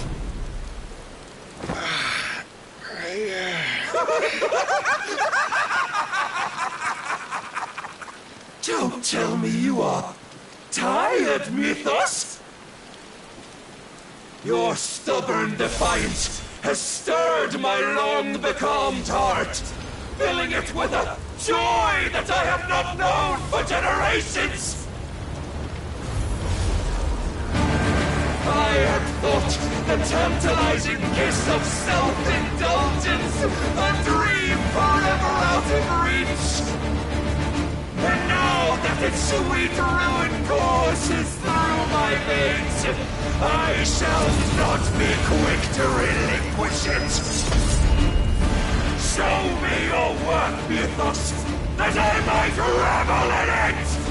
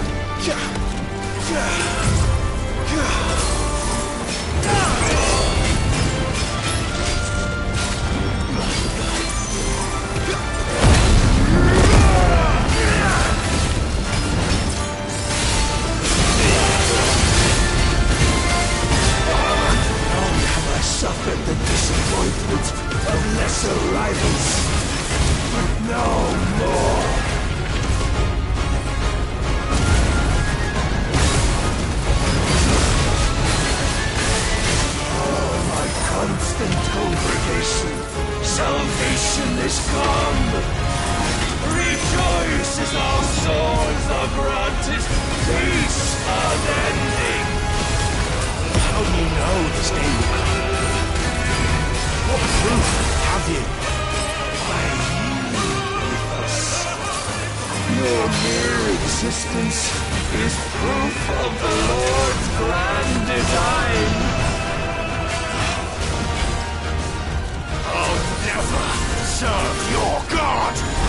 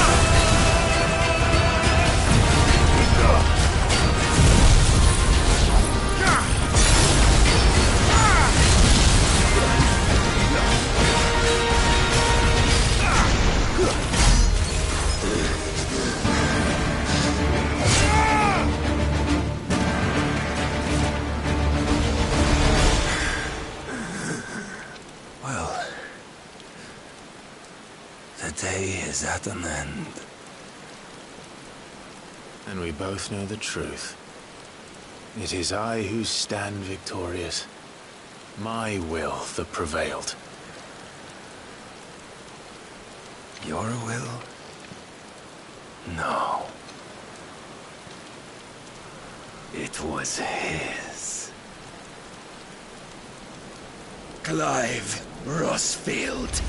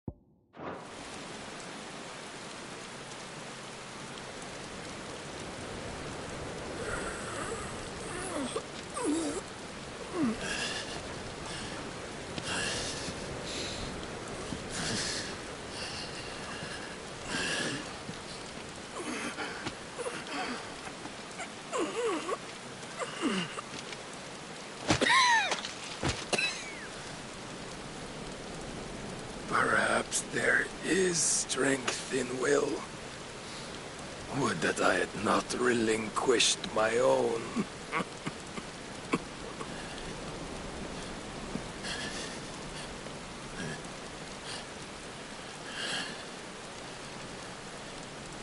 You relinquished nothing. What was it, if not will, that made you strive for a new world? Strive to win your master's approval?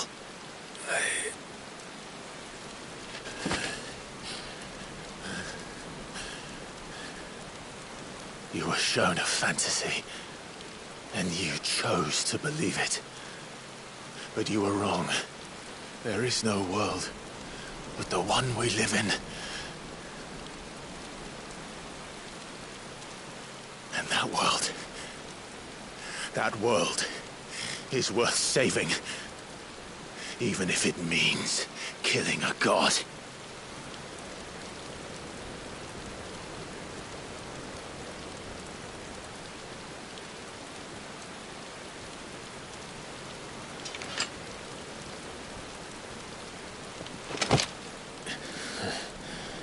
Bold words.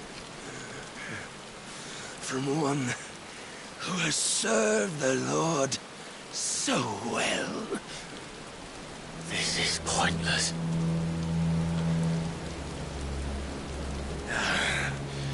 But I almost forgot.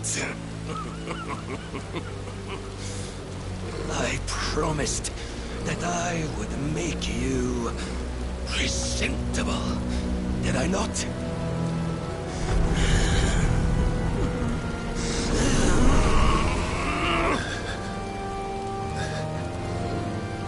We shall fulfill our destinies.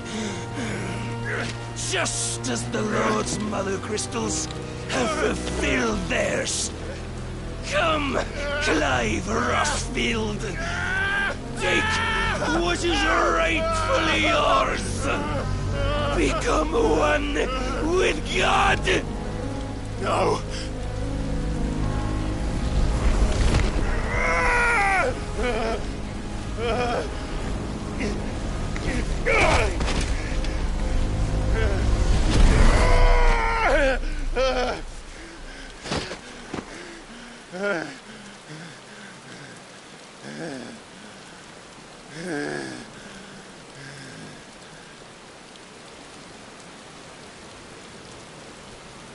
At long last, salvation.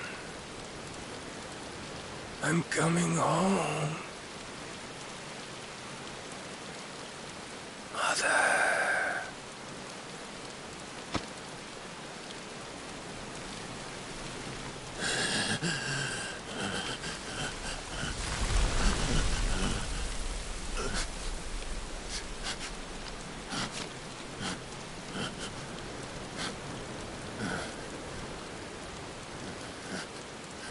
Tell me, how does it feel?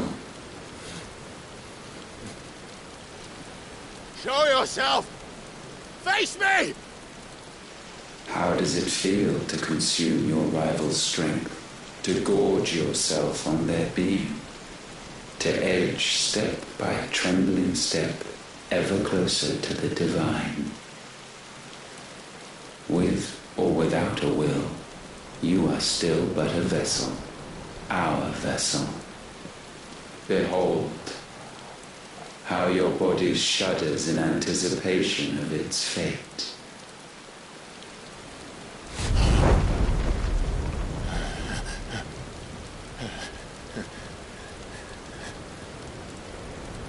Oh, it's not yours yet. No. Come then, O wayward child. We shall await you upon the back of the first worm. There all shall end and begin again.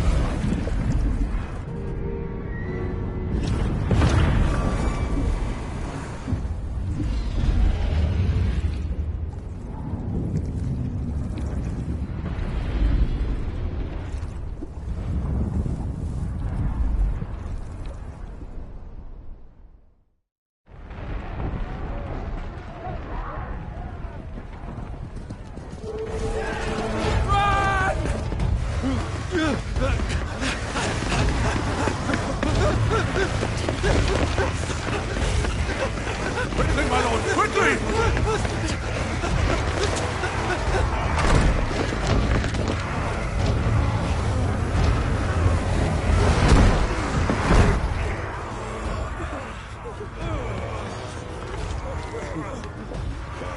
Why the hell is my city crawling with the captain?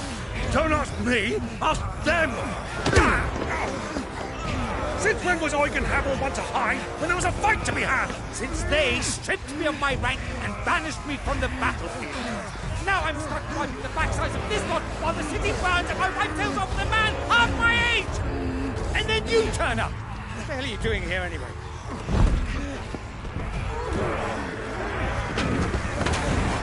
What indeed? The enemy numbers 200,000 or more counting yours. There are simply not enough soldiers garrisoned in the capital to repel an army of that size. Then what of the central keep? Held by a contingent of soldiers and bearers from the surrounding boroughs. They are the sole reason it still stands. And all it took was an army on their doorstep to bring them together. The prospect of death does put things into perspective. Perspective. Perhaps it's what we've lacked all along.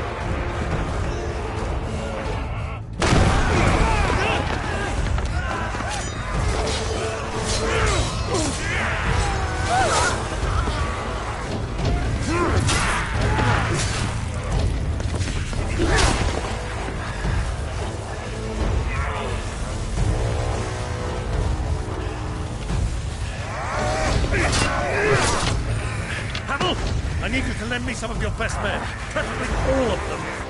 My best men? Does it look like I have any more? I admit this might not be the most convenient time, but my nephew's in trouble. And I may have already promised him my help. Your nephew, the outlaw? Never! My soldiers have better things to do than die for nothing. And you and he are of the same mind. Clive fights for the opposite. He fights for a world in which we shouldn't have to live live and die for nothing! And he fights today to give us all a chance of a better tomorrow! Be that as it may, a handful of men cannot stand against the kingdom!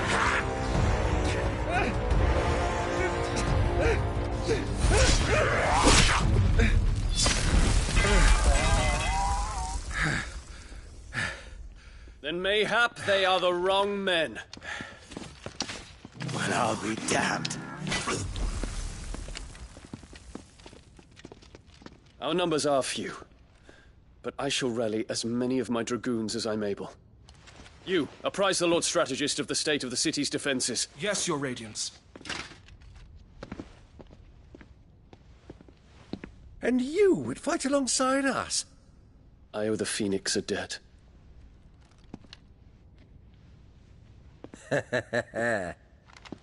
Does this vouch for my nephews? Aye, but I still have my doubts about you. Which we can discuss later. Indeed. You said you had men garrisoned in the keep. Captain, do you know how many yet remain? Allow me to confirm. Commander? Whatever their number, Randalar will be needing Gather the them bodies all. and build a pyre in the courtyard. Quickly. Terence. My lord.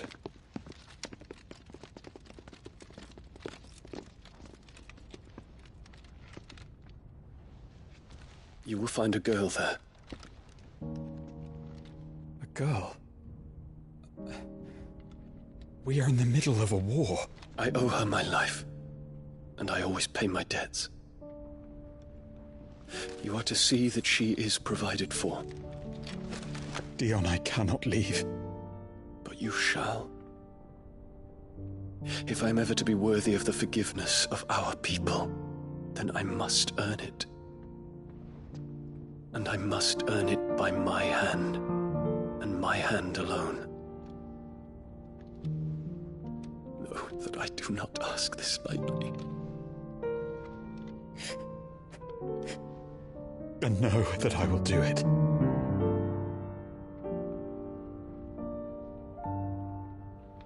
Farewell, Terence.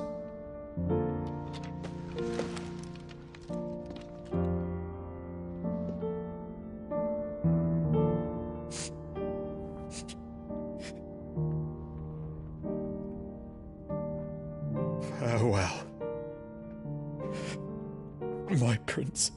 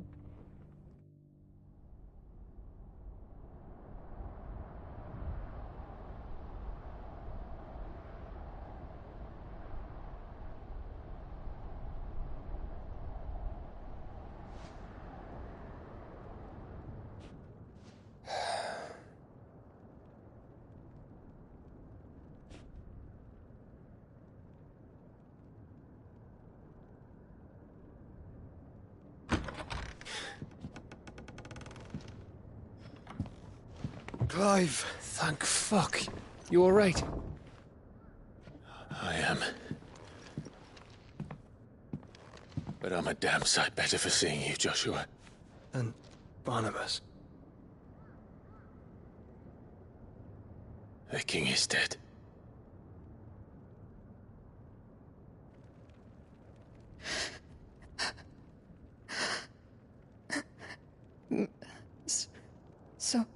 So they're all...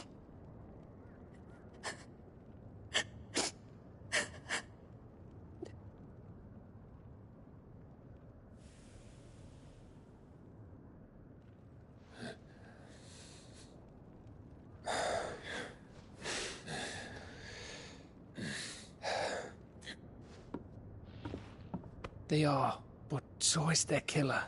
He can't hurt anyone anymore. You're safe.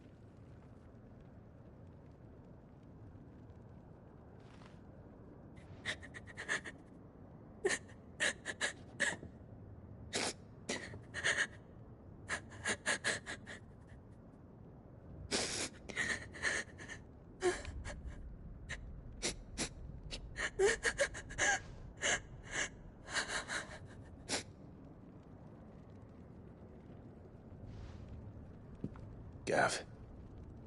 We need to talk.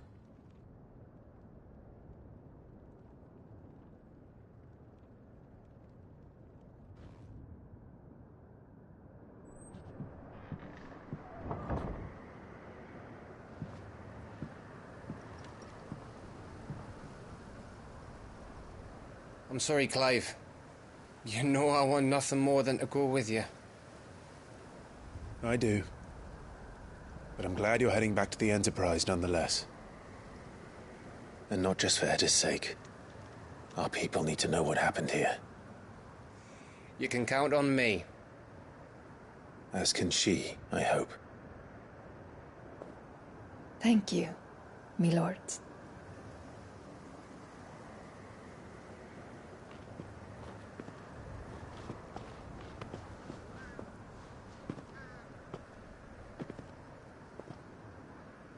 Do you think that was wise? Wiser than leaving a woman with child alone in the Deadlands. They'll be safer at the hideaway. For now, at least.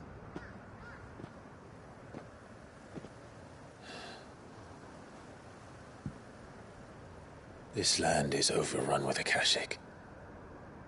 The king himself was long turned, albeit by choice.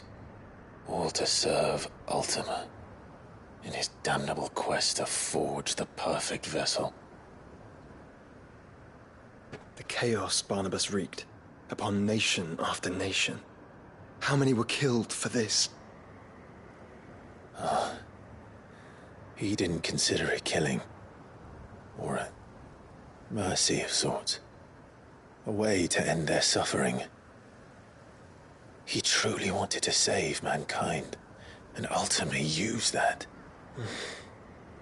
As he uses us. But why us? What are we? What are we? We are dominance. That is our fate. But that doesn't mean we have to accept it, which is why we fight. For the right to deny it. Is that not so? It is. For our sins.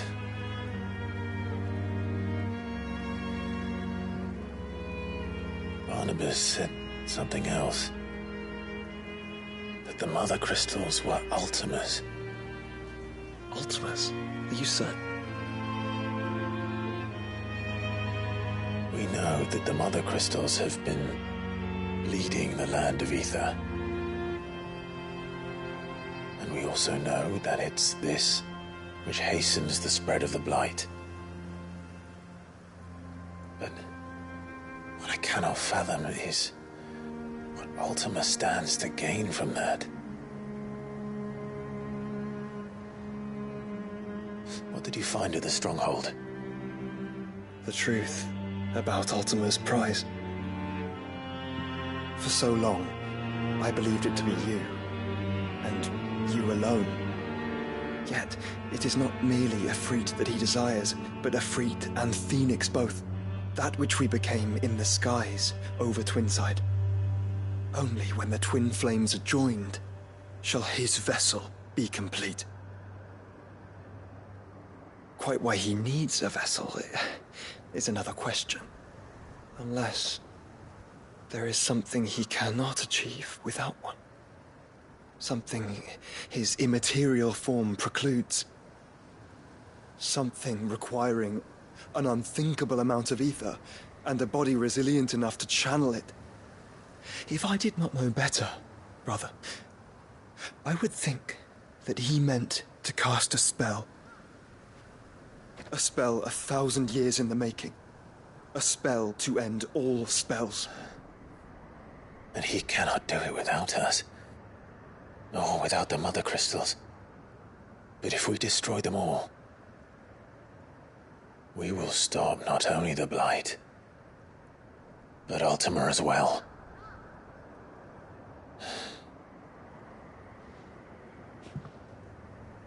We stick to the plan then. Only this time, we face him together. Well, It's a long walk to Stone here. Let's not keep Ultima waiting.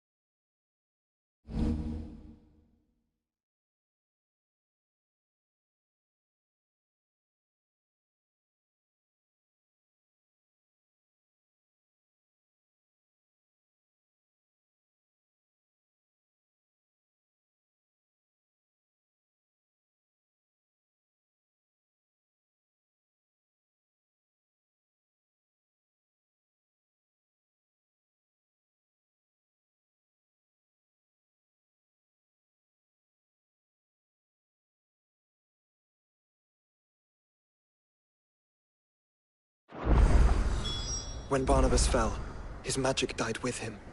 The road to Stone here is barred to us no longer.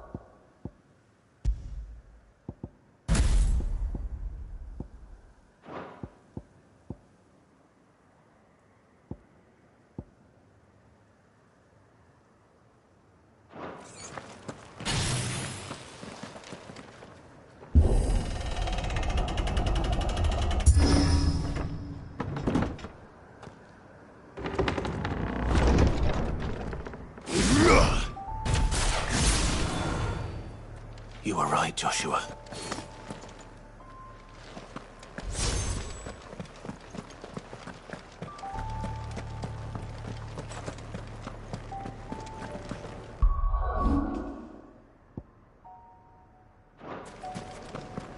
Bodies up ahead.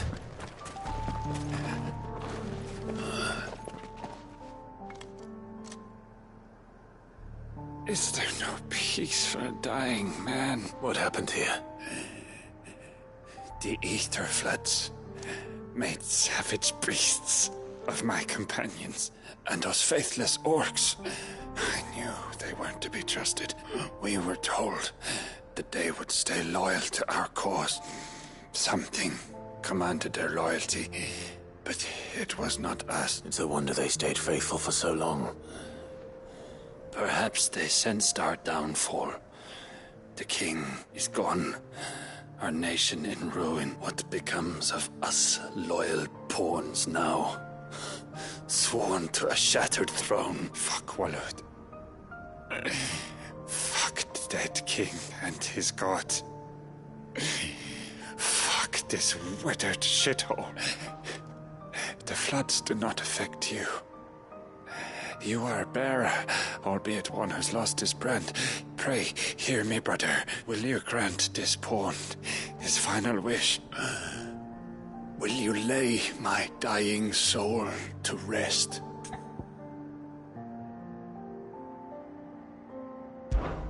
Of course. What do you need? Finally, some luck. Beyond the castle walls, towards Stonehere, there is a forest. Never turn. My parents are buried upon a bluff, nestled amongst the trees. Theirs was the only love I ever knew. I was torn from them in life, but perhaps I can return to them in death. Take my ring. See that it rests beside their bones. May you find peace at last.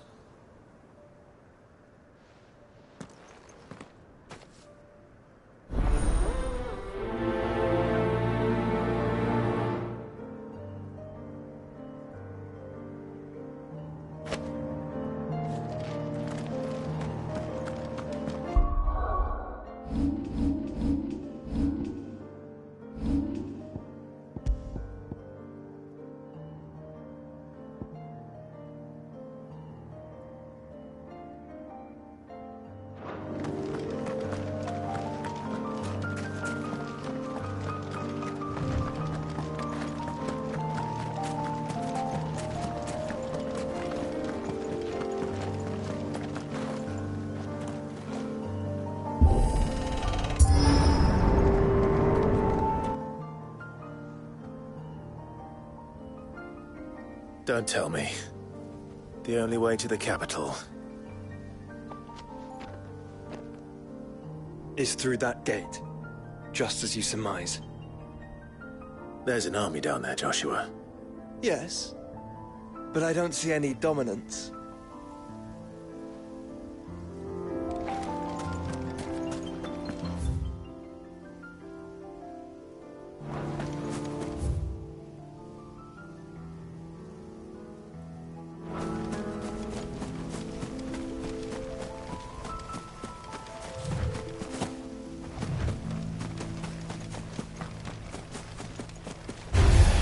Time to fight.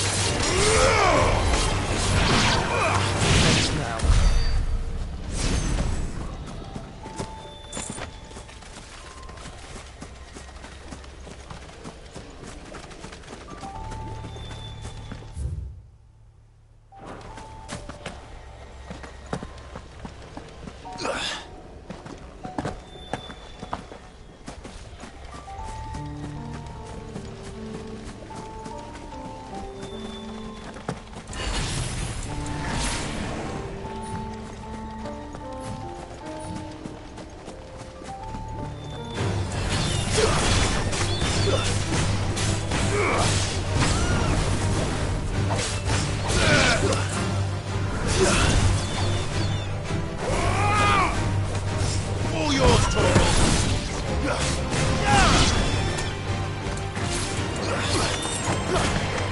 You're finished.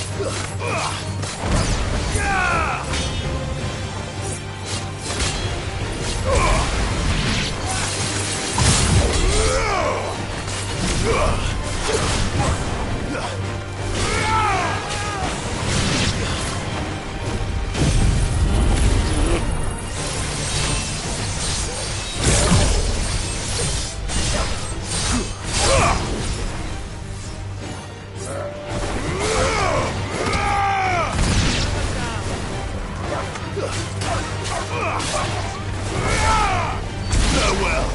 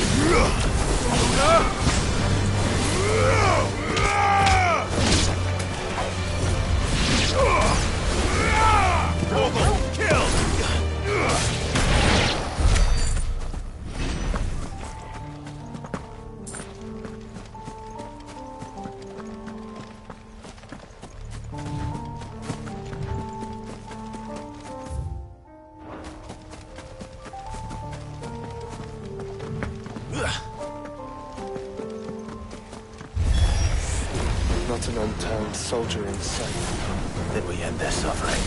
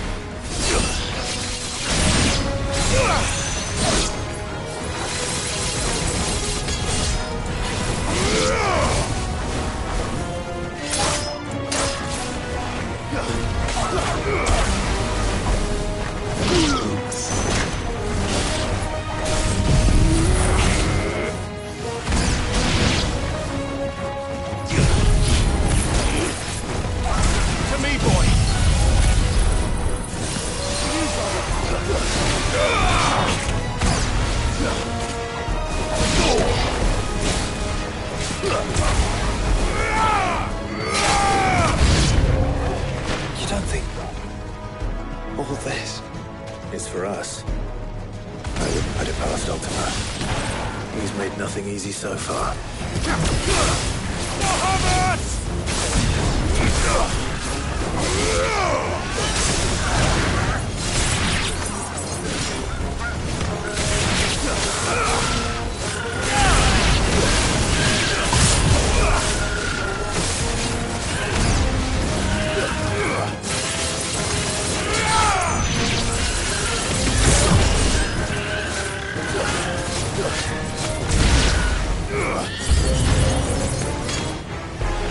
Joshua, can you go on? Do I have a choice?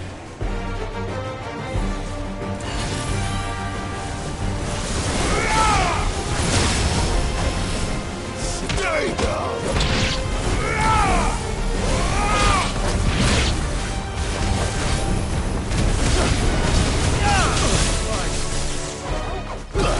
I've heard Toggle.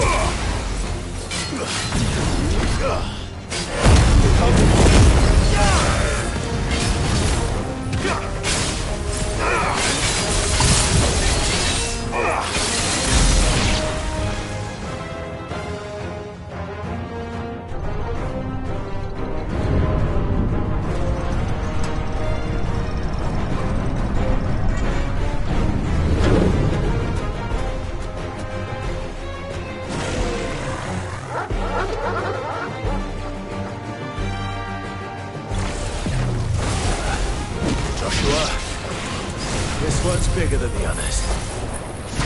And Nina, by the look of it.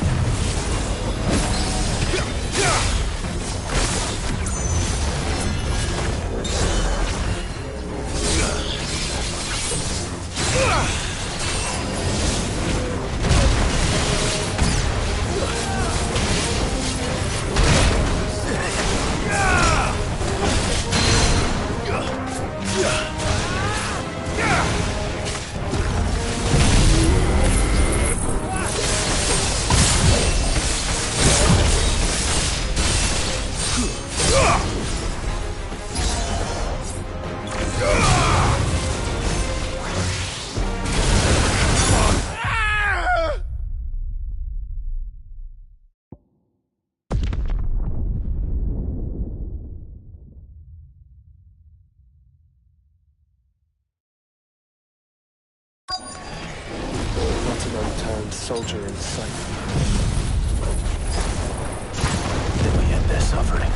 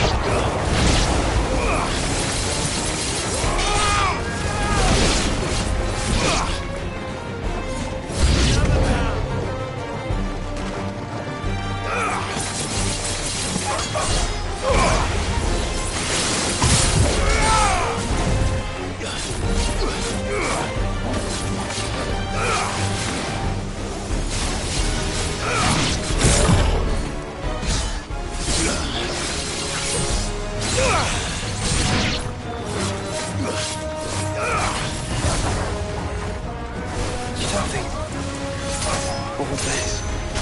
For us, I wouldn't put it past Ultima. He's made nothing easy so far.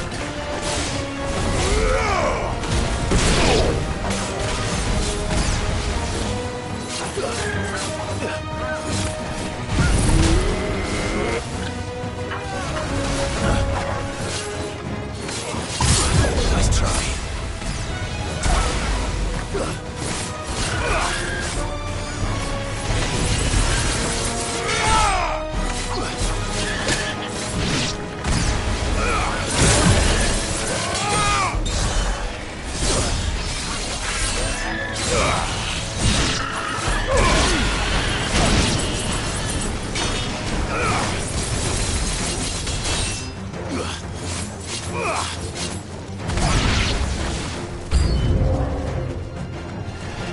Joshua, can you go on?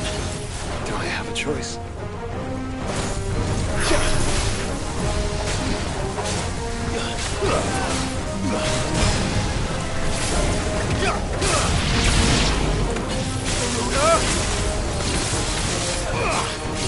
I needed that.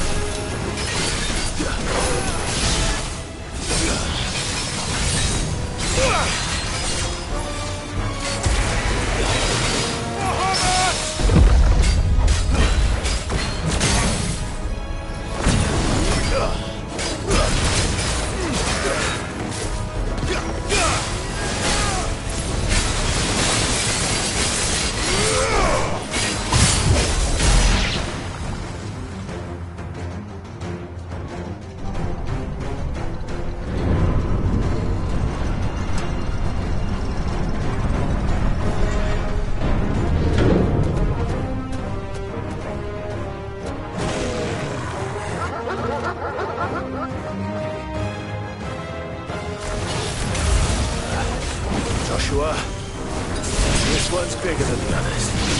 And leaner, by the look of it.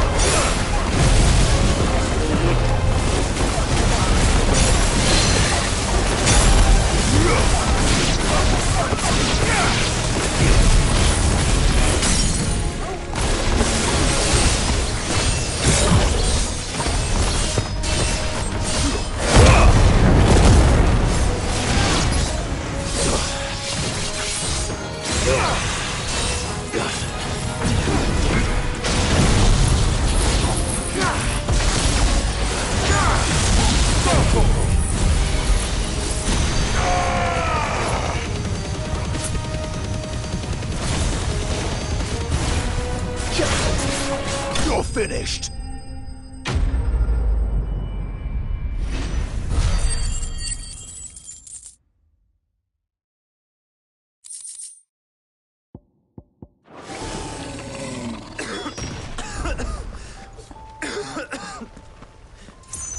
We can rest here if you like.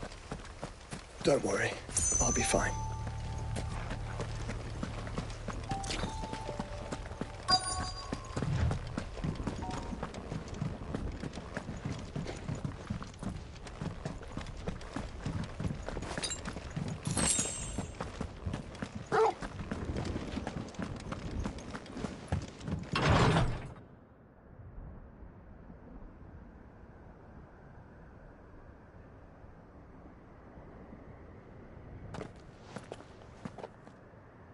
Look, Clive.